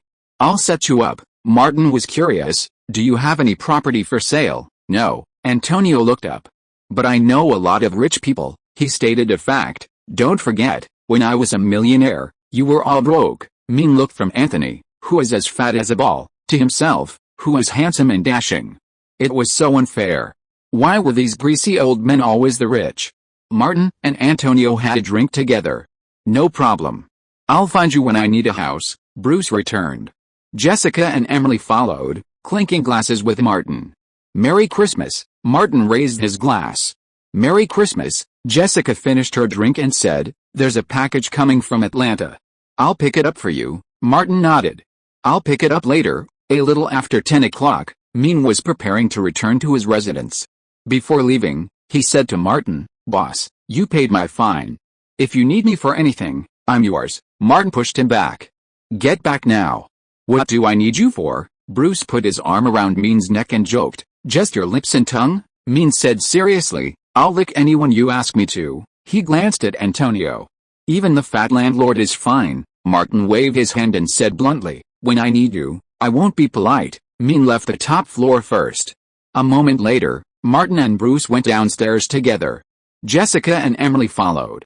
Martin went to get the package, standing at the doorway, while Jessica went into the living room to get it. Emily, petite, stood in the hallway, looking up at Martin. She suddenly asked, Martin, don't you have a date tonight? Martin replied casually, no. Emily lowered her voice, you can stay here. Jessie won't object. Jessica, carrying the package, overheard it, but neither agreed nor objected. Martin shrugged. Annie drained me when she returned to New York. He took the package from Jessica and returned to his apartment. Emily closed the door and asked, does he look down on us? Jessica, younger than Emily, was more intelligent than Emily. You and I got our jobs at the Hills Have Eyes thanks to his recommendation. Technically, we're his employees. Emily didn't understand what he meant. Jessica, helpless, patted Emily's chest. Your brains are all in this. Meanwhile, Martin returned to his apartment. Bruce was surprised. You're back. Martin found a wallpaper cutter and unwrapped the package, but then said something else. You're my manager, and you specialize in macing things up. The first part sounded pleasant, but the second made Bruce want to pull out his gun. Because you're a jerk. You're always messing things up. So, I need an assistant to manage the blog, connect with fans, and handle day-to-day matters. Martin asked, this is a very important position. Who do you think would be suitable? Bruce thought of Kim Kardashian and Paris Hilton. The former's success after betrayal was as glamorous as the latter's. He thought for a moment and said, I think Jessica would be more suitable. She has simple social connections, some brains, and is easy to control. Martin said, she went to art school and worked in Hollywood. She's a bit smart. She's more suitable than a stranger. Keep your distance, especially in relationships between men and women. Bruce suddenly remembered something sad. Wasn't that what happened to him? He got drunk by his former boss, and then, he left quickly. It was only because he was a good person and Vincent treated him well that he didn't target his former employer. Martin opened the package. Inside was a gift from Harris, a crystal star, a copper plate with rhinestones encrusted in a star map, and a high-end, elegant certificate. This set, plus shipping, would cost at least $100. Bruce looked over it, finding it increasingly intriguing. Give me a set. I'll give it to Kim, Martin asked. She's so excited she'll ask you to do a film. Bruce's face was heavy. Soon. I've decided to do a film with her. Bye, you're going to be a world-class celebrity. Martin had no doubt. Kim Kardashian, after her awakening, was a master of hype. He exclaimed, maybe she'll be even more famous than another Bruce, a world-renowned top celebrity. Bruce replied, of course I'll be in charge. I won't show my face. Unrelated sentence fragment removed. Martin was completely uninterested. No face? That's boring. Bruce asked Martin to get him a star gift, then added, get some sleep. I'm going to spend Christmas with Kim. Martin was sadly left alone. Fortunately, before going to bed, he got a call from Louise. Thank you for the Christmas gift. You're welcome. It's just for you, Martin said. Master mixologists can not only create original recipes but also improve existing ones. These are 3 redesigned classic cocktails that are more suitable for modern tastes. He mailed Christmas gifts to not only Louise but also to his friends in Atlanta, including Kelly Gray, Elena, and Lily, as well as partners like Vincent and Sophia. Louise realized she hadn't prepared a Christmas present for Martin. Thinking back to all the heartwarming things Martin had done since the failure of Alexander the Great, she whispered, I'll take over all the preparatory work for Wanted. You can focus on preparing for your role, and I'll handle all the chores. Well, we'll leave for Hong Kong the day after tomorrow, and all the expenses will be on my side. Martin smiled. It feels so good to be kept, Louise said, not just you and me, but Angelina Jolie as well. Martin was surprised. Why is she going to the Bartenders Association annual meeting? Does she want to be a bartender too? Louise said simply. Julie's going to Cambodia and will be transferring through Hong Kong. Martin had a vague impression that some of Jolie's adopted children were from Southeast Asia.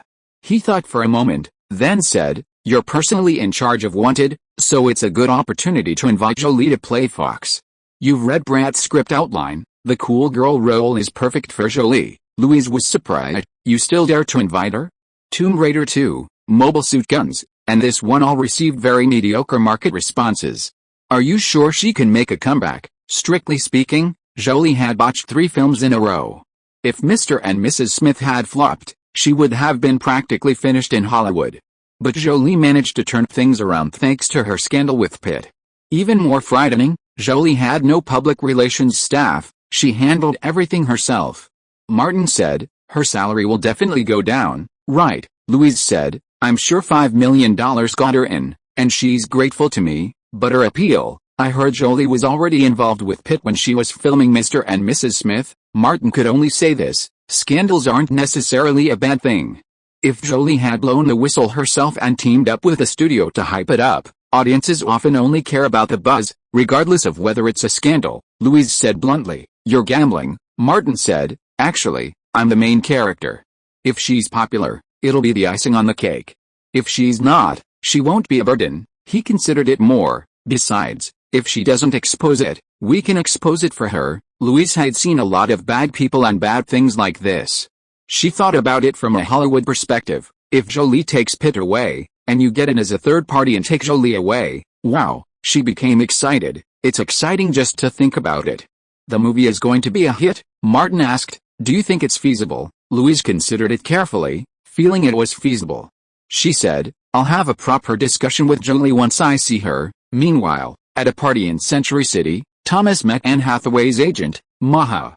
The two found a quiet spot to chat. Maha bluntly stated, Annie and Martin are tied together. They're getting a lot of media attention, and they're both relatively young. We need to keep a close eye on them. Thomas thought his agent was more clear-headed than anyone else, but he agreed with Maha. I've discussed this with Martin, and he's willing to cooperate. Maha felt relieved. Annie too, she emphasized. Annie is still young, and so is Martin. They're both on the rise in their careers. You must instruct Martin to take precautions. I don't want Annie to get pregnant. Martin will, Thomas said, trusting him. Next, let's discuss the pace and plan for their public appearances. We need to stay within the media and public eye, but also avoid causing offense. The two agents were deeply concerned for their clients' love. Chapter 173, Ways to Fight for a Role. At Los Angeles International Airport, Julie, holding a little boy, no more than 4 years old, entered the VIP lounge with her assistant. Louise waved. Julie went over, greeting Martin and Louise one by one, and sat down across from them. Martin glanced at the boy with black hair and yellow skin and asked, this handsome little boy. Julie introduced him, my son, Maddox. I'm going back to Cambodia mainly for him, and to give me some peace and quiet. Martin understood. This was Julie's adopted Cambodian son. Louise said, he's as cool as you. He's going to be a handsome guy like Martin when he grows up. Julie glanced at Martin and said with approval, if he could be half as handsome as Martin, that would be great. The boy was shy, his head buried in Julie's shoulder, not daring to speak. Louise wasn't particularly fond of children, nor did she have any interest in entertaining them. She asked directly, the film's failure seems to have put you under a lot of pressure, and you've gone overseas to find some peace and quiet. Julie patted the child's back gently and smiled. Not as much pressure as you. Is everything going well over there? About a dozen investors have simply terminated cooperation, Louise explained casually. Only she knew the magnitude of the pressure. I had no choice but to look for investment overseas, Julie said. From what I understand, there are a lot of people overseas who want to invest in Hollywood. Some even use Hollywood films as scams, making it easy to attract funding. Martin glanced at Louise, as if considering her, then continued, are Cambodians interested in investing in Hollywood? Julie thought for a moment. I think so. I haven't noticed. She looked at Louise. With your experience and qualifications, as long as the project is good, you shouldn't have any problem attracting investment. Louise turned to the topic Martin was concerned about. I have a project I'd like to invite you to participate in. Julie was quite surprised. Aren't you afraid I'll mess it up again? I've already failed 3 times in a row. Louise's words were equally touching. We've been friends for years. I can't just watch you fall. I'll help you if I can. She started with the nice things, then followed them with the ugly ones. Of course, my project can't afford such a high salary. Having someone willing to lend a hand in difficult times is extremely rare in Hollywood. Julie said, I'm almost losing confidence myself. Martin, aware of his own limitations, just listened, not saying anything. Louise continued, let's fight together and show Hollywood that we're far from finished. Julie handed her son to her assistant and asked, what project? Louise said, An action film based on the comic book Wanted, with Martin as the male lead and you as the female lead, Julie said, "I'll take a look at the script later. As long as the script and the role are good, nothing else matters." Although Colin Farrell suffered the most from the failure of Alexander, he was also affected, and it would be difficult for him to find other suitable opportunities in the short term. Unless next year's Mr. and Mrs. Smith is a success. Louise said, "I'll have someone talk to your agent later." Julie glanced at Martin, remembering he had a film coming out soon. If it was a success, she'd take the job. Working with a successful person might help her escape her bad luck. If it failed, she'd have no choice but to decline Louise's offer. Her situation was already difficult. She couldn't afford to fall into an abyss where she wouldn't even have the chance to recover. Louise changed the subject. "Are you familiar with Cambodia?" Julie glanced at her son, her eyes filled with affection. "I've set up a foundation there, and the King of Cambodia is planning to make me an honorary citizen," Louise said. "Next time I get a chance, I'll go over and help out." After a few more words, it was time to board the flight, and Martin and Louise went to first class. They sat next to each other, and with the middle partition lowered, it was convenient for them to lie down and talk. Louise took Martin's arm and rested her head on it, saying, "As long as the mountain sees ice succeeds, Julie won't be a problem." She noticed Martin had an earphone in one ear and took it off to listen. Boston accent, Martin said simply, "Scorsese's new project, a gangster film based on the Hong Kong film Infernal Affairs. Leonardo is the first lead, and I'm looking for the second lead." Louise handed the earphone back to Martin. "It's indeed a good way to raise the profile, but you'll face very fierce competition, and it will be difficult to win," Martin said. "The easiest way is to bring in money." Louise turned to glance at Martin and guessed what he was thinking. "Without over $10 million, don't even think about it." Martin took the initiative and said, "So, rich woman, I can only count on you to support me again." Louise was dissatisfied. "When you need me, you call me rich woman. When you don't, you call me a drunk, a pervert, and a slut. That's you." "The first part is serious, isn't the second part just to spice things up?" Martin emphasized. "It's Martin Scorsese's gangster film. It's a sure win." Louise slowly shook her head. Scorsese's films, like Quentin's, have never been box office successes. They rely on offline operations to recoup losses. Bad seed, need I remind you? Time costs money. Besides, Pacific Pictures doesn't have that many investors anymore. Martin was silent for a moment, his mind still on the process of putting Zombie Gigolo together in Atlanta. He'd jump up and down, wooing everyone from one source to another, before finally putting together a deal. As a small-time actor in a previous life, he'd seen countless examples of producers struggling to find a solution, using one to trick the other, who in turn used the other to trick the first. Bill Gates' son-in-law was a joke, but similar cases were common in the film industry. Louise knew Martin somewhat and asked, "Bad boy, what evil plan are you hatching? If you're doing something awful, don't drag me into it." Martin asked, "Using other people's money to help you make money, are you so kind?" Louise didn't believe him. "What's in it for you?" Martin said frankly, "Millions of dollars in pay and a role in a Scorsese film." Louise just looked at him, waiting for him to continue. Martin said, "Your Pacific Pictures has been established for almost 10 years, right?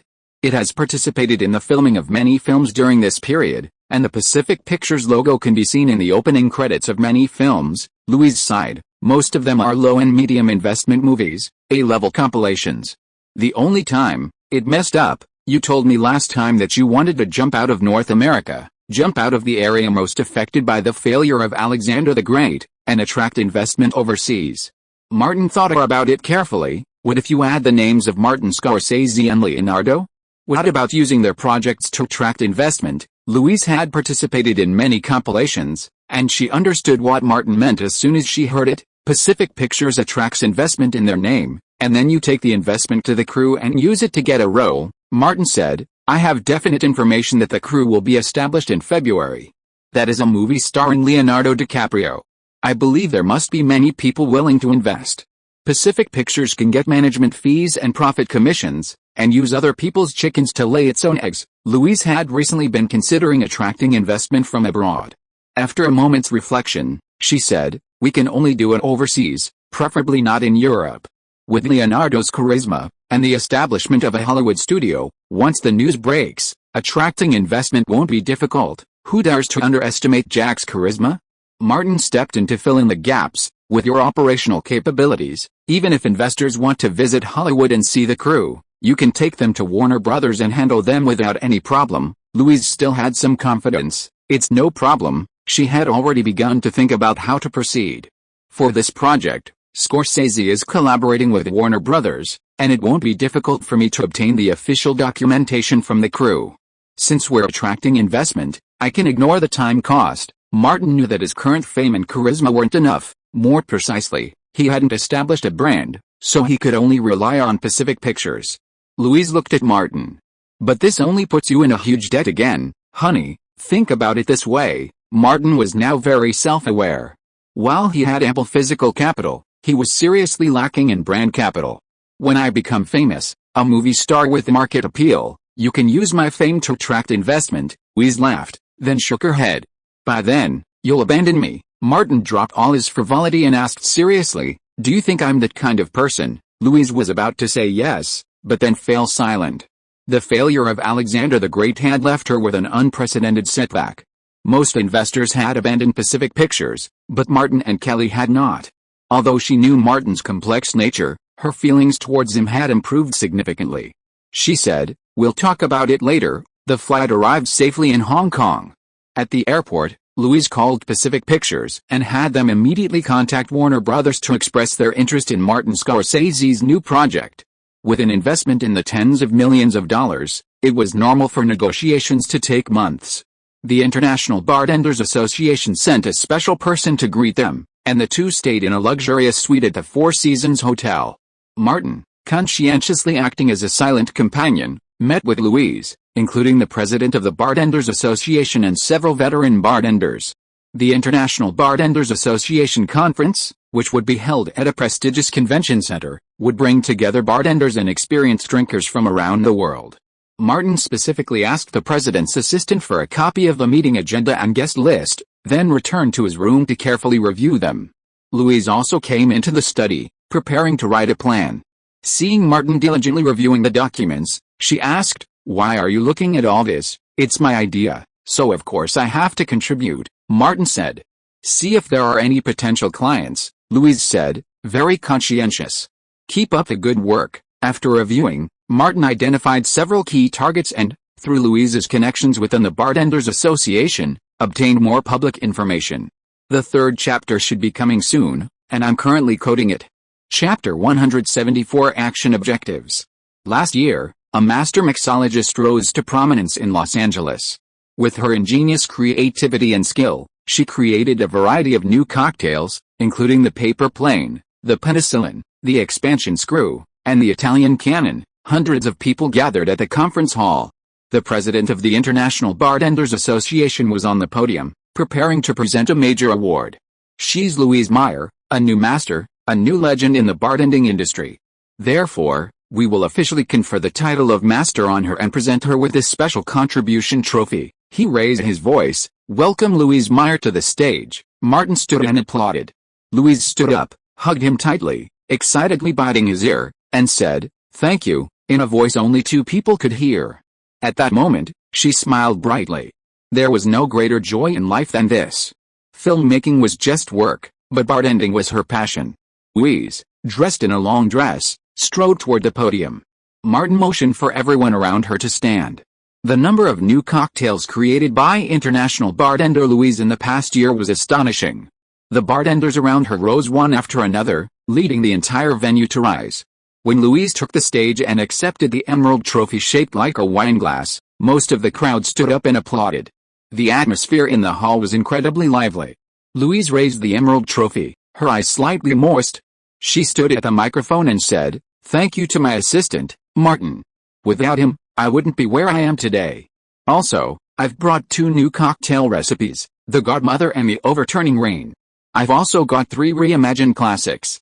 We welcome you to try them at the reception later. The attendees, who are all bartenders or seasoned drinkers, applauded even more enthusiastically. Louise came down from the stage, greeted by countless bartenders along the way. These days, there are very few new cocktails that become widely popular and can be considered classics. Louise had created several in the past year alone. Louise returned and handed the emerald trophy to Martin, saying, Half of it belongs to you, Martin said deliberately. What an honor. Half of it belongs to me. Louise, now thrilled, hugged Martin for a long, passionate kiss. Martin, seeing Louise's passion rising, gave her a kiss too. After a long moment, the two separated. Louise said, I just had an idea. Martin, seeing her butt sticking out, knew exactly what position she was going for. You're not thinking of making a biopic about yourself, are you? Louise, completely shameless, nodded repeatedly. Yes. As the only female bartender, in a few years, I'll definitely be the queen of bartending. I'll be a world-class legend. If I make a biography of me, the actress could win an Oscar. Martin asked, I'll play myself. No, you can't be in this role. Absolutely not you. Louise realized a crucial problem. I'm the queen of bartending, not the queen of scams. By the evening, when the cocktail party began, Louise's excitement had faded, and her composure had gradually returned to normal. She never mentioned the biopic again. She personally demonstrated several new cocktails, taught a group of bartenders, and vacated the bar. A large number of people came to greet Louise, and Martin accompanied her, looking for targets based on their names and the information he had read the night before. Unexpectedly, one of them came up to greet her. The chairman personally arrived, accompanied by a thin, dark-skinned middle-aged man, followed by a woman in her 20s. Ms. Mel, Mr. Davis, this is Mr. Wu Maoding from Myanmar, and this is his daughter, Ms. Wu Dan, the chairman specifically explained. Mr. Wu is a jeweler. The jade used in this trophy was all sponsored by him. Louise and Martin politely shook hands with Wu Maoding and then greeted Wu Dan. Both spoke relatively fluent English. After a few cocktails, the Wus, father and daughter, each received a cocktail Louise had just mixed and then left. Martin glanced at Wu Maoding again. Taking advantage of the fact that no one was around, Louise asked, is he suspicious? This was one of the people Martin had focused on last night. I looked at his profile last night. To be more specific, he's the owner of a jade mine, a suitable potential investor. That was all Louise could think of, given her lack of knowledge of Myanmar. Martin introduced, many wars in Myanmar are fought over jade mines. The mine owners are actually small warlords, or agents supported by warlords. They may rise this year and fall next year. Even if they can keep the family business for a long time, they like to arrange a more secure path for their descendants. Louise understood. He invested in the film industry. Martin nodded. Yes, the public information I read yesterday showed that he and his only daughter are shareholders and directors of a film and television production company in Hong Kong. Jade seems to be the most recognized in East Asia and Southeast Asia, and Hong Kong is an important consumer market. Louise said, you're thoughtful. Martin said, although my brain isn't very good, I've taken a closer look at several people associated with the film and television industry. Louise nodded. Yes, you're very hardworking, Martin frankly said. If I had your background, I'd never start a business. I'd just be living off the fat of the land. Seeing Wu Maoding was alone, he said, I'll give it a try. If it doesn't work, I'll withdraw. Louise encouraged him. Your efforts now are crucial to your bright future. This was exactly like what Martin often said to Thomas, those who trick others will eventually be tricked. Martin grabbed a glass of wine, walked around, and quietly approached Wu Maoding. They happened to bump into each other. Hi, Mr. Wu, Martin said with a smile. That jade trophy is very unique. This oriental green jewel exudes a sense of noble beauty, he asked. I heard there's also a top-grade imperial green jadeite. Wu Maoding replied, it's quite rare and quite valuable. Martin asked, Mr. Wu, do you have any? Louise will be attending a premiere red carpet soon, and I'm planning a special gift for her. An imperial green heart-shaped pendant would be nice. I don't have any in stock. Wu Maoding heard something he was interested in Martin's words. Premiere? Movie premiere? This is what Martin was waiting for. Louise and I are not just bartenders. She is the owner of Hollywood Pacific Pictures, and I am a Hollywood movie star. I don't know if you have seen House of Wax. I am the male lead, and soon I will have a movie released that Louise has invested tens of millions of dollars in. Wu Maoding didn't care much about Hollywood stars, but he had a high opinion of the boss of a Hollywood film company. I didn't expect Ms. Mel to be so outstanding. Martin knew that Louise was the key. She is the youngest female multimillionaire in Hollywood and one of the most successful female producers. She attracts investment from all over the world to make movies.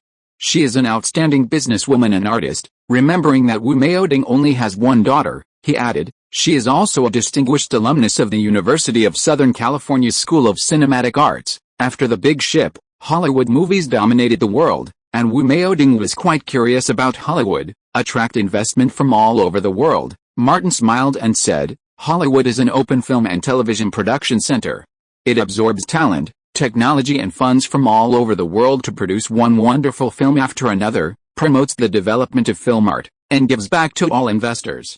There are many filmmakers from Hong Kong working hard in Hollywood," Wu Meoding said. Jack Chen, Martin said, "Kung Fu, it's very impressive," he sighed. "I've seen many Hong Kong Kung Fu films, the early Shaw Brothers, the later Wong Fei-hung, Jack Chen's police story series, and John Woo's action and gun battles, etc., which are classics." Wu Meoding looked at Martin with admiration for being able to say this. "They are indeed classics.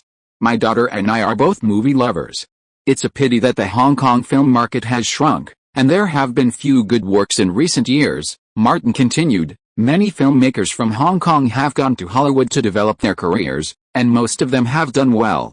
Compared to Jack Chen and Jet Li, I can only be considered a nobody." And John Woo, Tom Cruise specifically asked him to direct Mission Impossible 2 and even let him design the gun battle scenes himself. Mr. Yu and Woo's action guidance team was the key to the success of the Matrix series. He didn't even mention those failures, as if Hong Kong people could succeed by going to Hollywood. Wu Meoding had investments in Hong Kong Film Company and was interested in Hollywood. He asked, "Ms. Mel, are you here for more than just a bartender conference?" "It's to attract investment. Hollywood produces so many films each year, and most of them need to be assembled through a collaborative approach." Martin briefly explained the concept of a collaborative approach. "Louise is planning to invest in a major project.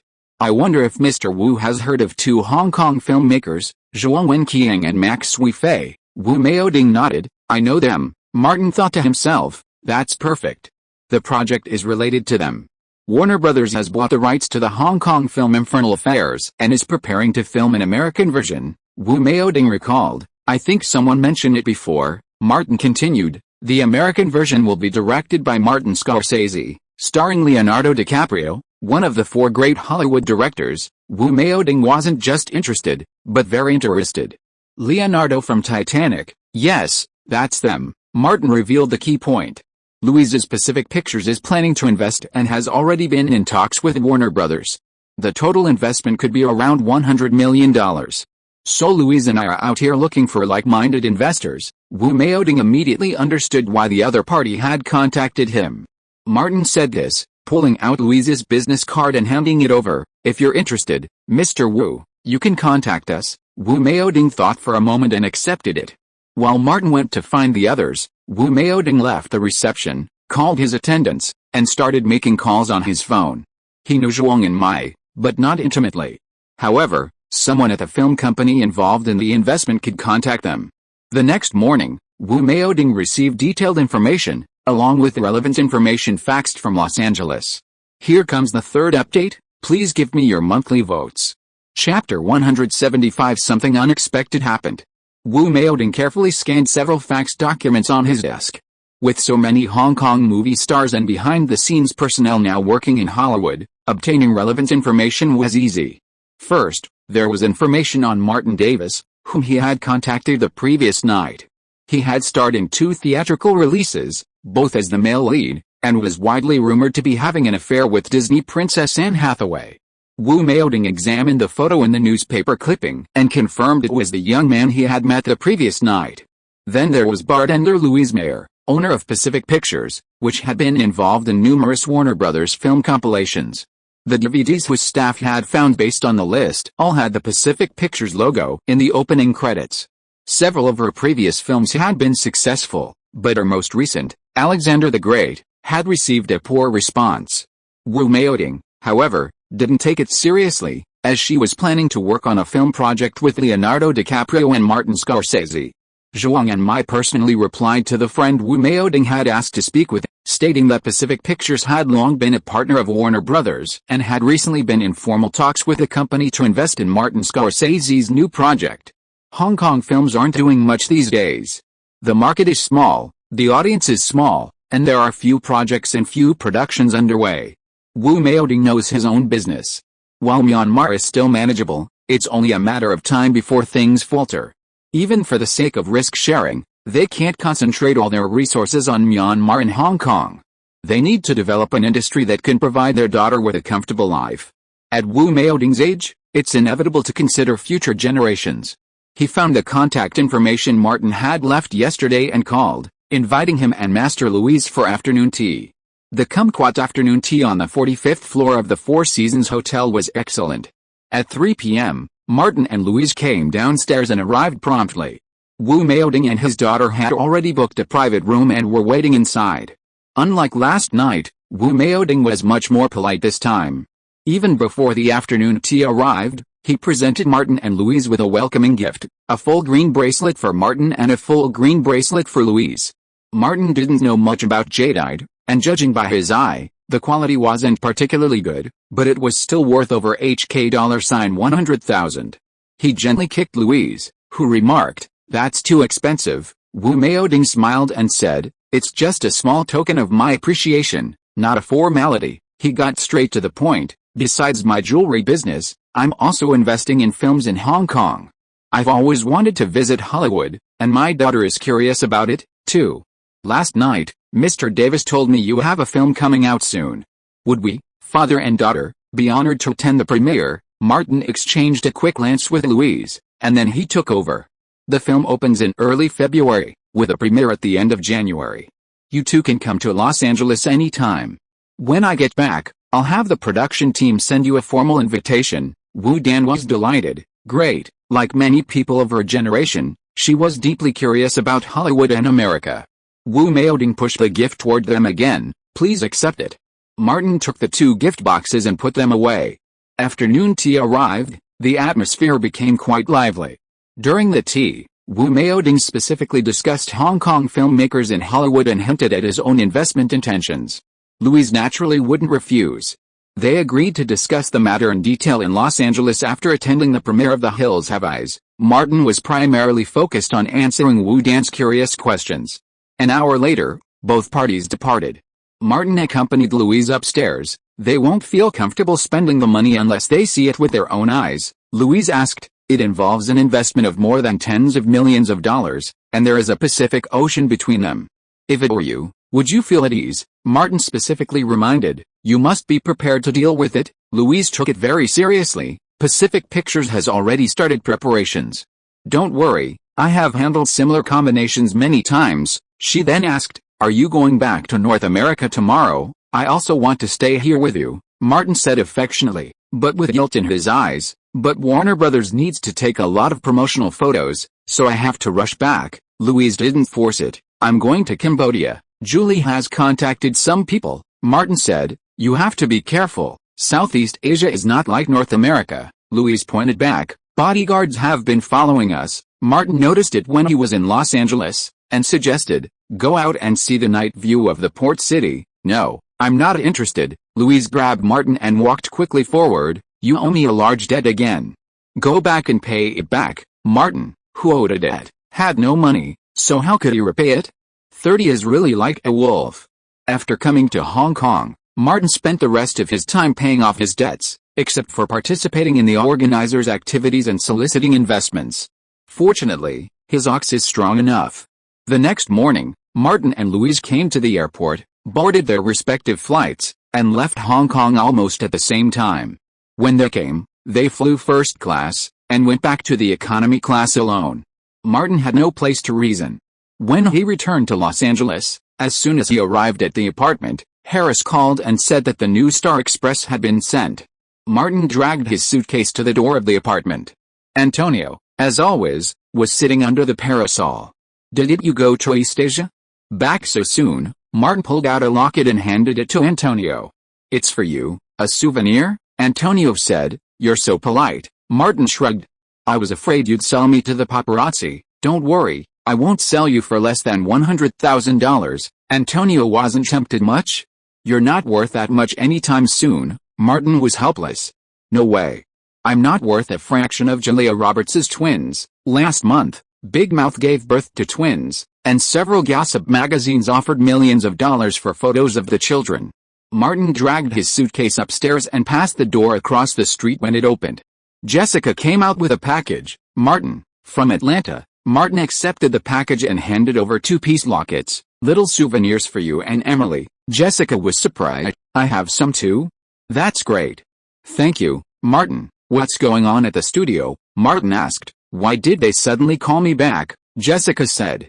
It seems that some of the promotional photos are not suitable. Martin nodded and was about to go back, but then he remembered something else and said, is work going well? Jessica quickly said, much better than before. The income is stable and there are more opportunities. Martin said directly, if you want, you can transfer to my studio after the movie is released. Jessica was stunned at first, then she understood. You want to hire me? Martin said, I need an assistant. The specific work content is similar to what you do. Please consider it, don't think about it. No need. When Jessica was in the most difficult time, she once considered going north to develop in the valley. Without money, she didn't care about dignity. She replied, I do. Martin nodded. I'll have old Bob talk to you later, okay? Jessica said. Martin returned to the apartment. Jessica went back and found the costumes and props she'd bought last year, stuffing them into a box and preparing to throw them away. They were the ones she and Emily had planned to use to seduce Martin. Martin opened the package and found the humanoid sculpture inside again, now made of stone instead of horn. It was still a clown figure based on him. Martin picked up the soles of the feet and examined them. Lily Carter's name was engraved beneath each one. It seemed the carving had improved. Martin put them all away, placing them with the horn carvings and the crocodile tooth pendant. Would he wait a few months before giving them to Annie? Perhaps by then, they would become Anna. Regardless of who it was, Lily Carter was a top-notch sculptor. Her works alone would keep Martin busy for a long time. Martin decided to wait until Wu Maoding and his daughter came to Los Angeles and purchase a batch of ordinary jadeite from him for Lily and Elena. He wanted to encourage Lily's initiative. As for the labor cost, Martin hadn't asked her for the portrait rights yet. At around 9 in the evening, Bruce came back from outside. Martin asked him to go up to the rooftop for a drink and told him about Jessica. Bruce lay on the rooftop railing and said, leave it to me. Martin was most relieved by Bruce, so he briefly told him about the situation in Hong Kong. In a while, there may be investors from Southeast Asia coming to Los Angeles. Pacific Pictures may need someone to cooperate then. You can communicate with them in detail. Man, I admire you. Bruce didn't know what to say. You have cheated and deceived people in Asia. Martin knocked on the metal railing. This is called giving people investment opportunities. It's a win-win situation. Bruce said, I understand. Win-win. You and Louise win twice. Martin didn't want to talk about this stinky shit anymore, so he changed the subject. How are things going over there? Did you take the videotape? Bruce sighed. There was an accident. Martin wondered, isn't everything under your control? This afternoon, when I was resting at Kim's place, her sister came. Bruce recalled that the girl was also a pretty type among ordinary women. She is taller than Kim. Martin immediately understood what was going on. Bruce, be a decent person. Don't be a jerk. Don't do awful things. We're sisters. Bruce scoffed. Who do you think I learned that from? I'm around a jerk every day. What else can I do but learn to do awful things? Martin didn't bother to argue. After his previous practice session, Bruce had become increasingly familiar with the ways of the entertainment industry. Don't worry, I'll see what happens. The next morning, Martin rushed to Warner Brothers Studios to work with the crew and photographers on new promotional photos. He also had the crew send official invitations to Wu Maoding and his daughter for the premiere. The crew's regular publicity efforts revolved entirely around the male lead, and Martin's work became increasingly busy. Before the new year, he spent nearly every day on set, participating in various promotional activities. And so it was that 2005 arrived. Just after the New Year holiday, Annie returned to Los Angeles from New York. Martin had a surprise in store. End of this chapter. Thank you so much for reading until the end. Don't forget to give it a like. Looking for more exclusive content and immediate access? Subscribe to our Patreon. Remember, every like, subscription or donation encourages us to continue. Thank you all. See you in the next video.